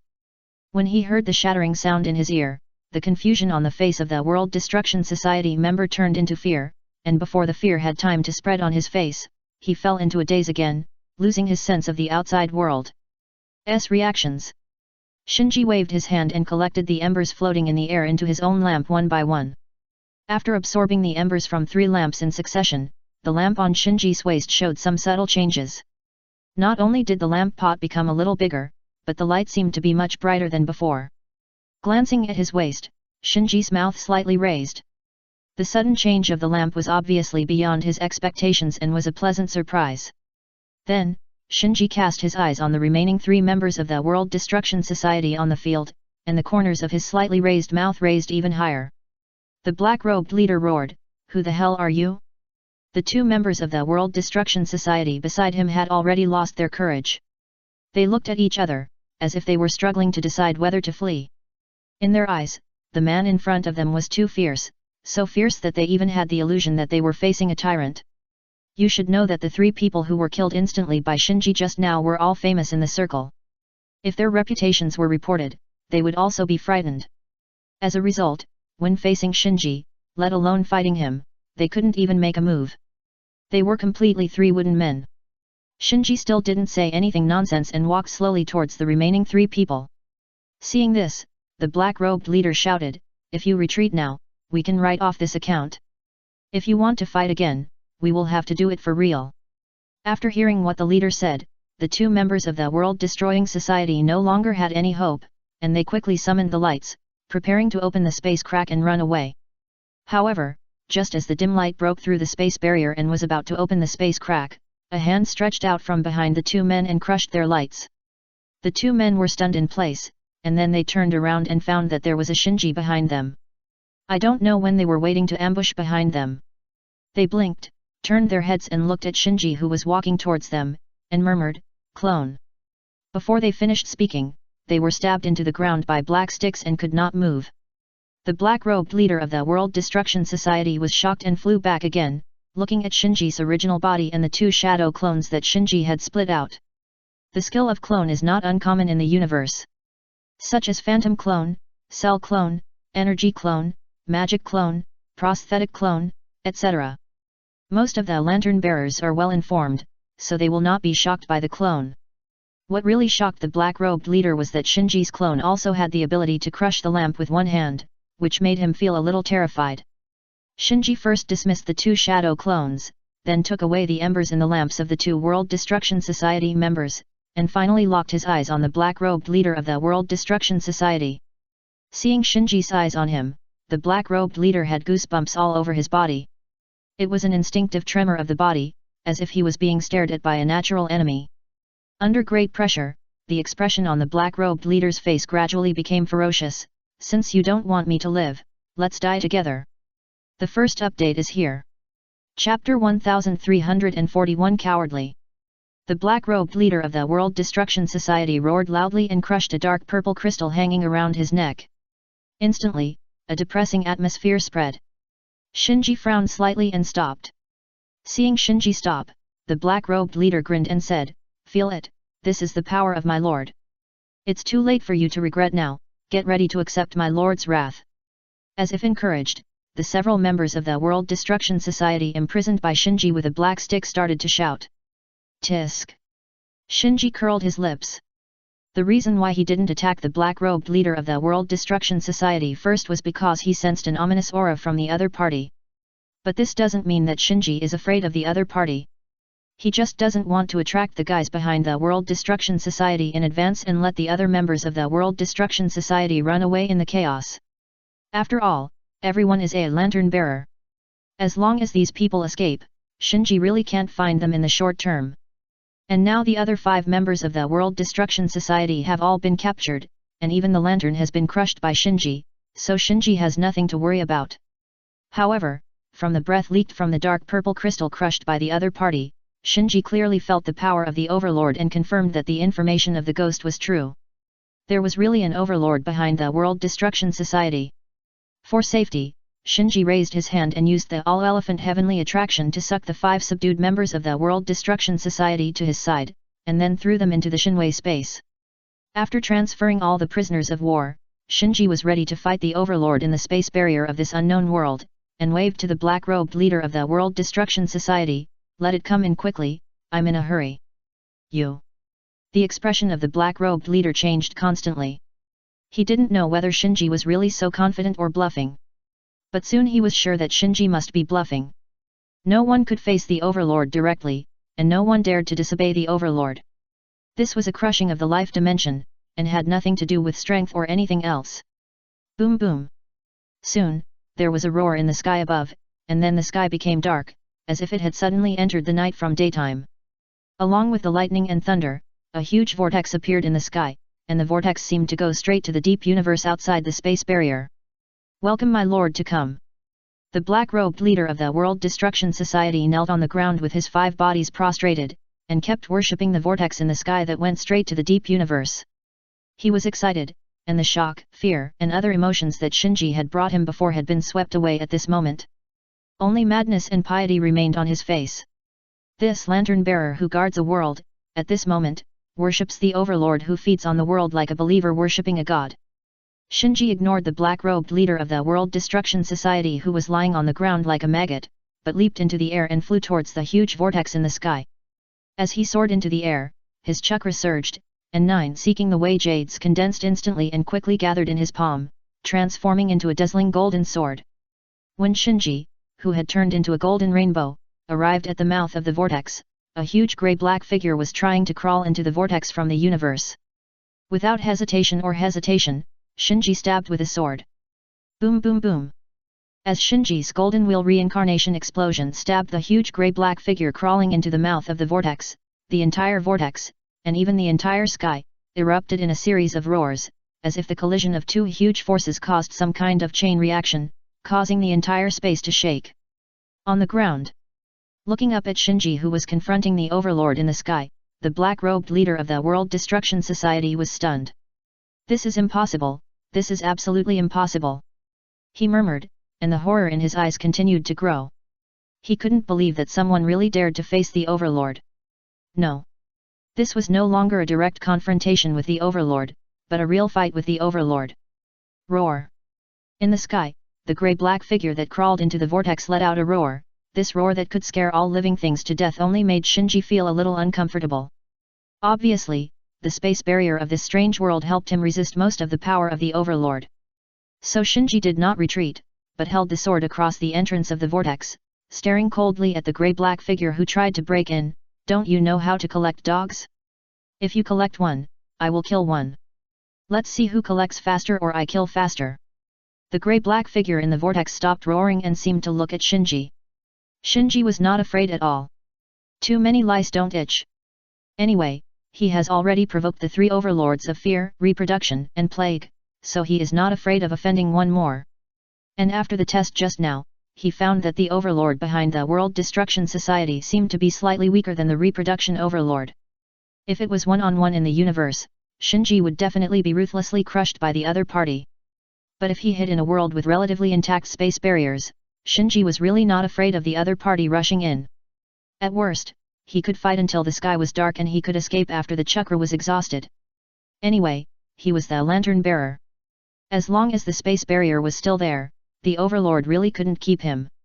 Just when Shinji thought that the overlord who had crawled into the vortex could not stand his provocation and would break in further, the huge grey-black figure at the mouth of the vortex actually moved outwards little by little and finally disappeared at the mouth of the vortex.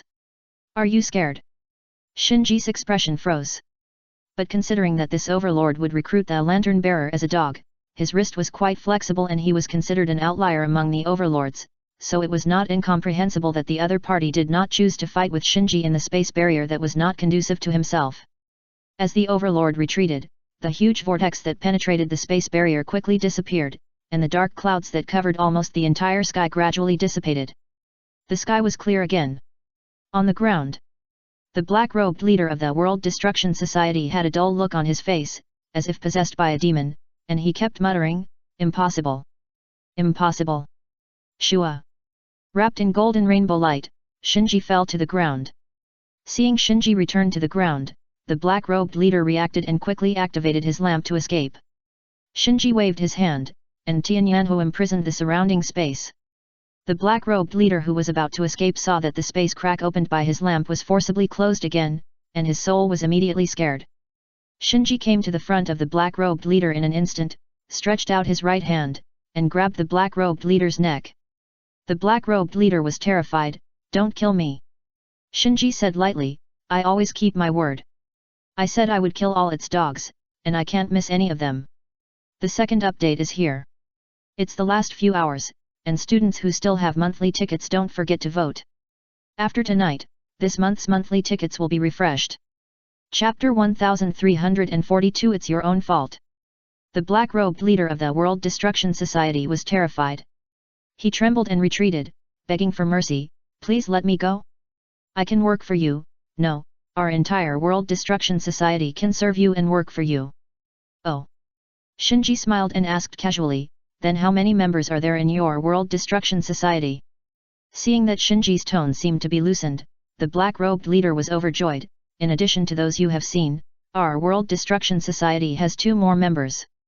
Their strength is not weaker than mine. They are very useful subordinates." Shinji smiled, "You are not telling the truth." The black-robed leader quickly assured, "What I said is absolutely true.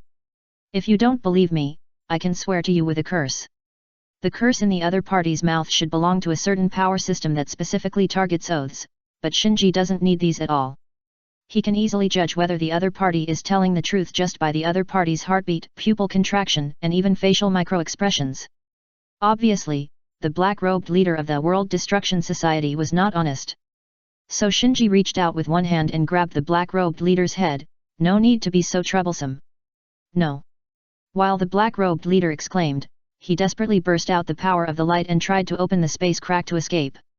Crack! However, as soon as he activated his light, Shinji crushed the light with his other hand. With the shattering of the light, the black-robed leader's consciousness was no longer protected, and the spirit was instantly pulled out of the body by Shinji's pupil power, and all memories were read. After browsing all the memories of the black-robed leader of the World Destruction Society, Shinji let go of the other's soul and let it return to the body. Humph! Shinji snorted lightly. Sure enough, the black-robed leader of the World Destruction Society just lied to Shinji. The Destroyer Society? No, it should be said that there is no such group as the Destroyer Society now, because all members of the Destroyer Society participated in this ambush, and the other 2 members mentioned by the black-robed leader did not exist at all. That is to say, Shinji wiped out the Destroyer Society with one move this time. But it is normal to think about it. The Destroyer Society thought they had the support of the Overlord, and never thought that this ambush would fail, so it is normal that they did not have any backup. Then, Shinji threw the God of War into the 5 members of the World Destruction Society in the space were all thrown out. Looking at the 6 people in front of him, Shinji pondered secretly. There is no doubt that since these 6 people have surrendered to the Overlord, the information of their world must have been known to the Overlord long ago. In other words, their world has long been on the menu of the Overlord, and as long as the Overlord who just left is willing, he can devour their world at any time. It's just that the World Destruction Society they created still has some effect on the Overlord, so the Overlord is not in a hurry to take action against them. Now that the World Destruction Society has been wiped out by Shinji, these 6 members of the World Destruction Society have even crushed the lanterns that symbolize their identity as lantern bearers one by Shinji, so they have lost their value to the Overlord, and their world naturally starts the countdown to destruction. Shinji even suspects that the Overlord who just left is already on the way to be devoured. You can't live if you do evil. Shinji shook his head. From the moment the World Destroyer surrendered to the Overlord, they and their world had no chance of redemption. An incompetent general will tire out the whole army. And an incompetent and despicable lantern-bearer will bring disastrous consequences to his own world, and the members of the World Destroyer are like this. At this point, Shinji did not sigh much. He is no longer a simple boy. He has personally experienced the destruction of several worlds, so although his mood may fluctuate, he will never be sentimental. While Shinji was thinking secretly, the people on the opposite side were panic-stricken. Because his soul had just been extracted, the black-robed leader was a little confused and unconscious at the moment, and the people who were under the illusion were also dazed. Only the people who were imprisoned by the black stick remained sober. When they found that the leader was also subdued and Shinji was considering how to deal with them, they stayed in the godly space for a while and knew that everything was over. The backers behind them either did not show up as promised or had been repelled. Shinji had made up his mind at this time and walked towards them. "Don't kill us. I can give you anything. If you kill me now, you will get nothing." The few people imprisoned by the black stick grumbled at the top of their lungs, either begging Shinji to spare their lives or trying to survive through a deal. For this kind of guy who can even sell his own world, Shinji didn't even want to listen to their nonsense. He directly activated his pupil power and extracted the souls of the other 5 members of the World Destruction Society and browsed them carefully. It is a pity for Shinji that the power level of the worlds behind the 6 members of the Destroyer Society is not very high, and the highest level is not as high as the Demon Slayer world. They belong to the worlds of low martial arts and low magic. Many of their reputations are created by relying on the power plundered from other worlds. This is also the reason why they are wanted by Alice and flee like dogs who have lost their homes. So for Shinji, there are no treasures worth obtaining in these 6 worlds, and no power system worth learning from. The only thing that can attract Shinji is probably the most essential planetary energy in these 6 worlds. In this regard, Shinji does not have too much psychological burden. Because the situation of these 6 worlds is somewhat similar to the previous T-33, they have been targeted by the Overlord, so even if Shinji plants trees in these 6 worlds, he is just snatching food from the Overlord. Of course. At present, these analyses are only based on Shinji's personal speculation. He needs to confirm them before making the final decision. After all, the overthrow of an entire world is not a trivial matter. So he used the 6 members of the World Destruction Society and their memories to activate the light to open the space rift and search for the world of these 6 people. Because the 6 people were controlled by Shinji, and their memories were also read by Shinji, all this information became coordinates, allowing Shinji to find the world of one of them without much effort. This world seemed relatively peaceful, with no signs of invasion by the Overlord, so Shinji did not stay here for long and began to look for the next world. Finally, when Shinji found the world of the black-robed leader of the World Destruction Society, he found that it was being eroded by the Overlord, and the Overlord who was eroding it was the Overlord who had just met him not long ago. The first update is here. Chapter 1343 Upgraded version of snatching food from the tiger's mouth.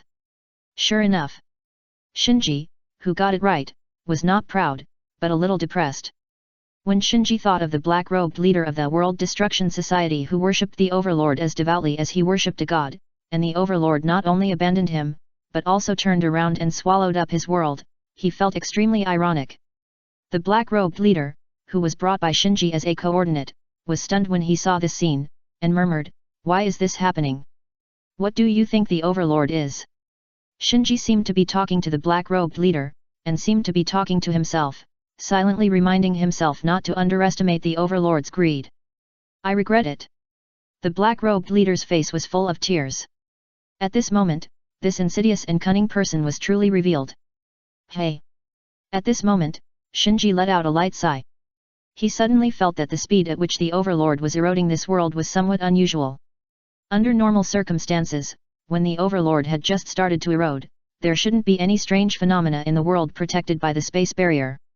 It would take at least 3 to 5 years before some doomsday phenomena would gradually appear. In the world of the former black-robed leader, the sky was dark and thunder was rolling, giving a sense of doomsday that a storm was about to come. Based on Shinji's experience, this didn't look like it had just been eroded. It would have been at least 3 years of erosion. Thinking of this, Shinji glanced at the black-robed leader beside him and asked in confusion, "It has already attacked your world, and you are still working for it? What?" The black-robed leader was a little confused. Now that he had lost the lamp, the black-robed leader had actually lost his identity as the lamp-bearer of this world, and was no different from an ordinary creature in this world, so he could not sense the extent to which the world was eroded by the Overlord. Seeing this, Shinji reacted immediately. The Overlord's erosion of the world where the black-robed leader was located should have just begun, but before the erosion, the Overlord must have polluted this place in various ways, so once the erosion was launched, the speed of erosion would be far beyond normal. Poor black-robed leader, who was the lantern bearer of this world, was completely kept in the dark. He was even more at a loss at the moment, and didn't even know what happened.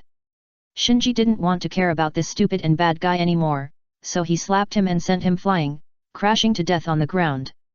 After dealing with the black-robed leader, Shinji used the space gate to travel around this world, carefully evaluated the state of this world, and found that this world was on the verge of destruction, just like the previous T33. If there was no external intervention, there would only be 1 or 2 years left. Knowing this situation, Shinji no longer hesitated, and immediately selected a sparsely populated forest in this world, transformed the 10-tailed beast in his body into a sacred tree, and planted it. Boom boom! In an instant, a giant tree that soared into the sky appeared in this world. Because the space barrier was still there, the overlord who was blocked outside did not immediately notice that Shinji was planting a tree, and the two sides were temporarily at peace. Standing on the top of the sacred tree, Shinji looked up at the sky above his head. This peaceful coexistence will not last long. With the continuous erosion of the overlord, the space barrier here will only become weaker and weaker. At that time, the overlord will definitely sense the breath of the sacred tree. However, fortunately, Shinji does not lack much planetary energy. If he draws it with all his strength, he should be able to store it in 1 or 2 months. Without external interference, this world can still last for 1 or 2 years, but after Shinji plants the sacred tree, the time this world can last will drop sharply, and 1 or 2 months is almost the limit here. After thinking about it, Shinji thought again, even the world of the leader of the World Destruction Society has been secretly polluted by this guy, so the worlds of the other 5 members of the World Destruction Society are probably not much better. It seems that I have to make plans early. If everything before was just Shinji's guess, then now Shinji can be sure that the worlds of all the members of the World Destruction Society have been secretly polluted by the overlord they worship. As long as the World Destruction Society loses its value, these worlds will immediately become the overlord's meal. So the world of the black-robed leader is just a beginning, and none of the other 5 worlds can escape. Thinking of this, Shinji's expression became much more solemn. The overlord becomes stronger by devouring the world. When he thought that the overlord behind the World Destruction Society was about to swallow 6 worlds at the same time, Shinji felt a little panic. No matter what, we must stop this guy. Shinji's face sank. All he can do now is to snatch food from the tiger's mouth and reduce the strength of the overlord behind the World Destruction Society as much as possible.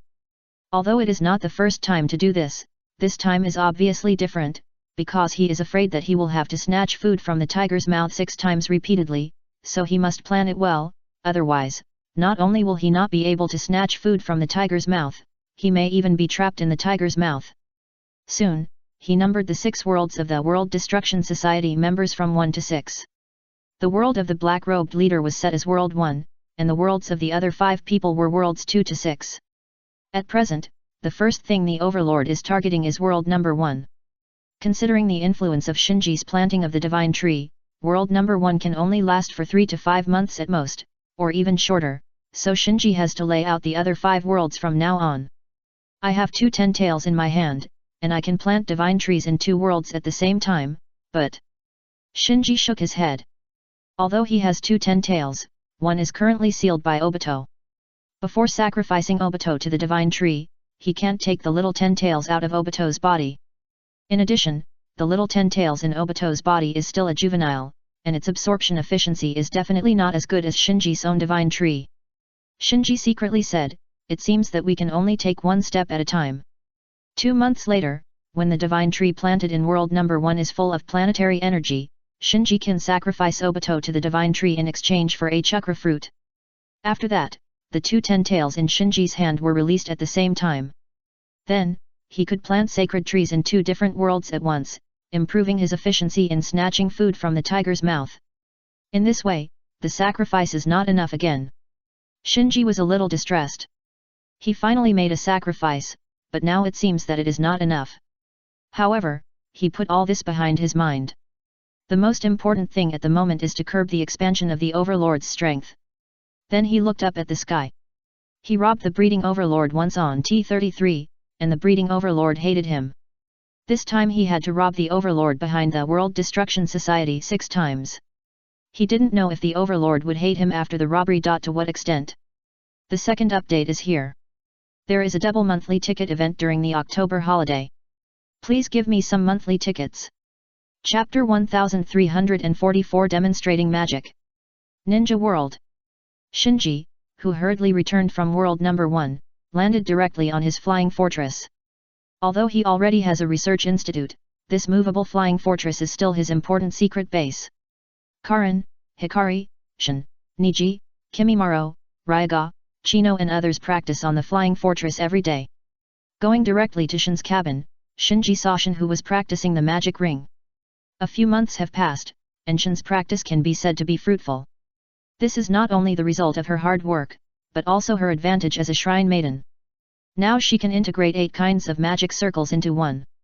As long as she works harder and increases the number of integrated magic circles to 10, she can create a magic ring that belongs to her alone. Seeing Shinji, Shin immediately stopped practicing. Shinji walked into Shin's cabin and looked through Shin's daily practice log. He nodded as he turned the pages.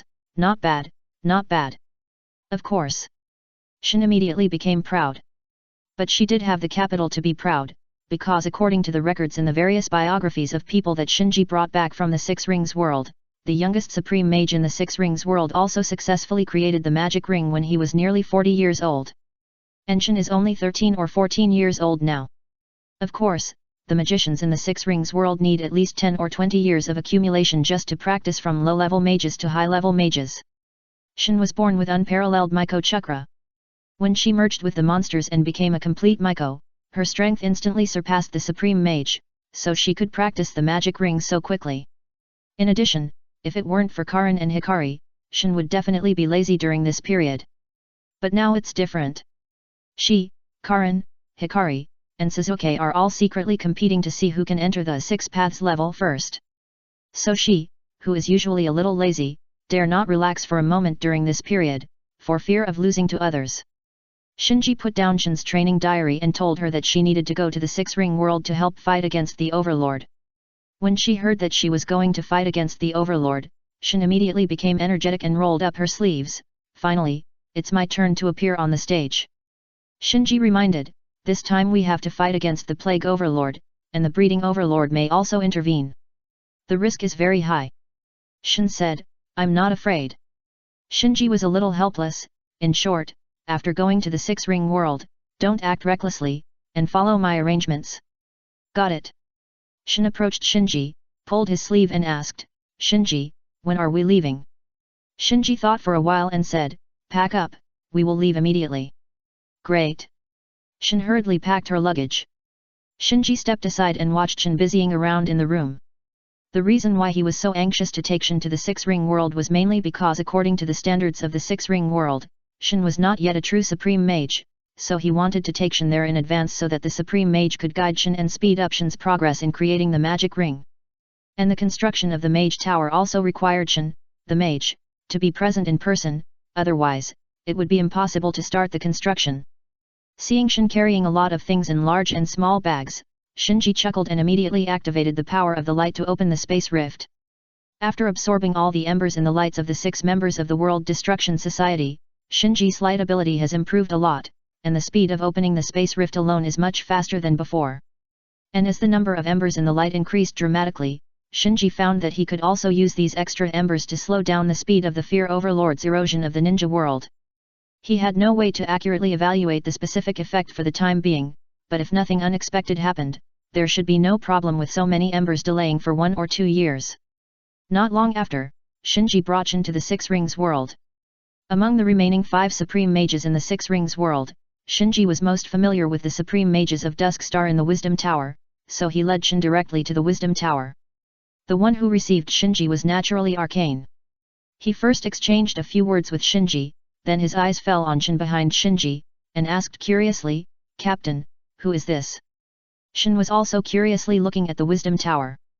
When Arcane asked her, she didn't feel awkward at all, and introduced herself loudly, my name is Shin, and I'm here to help you fight the Overlord. Help us fight the Overlord? Arcane was stunned for a moment, then looked at Shinji, she is the one you mentioned before. Yet. Shinji nodded slightly. This. The expression of Arcane suddenly became wonderful. Unlike Shinji who always wears a black robe and a mask, Shin did not wear any disguise this time, so anyone could tell at a glance that Shin was just a little girl of 13 or 14 years old. Therefore, Arcane could not believe that such a child was the supreme sorcerer mentioned by Shinji. Shinji explained, "She is a little young, but she is indeed qualified. Forget it, you will know when you meet your teacher."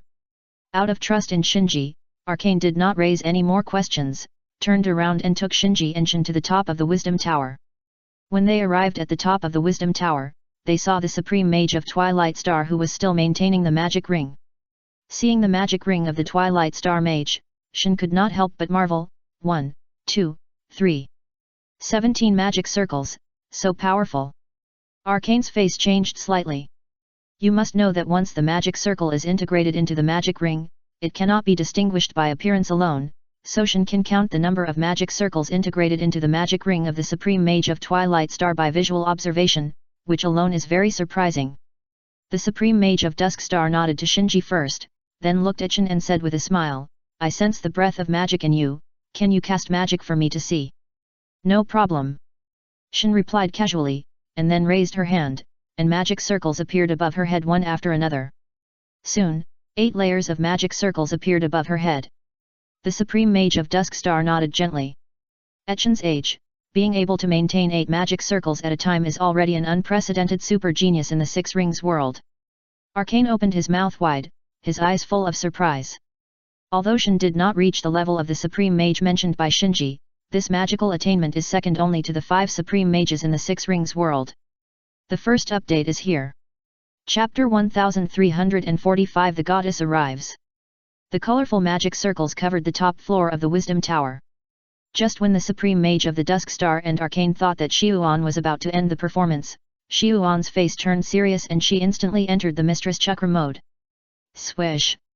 Instantly, a force that was no less powerful than the magic ring of the Supreme Mage of the Dusk Star that enveloped the Wisdom Tower gushed out of Xiuan. In just a moment, she was wrapped up in the golden Myko Chakra, like a goddess descending to the world. After entering the Mistress Chakra mode, Xiuan's face turned stern, and she activated her own chakra, forcibly merging the 8 magic circles above her head together to form a gorgeous halo. How is this possible? Arcane was stunned. Xiuan opened a total of 8 magic circles, and he counted them clearly, so he couldn't believe how Xiuan merged these 8 magic circles together to create the prototype of the magic ring in front of him. Because creating a magic ring requires at least 10 magic circles, this is the iron rule determined by countless magicians in the Six Ring world after thousands of years. One less magic circle will not work. Therefore, if there are less than 10 magic circles, various magic circles cannot be forcibly merged together.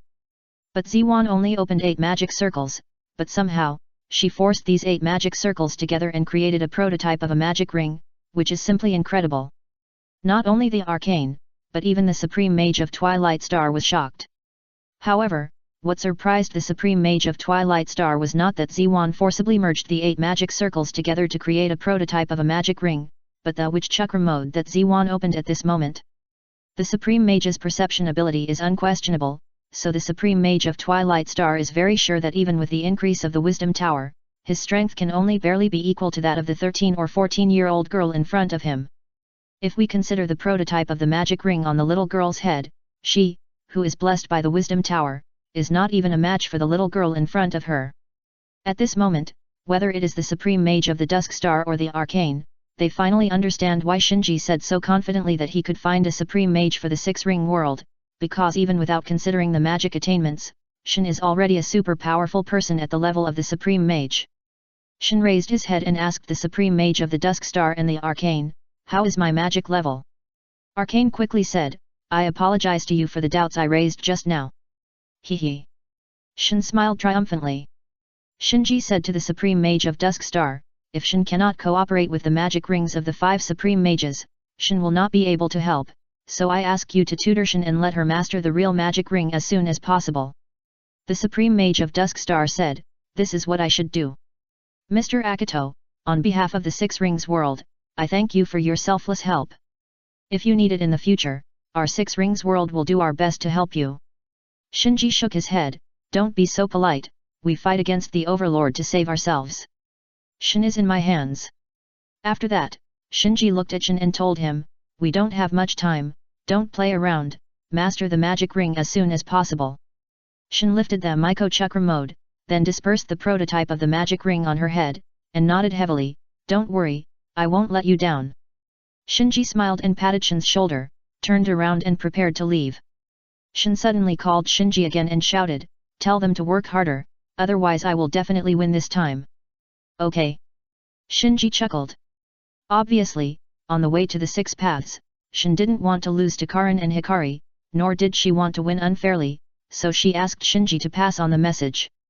Because she is now 10 meters away from the Six Paths, it's really just one step away.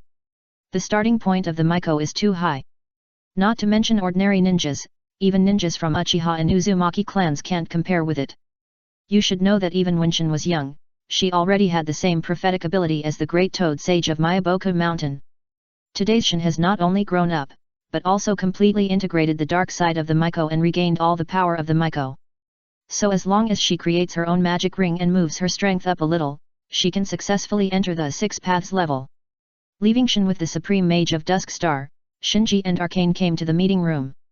Arcane said apologetically, "Captain, several Supreme Mage have agreed to the matter of the Magic Tower, but..." Shinji asked, "Just what?" Arcane was a little embarrassed, "Just a few Supreme Mage want to rebuild the Knowledge Tower." Shinji immediately understood.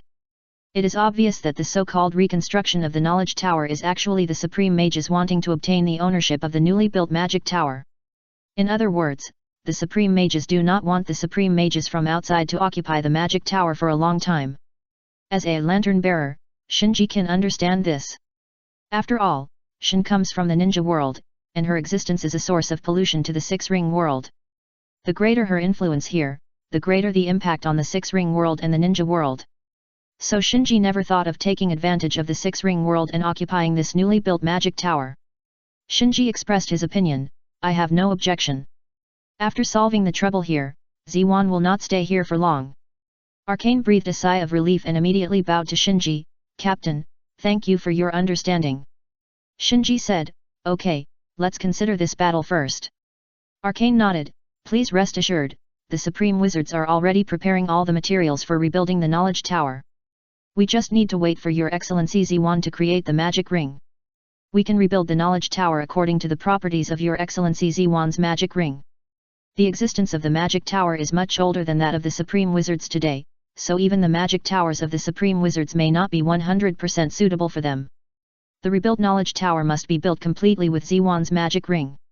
This means that even if the ownership of the Knowledge Tower is recovered by the Six Rings world in the future, it will be difficult for the Six Rings world to find another Supreme Wizard who is more suitable for the Knowledge Tower than Ziwan." Shinji said, "Okay, I'll leave this to you." Shinji didn't have the energy to intervene in the construction of the Magic Tower, the coordination of the magic ring, etc., so he could only leave it to the Arcane. His current priority is to snatch food from the Overlord's mouth. "It's just a small favor, please help." Chapter 1346 How to Contact Otsutsuki. Shinji didn't stay in the Six-Ring world for long. After settling Shin, he immediately returned to the ninja world. When he came to the research institute, Shinji summoned Amato and Orochimaru to learn about the progress of the research. Amato took a puff of cigarette. "Each project team has made progress, but the divine arts are very mysterious and complicated, and we need more time." "Yet." Shinji nodded to show his understanding. "The research of secret arts and forbidden arts still takes years and months, not to mention the divine arts that are above all ninjutsu. It is not easy for the research institute to make some progress at present." Orochimaru also put away his usual playful expression at this time, and said seriously, "I speculate that the divine art is likely to be a natural transformation after the chakra evolves to a certain level, so the final key may still fall on the chakra." Amato nodded in agreement, "Indeed." Shinji asked, "What do you think?" Amato said, "We have drawn forces and set up a new project team to try to reproduce the divine art from the source, that is, chakra. Directly studying the divine art has reached a dead end, so the research institute is ready to take a different approach and try to reproduce the divine art from another direction. The leader of this project team is Hirako, who developed the Ghost Bud art and the Blood Fusion ceremony. The research institute is ready to use the ceremony as a means to forcibly increase a stream of chakra to the extreme, so as to try to reproduce the divine art." After listening to Amato's introduction, Shinji said, "Do your best." Orochimaru smiled and said, the experiment is already in preparation. This time I will be the subject of the experiment myself.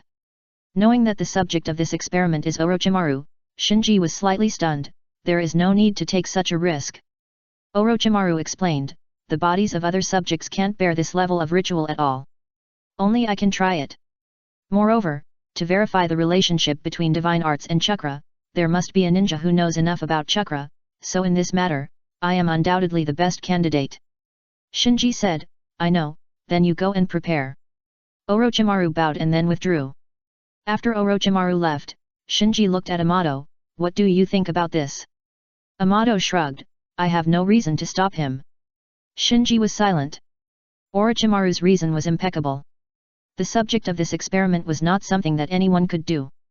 Moreover, many subtle things can only be felt by the experimental subject himself, which is why many researchers conduct experiments on themselves. However, the degree of danger of this experiment is unpredictable, and Orochimaru's risky behavior still makes Shinji somewhat suspicious.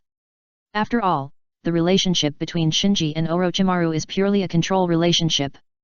Orochimaru surrendered to Shinji because he was hit by Shinji's Koda Amatsukami. So once the illusion control goes wrong, Orochimaru will not be loyal to Shinji at all. After pondering for a while, Shinji still suppressed his suspicion.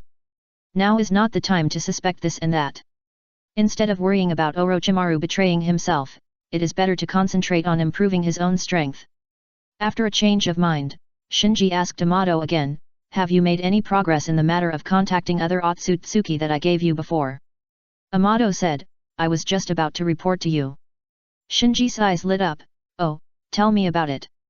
Amato said, I recently looked through some materials left by Ishiki Otsutsuki and found a suspicious point. That is, Ishiki Otsutsuki used a barrier to block perception when designing the seal to imprison the little 10 tails. Blocking perception. Shinji narrowed his eyes and said, it is normal to set up a barrier to prevent others from sensing the little 10 tails. Amato said, I thought so before, but then I noticed that the time on his manuscript was more than 100 years ago. In other words, the cell where he imprisoned the little 10 tails was renovated more than 100 years ago. Shinji frowned and realized the problem. In the ninja world more than 100 years ago, not only was Kagaya Otsutsuki sealed, but even the brothers of the Six-Path Sage lost their bodies and became spirits in the ninja world. So at that time, Ishiki Otsutsuki didn't seem to have to worry about whether anyone in the ninja world could sense the little 10 tails imprisoned in another dimension. But Ishiki Otsutsuki still meticulously set up a barrier to block perception in the cell where the 10 tails was imprisoned, which was a problem. Shinji asked, so, you suspect that the means of contacting other Otsutsuki is hidden in the 10 tails? No, in the God Tree. Amato nodded, as expected of you. At that time, no one in the ninja world could threaten Otsutsuki Ishiki, so he was not on guard against the ninjas in the ninja world, but the Otsutsuki far away in space. After all, he had not found the vessel that could be reincarnated at that time, and his strength was at a low point. Once the Otsutsuki clan noticed the ninja world, it would be a huge threat to him, so he had to keep his little 10 tails tightly locked up to prevent the news from leaking. Shinji immediately agreed, well, your speculation makes sense. Every Otsutsuki drifting in the universe will carry a 10 tails, so the 10 tails or the God Tree is the means of communication between them, which is very reasonable. Thinking of this, Shinji could no longer hold back and disappeared instantly. If the method of contacting other Otsutsuki is really hidden in the God Tree, then Shinji would not have to worry about not having enough sacrifices. So after leaving the institute, Shinji activated the power of the lamp to open the space rift and stepped into the world number 1 where he planted the sacred tree. Everywhere he looked, it was all grey. Although he was not the lamp bearer of this world, based on his experience alone, Shinji could judge that the overlord's erosion of this world was getting more and more serious. Shinji shook his head, then landed on the top of the sacred tree with a flash, and then pressed one hand on the sacred tree. Shinji had actually done some research on the sacred tree before, but due to various things, he had no way to calm down and deeply understand all the functions of the sacred tree. Now that he had an idea, he immediately began to focus on exploring the ability of the sacred tree to communicate with the outside world. Soon, Shinji, who had closed his eyes to perceive, suddenly opened his eyes. Sure enough, Amato's speculation was correct. The sacred tree did have the ability to communicate with the Otsutsuki, or to be more precise, the sacred tree had the ability to communicate with other sacred trees, so as long as Shinji was willing, he could try to contact other sacred trees through the sacred tree in his hand. The Otsutsuki clan are all tree planters. As long as they contact the tree, they can naturally contact the person.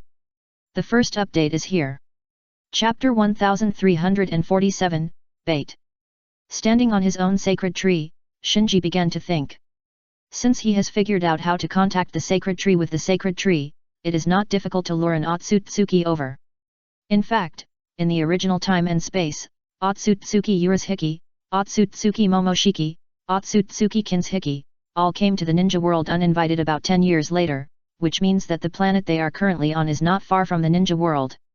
So Shinji's current problem is not whether he can lure the Otsutsuki to the ninja world, but how to lure the Otsutsuki to the ninja world as soon as possible. After all, he can wait, but the ninja world can't. If he really waits for 10 years, the opportunity will be gone. The Otsutsuki are all predatory. If I ask them for help through the sacred tree as is Hiki, they may not be willing to listen to me, at least they will not put down their work and come immediately. But if I use the chakra fruit as bait, then they. Thinking of this, Shinji smiled wickedly. If Otsutsuki Momoshiki, Urashiki and other Otsutsuki knew that there was a chakra fruit that was about to mature in the ninja world, they would definitely put down everything and rush over. If Shinji revealed some of his Hiki and Kagaya's inner the content of the dispute, Kagaya was sealed, and his Hiki was forced to live in the body of the natives of the ninja world in the form of a wedge. The Otsutsuki who received the message would probably go crazy instantly. After making up his mind, Shinji gathered his thoughts and quietly guarded the sacred tree. Everything had to wait until he absorbed all the planetary energy in world number 1 before it could be launched, because there was a space barrier between this place and the ninja world plane, and the sacred tree could not contact other sacred trees here. Only after Shinji returned to the ninja world could he try to contact other sacred trees. Shinji's guarding lasted more than a month. During this month, Shinji witnessed the whole process of the Overlord eroding this world step by step, but he did not choose to intervene. In order to avoid a fight with the Overlord in advance, he even arranged several shielding barriers near his own sacred tree. Therefore, this time he successfully stored all the planetary energy needed to breed a chakra fruit. After turning the sacred tree into the 10 tails and taking it into his body, Shinji finally looked around the world. This was another world he witnessed that had become food for the Overlord. From the moment the black-robed leader of the World Destruction Society surrendered to the Overlord, the fate of this world was doomed. Heaven's will can be defied, but one's own will cannot be survived. Then Shinji looked up at the sky above his head, and looked behind the dark clouds, the breath full of greed. Wait! Shinji said secretly, and then opened the space rift and left here. Ninja World. Shinji, who returned to the ninja world, immediately came to a remote mountain. After repeatedly confirming that there was no one around, he summoned the 10 tails in his body and let the 10 tails turn into a sacred tree and plant it. After landing on the top of the sacred tree, Shinji opened the Daiheitian and lifted Obito, who was imprisoned in this time-still space. Where is this?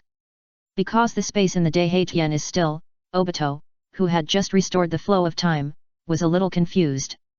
Shinji then slowly said, "Don't you want to know why I want to manipulate your fate?" Obito turned his head suddenly and looked at Shinji with his empty black eye sockets.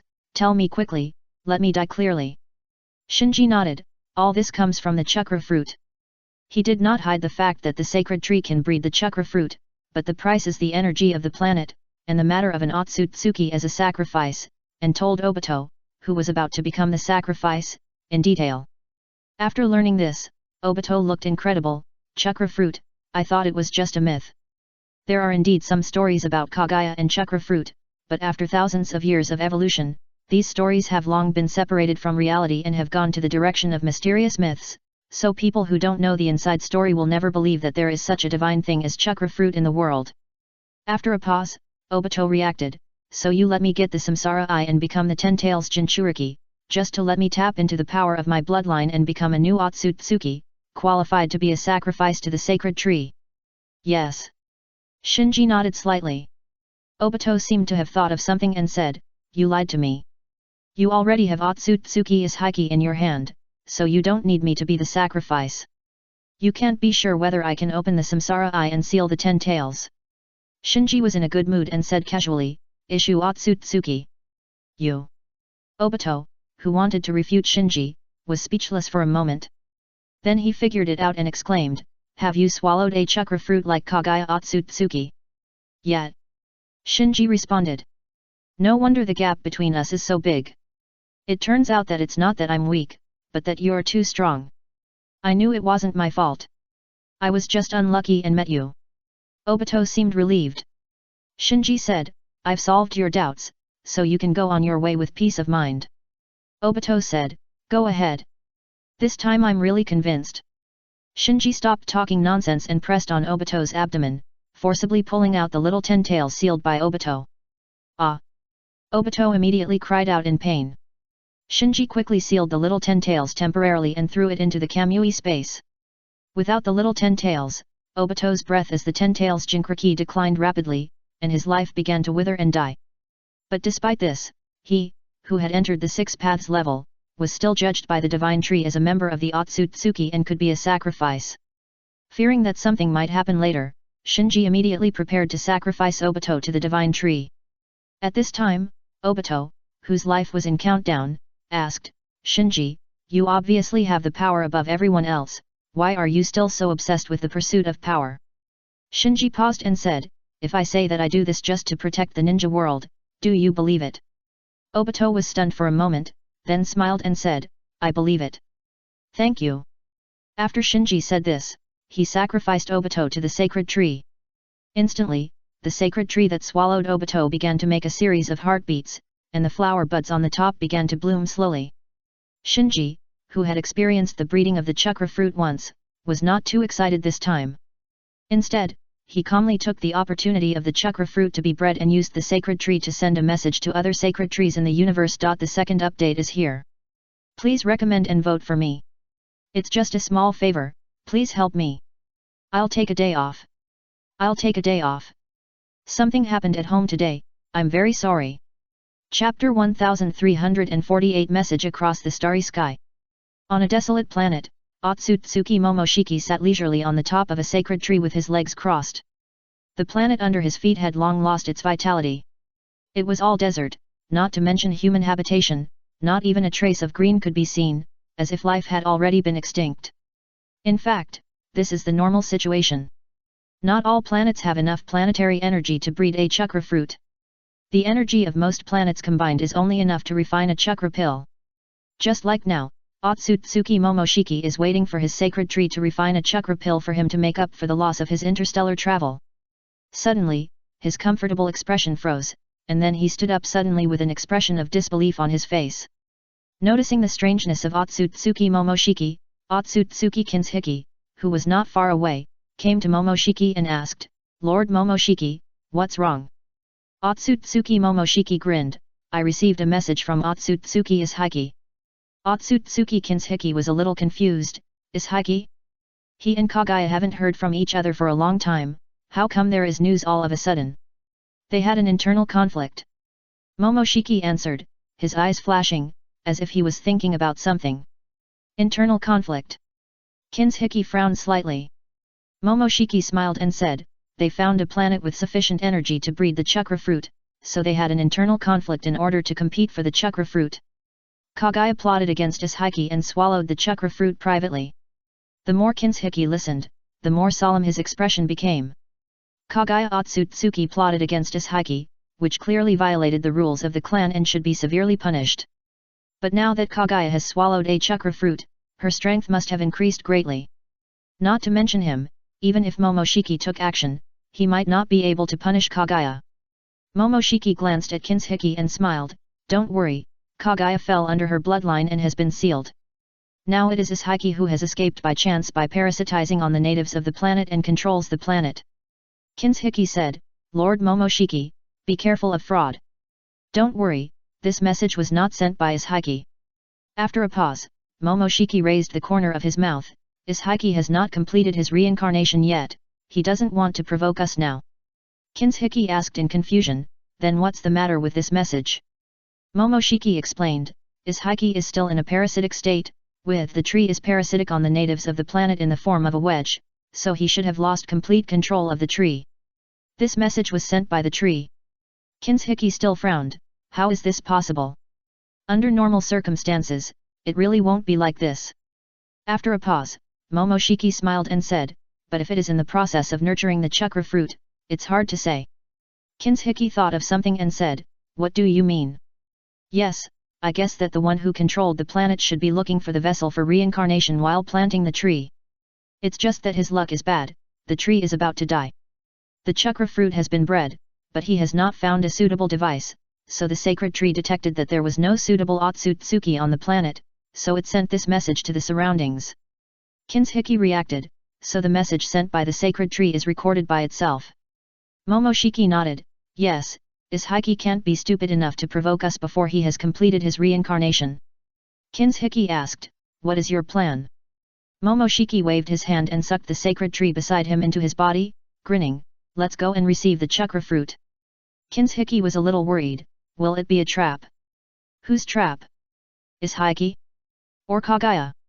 With a chuckle, Momoshiki said proudly, even if it is a trap, the breath of the chakra fruit that is being bred in the message is correct, so even if it is a trap, I have to find out. Undoubtedly, Momoshiki is very confident in his strength. Seeing that Momoshiki didn't even refine the chakra pill and directly put away the sacred tree, Kinshiki knew that Momoshiki had made up his mind, so he asked, do we need to notify Urashiki? He seems to be nearby. Momoshiki smiled and said, why notify him? There is only one chakra fruit. Should we give him half? And he should have received the news. We must set off immediately, otherwise, the chakra fruit may fall into his hands. Unlike Kinshiki, who is Momoshiki's personal servant, Urashiki and Momoshiki are in a competitive relationship, so if there is really a chakra fruit in front of them, they will never give it to each other. On another planet. As Momoshiki expected, Urashiki, who was carrying a chakra fishing rod, also received a message from the ninja world. Chakra fruit. He grinned, and greed flashed in his eyes. For them, Otsutsuki, there is nothing more attractive than the chakra fruit.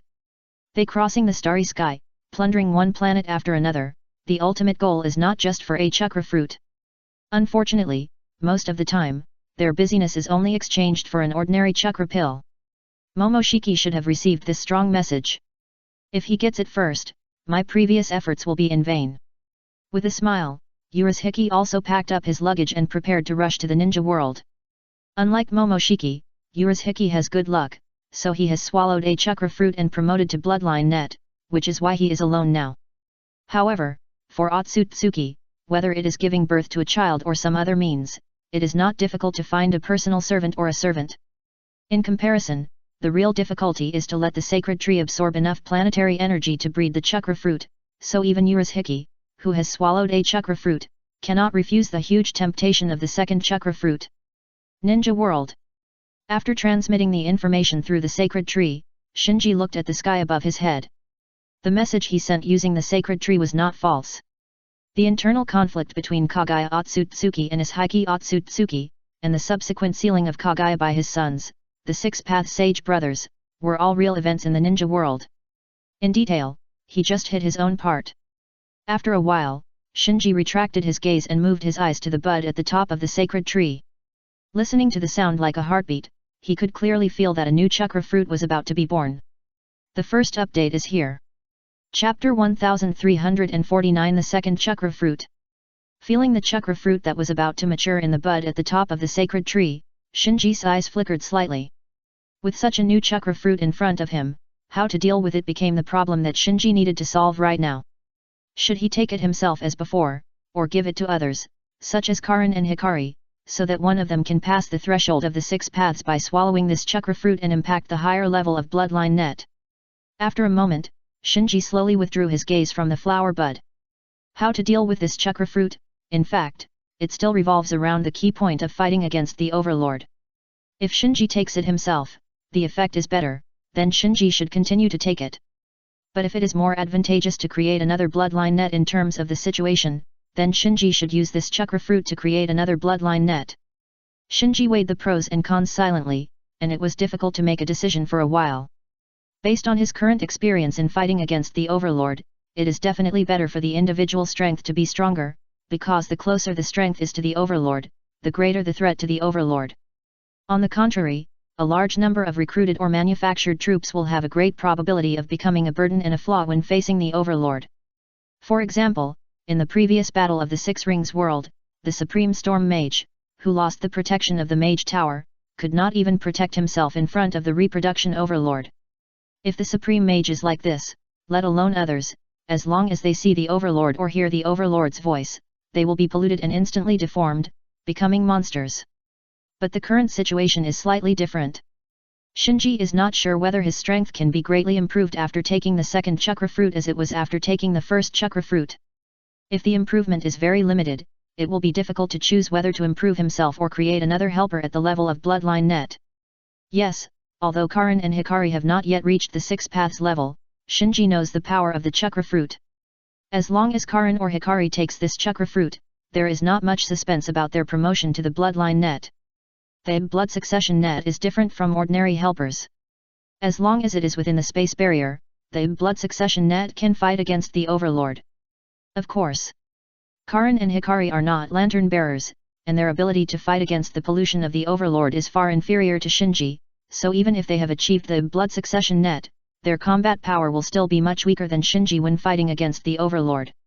After thinking for a long time, Shinji made a decision.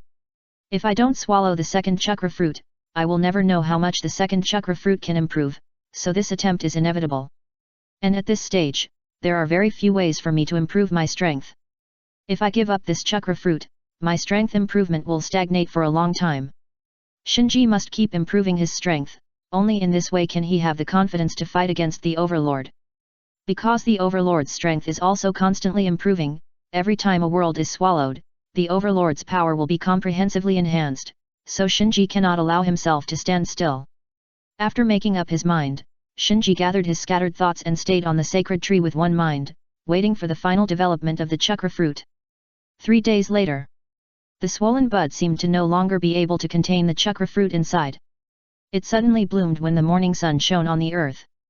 Then, with a whoosh, a beam of light gushed out from the top of the sacred tree and spread all around.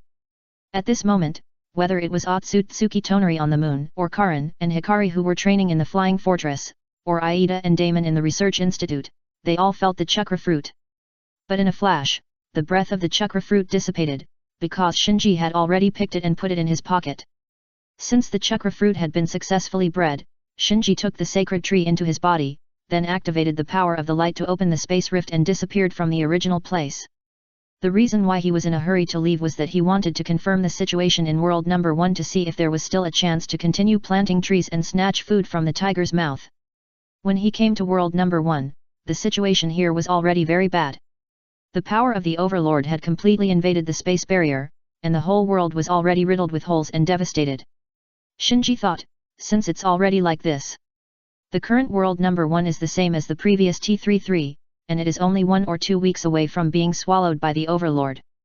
Instead of watching this place being swallowed by the overlord, it is better to fight for a wave of planetary energy in the end. So, Shinji planted the sacred tree here again. In order to compete with the overlord for the energy of the planet, Shinji did not hold back this time, but used all his strength to drive the god tree to absorb as much energy as possible from the planet. Boom! In an instant, the earth roared. But this roar sounded particularly deep, as if the earth was wailing. The sky became even darker at this time. Undoubtedly, the already fragile World Number 1 could no longer bear it after Shinji used all his strength to drive the god tree to grab the energy of the planet, and began to collapse. The world in collapse made Shinji's god tree more and more efficient in grabbing the energy of the planet. The energy in the star core that was originally difficult to reach could be easily absorbed in large quantities at this moment. The power of the overlord had begun to flow into World Number 1 without hindrance at this time, but with the influx of power, the overlord instantly noticed Shinji, the competitor, and was immediately furious. Boom! In an instant, the sky was thundering and lightning. Tisk! Shinji, standing on the top of the sacred tree, spat lightly with disdain. These overlords, once they met someone competing with them, were immediately furious. However, despite his disdain, Shinji knew that without the obstruction of the space barrier, he was really no match for the overlord, and he might even be killed instantly, so he didn't wait for the overlord to attack, and he put away the sacred tree first, activated the light to open the space rift and disappeared on the spot. The overlord, who had no choice but to vent his anger on World Number 1, and in just a blink of an eye, the whole world was completely crushed. Shinji, who left world number 1, did not return to the ninja world, but went to world number 2. Almost. He wiped the cold sweat from his forehead. I was still a little greedy just now. If I was a step later, I might be blocked by the overlord in world number 1. But it was precisely because of his greed at the end that his sacred tree absorbed a lot of planetary energy. It's just a small favor, please help me. Chapter 1350 Bloodline Moriro. Soon, Shinji calmed down. After repeated battles, especially the shocking battle with the breeding overlord in the previous Six Rings world, Shinji's fear of the overlord has been reduced a lot as his own strength continues to improve and he continues to understand the overlord. Now he is wary of the overlord, but not afraid. With a leap, Shinji jumped to a high altitude and looked around the world number 2 in front of him. Compared with the world number 1 that was about to be destroyed, this place seemed particularly quiet and peaceful, without any doomsday scenes. The 6 worlds behind the members of the World Destruction Society, except for the world of the black-robed leader who was the first one targeted by the overlord, was numbered as world number 1 by Shinji, and the numbers of the following 5 worlds were actually randomly arranged by him, so he is not sure which world the overlord will target next after swallowing world number 1. He was not even sure whether the remaining 5 worlds would be targeted by the overlord, so he could not plant the sacred tree here. Planting trees only in the worlds invaded by the overlord was not only Shinji's usual practice in the past, but also the latest rule he set for himself. He needed to be restrained by something, otherwise, as his strength became stronger and stronger, he would inevitably become a monster who only knew how to pursue power like the overlord. The pursuit of power is only to give me more choices, not to leave others with no way out. He whispered and slowly fell to the ground. Next, he would monitor the remaining 5 World Destruction Society worlds. If the overlord who swallowed world number 1 continued to take action, he would also plant the sacred tree in a targeted manner, so that the overlord could not get all the energy of the targeted world. And if the overlord did not take action, he would ignore the remaining 5 World Destruction Society worlds and let these worlds live a stable life in the universe. After purifying his body with the lamp and removing all the imperceptible pollution that had just been contaminated in world number 1, Shinji took out the second chakra fruit. This gorgeous fruit makes people full of appetite at first sight. Shinji actually thought about studying the chakra fruit, but after a simple attempt, he found that the energy contained in the chakra fruit was so huge that no instrument in the ninja world could effectively measure the detailed data of the chakra fruit. So Shinji gave up this plan, because this kind of research would not be effective in the short term. After hesitating for a moment, Shinji no longer hesitated and swallowed the second chakra fruit in one gulp. Ah! Instantly, Shinji hummed comfortably. Although it was not the first time he had swallowed the chakra fruit, the feeling of receiving great nourishment from both the spirit and the body at the same time still made him unable to control himself, as if in an instant, his body had evolved and transformed. Before this comfortable feeling subsided, Shinji felt a huge energy burst out of his body and spread to his limbs, as if it was going to extend to every corner and every cell in his body. Shinji looked down at his body. If he switched to the perspective, he found that even the reincarnation eye could hardly see through his meridians and organs. Because at this moment, his whole body was like a chakra ball like the sun, too hot and too dazzling. Such a strong chakra! Shinji immediately realized that he had not completely digested the chakra fruit he had just swallowed, so he immediately gathered his mind, sat cross-legged, and silently digested the huge chakra contained in the chakra fruit. Shinji continued in this state until the next day. It seems that as his strength increases, his ability to digest the chakra fruit has also been greatly enhanced. In other words, his body did not completely digest the first chakra fruit. The first chakra fruit that allowed him to be promoted to bloodline net was actually part of the chakra that was wasted by his insufficient strength at the time. So, the chakra contained in a chakra fruit is definitely enough for a ninja to be promoted to bloodline net. No, there should be more. After swallowing the second chakra fruit, Shinji's understanding of the chakra fruit has also reached a new level. The chakra contained in a chakra fruit exceeds the requirements for promotion to bloodline net. And the promotion to bloodline net by swallowing the chakra fruit is only because the swallower is not strong enough to fully absorb all the chakra in the chakra fruit, so it almost stagnates after reaching the bloodline net level. Hey! Shinji exhaled lightly and opened his eyes. At this time, the 6 Megatama Samsara eye in his eyes had changed from the initial light purple to the scarlet of the Sharingan. At first glance, it looked like the 9 Megatama Samsara eye at the center of the eyebrows. And the scarlet 9 Megatama Samsara eye at the center of the eyebrows, somehow, gradually changed to dark purple, looking even more evil and mysterious. The pupil power has increased a lot. Shinji was a little frightened. After swallowing the last chakra fruit and mastering several pairs of high-level pupil skills, Shinji's pupil power had already reached an astonishing level. Because of this, he hesitated before whether to take the second chakra fruit, because his pupil power was too strong, so he was a little worried that swallowing the second chakra fruit would not be effectively improved, but would waste the second chakra fruit. It now seems that his previous worries were unnecessary. The energy density of the chakra fruit is much more exaggerated than he imagined. If it were normal, Shinji would definitely feel the effect of the eye power improvement, but now he can't care about the improvement of the eye power, because as he swallowed the second chakra fruit, he finally knew the level of Keiki Senra that was superior to Keiki Net. Keiki limit is the fusion of the properties of 2 attributes of chakra, and Keiki elimination is the fusion of the properties of 3 attributes of chakra. They have not exceeded the cage of chakra attributes. Even the level of Keiki Net that Shinji was in before was just the fusion of the properties of 7 different attributes of chakra, yin and yang, 5 elements. In the final analysis, these are just the fusion of the properties of existing chakras, and have not exceeded the scope of chakra. However, the Keiki Senra that is superior to the Keiki Net is not the case. It exceeds the cage of chakra attributes and edits everything in the world and any form of energy into chakra and integrates it into its own level. The first update is presented.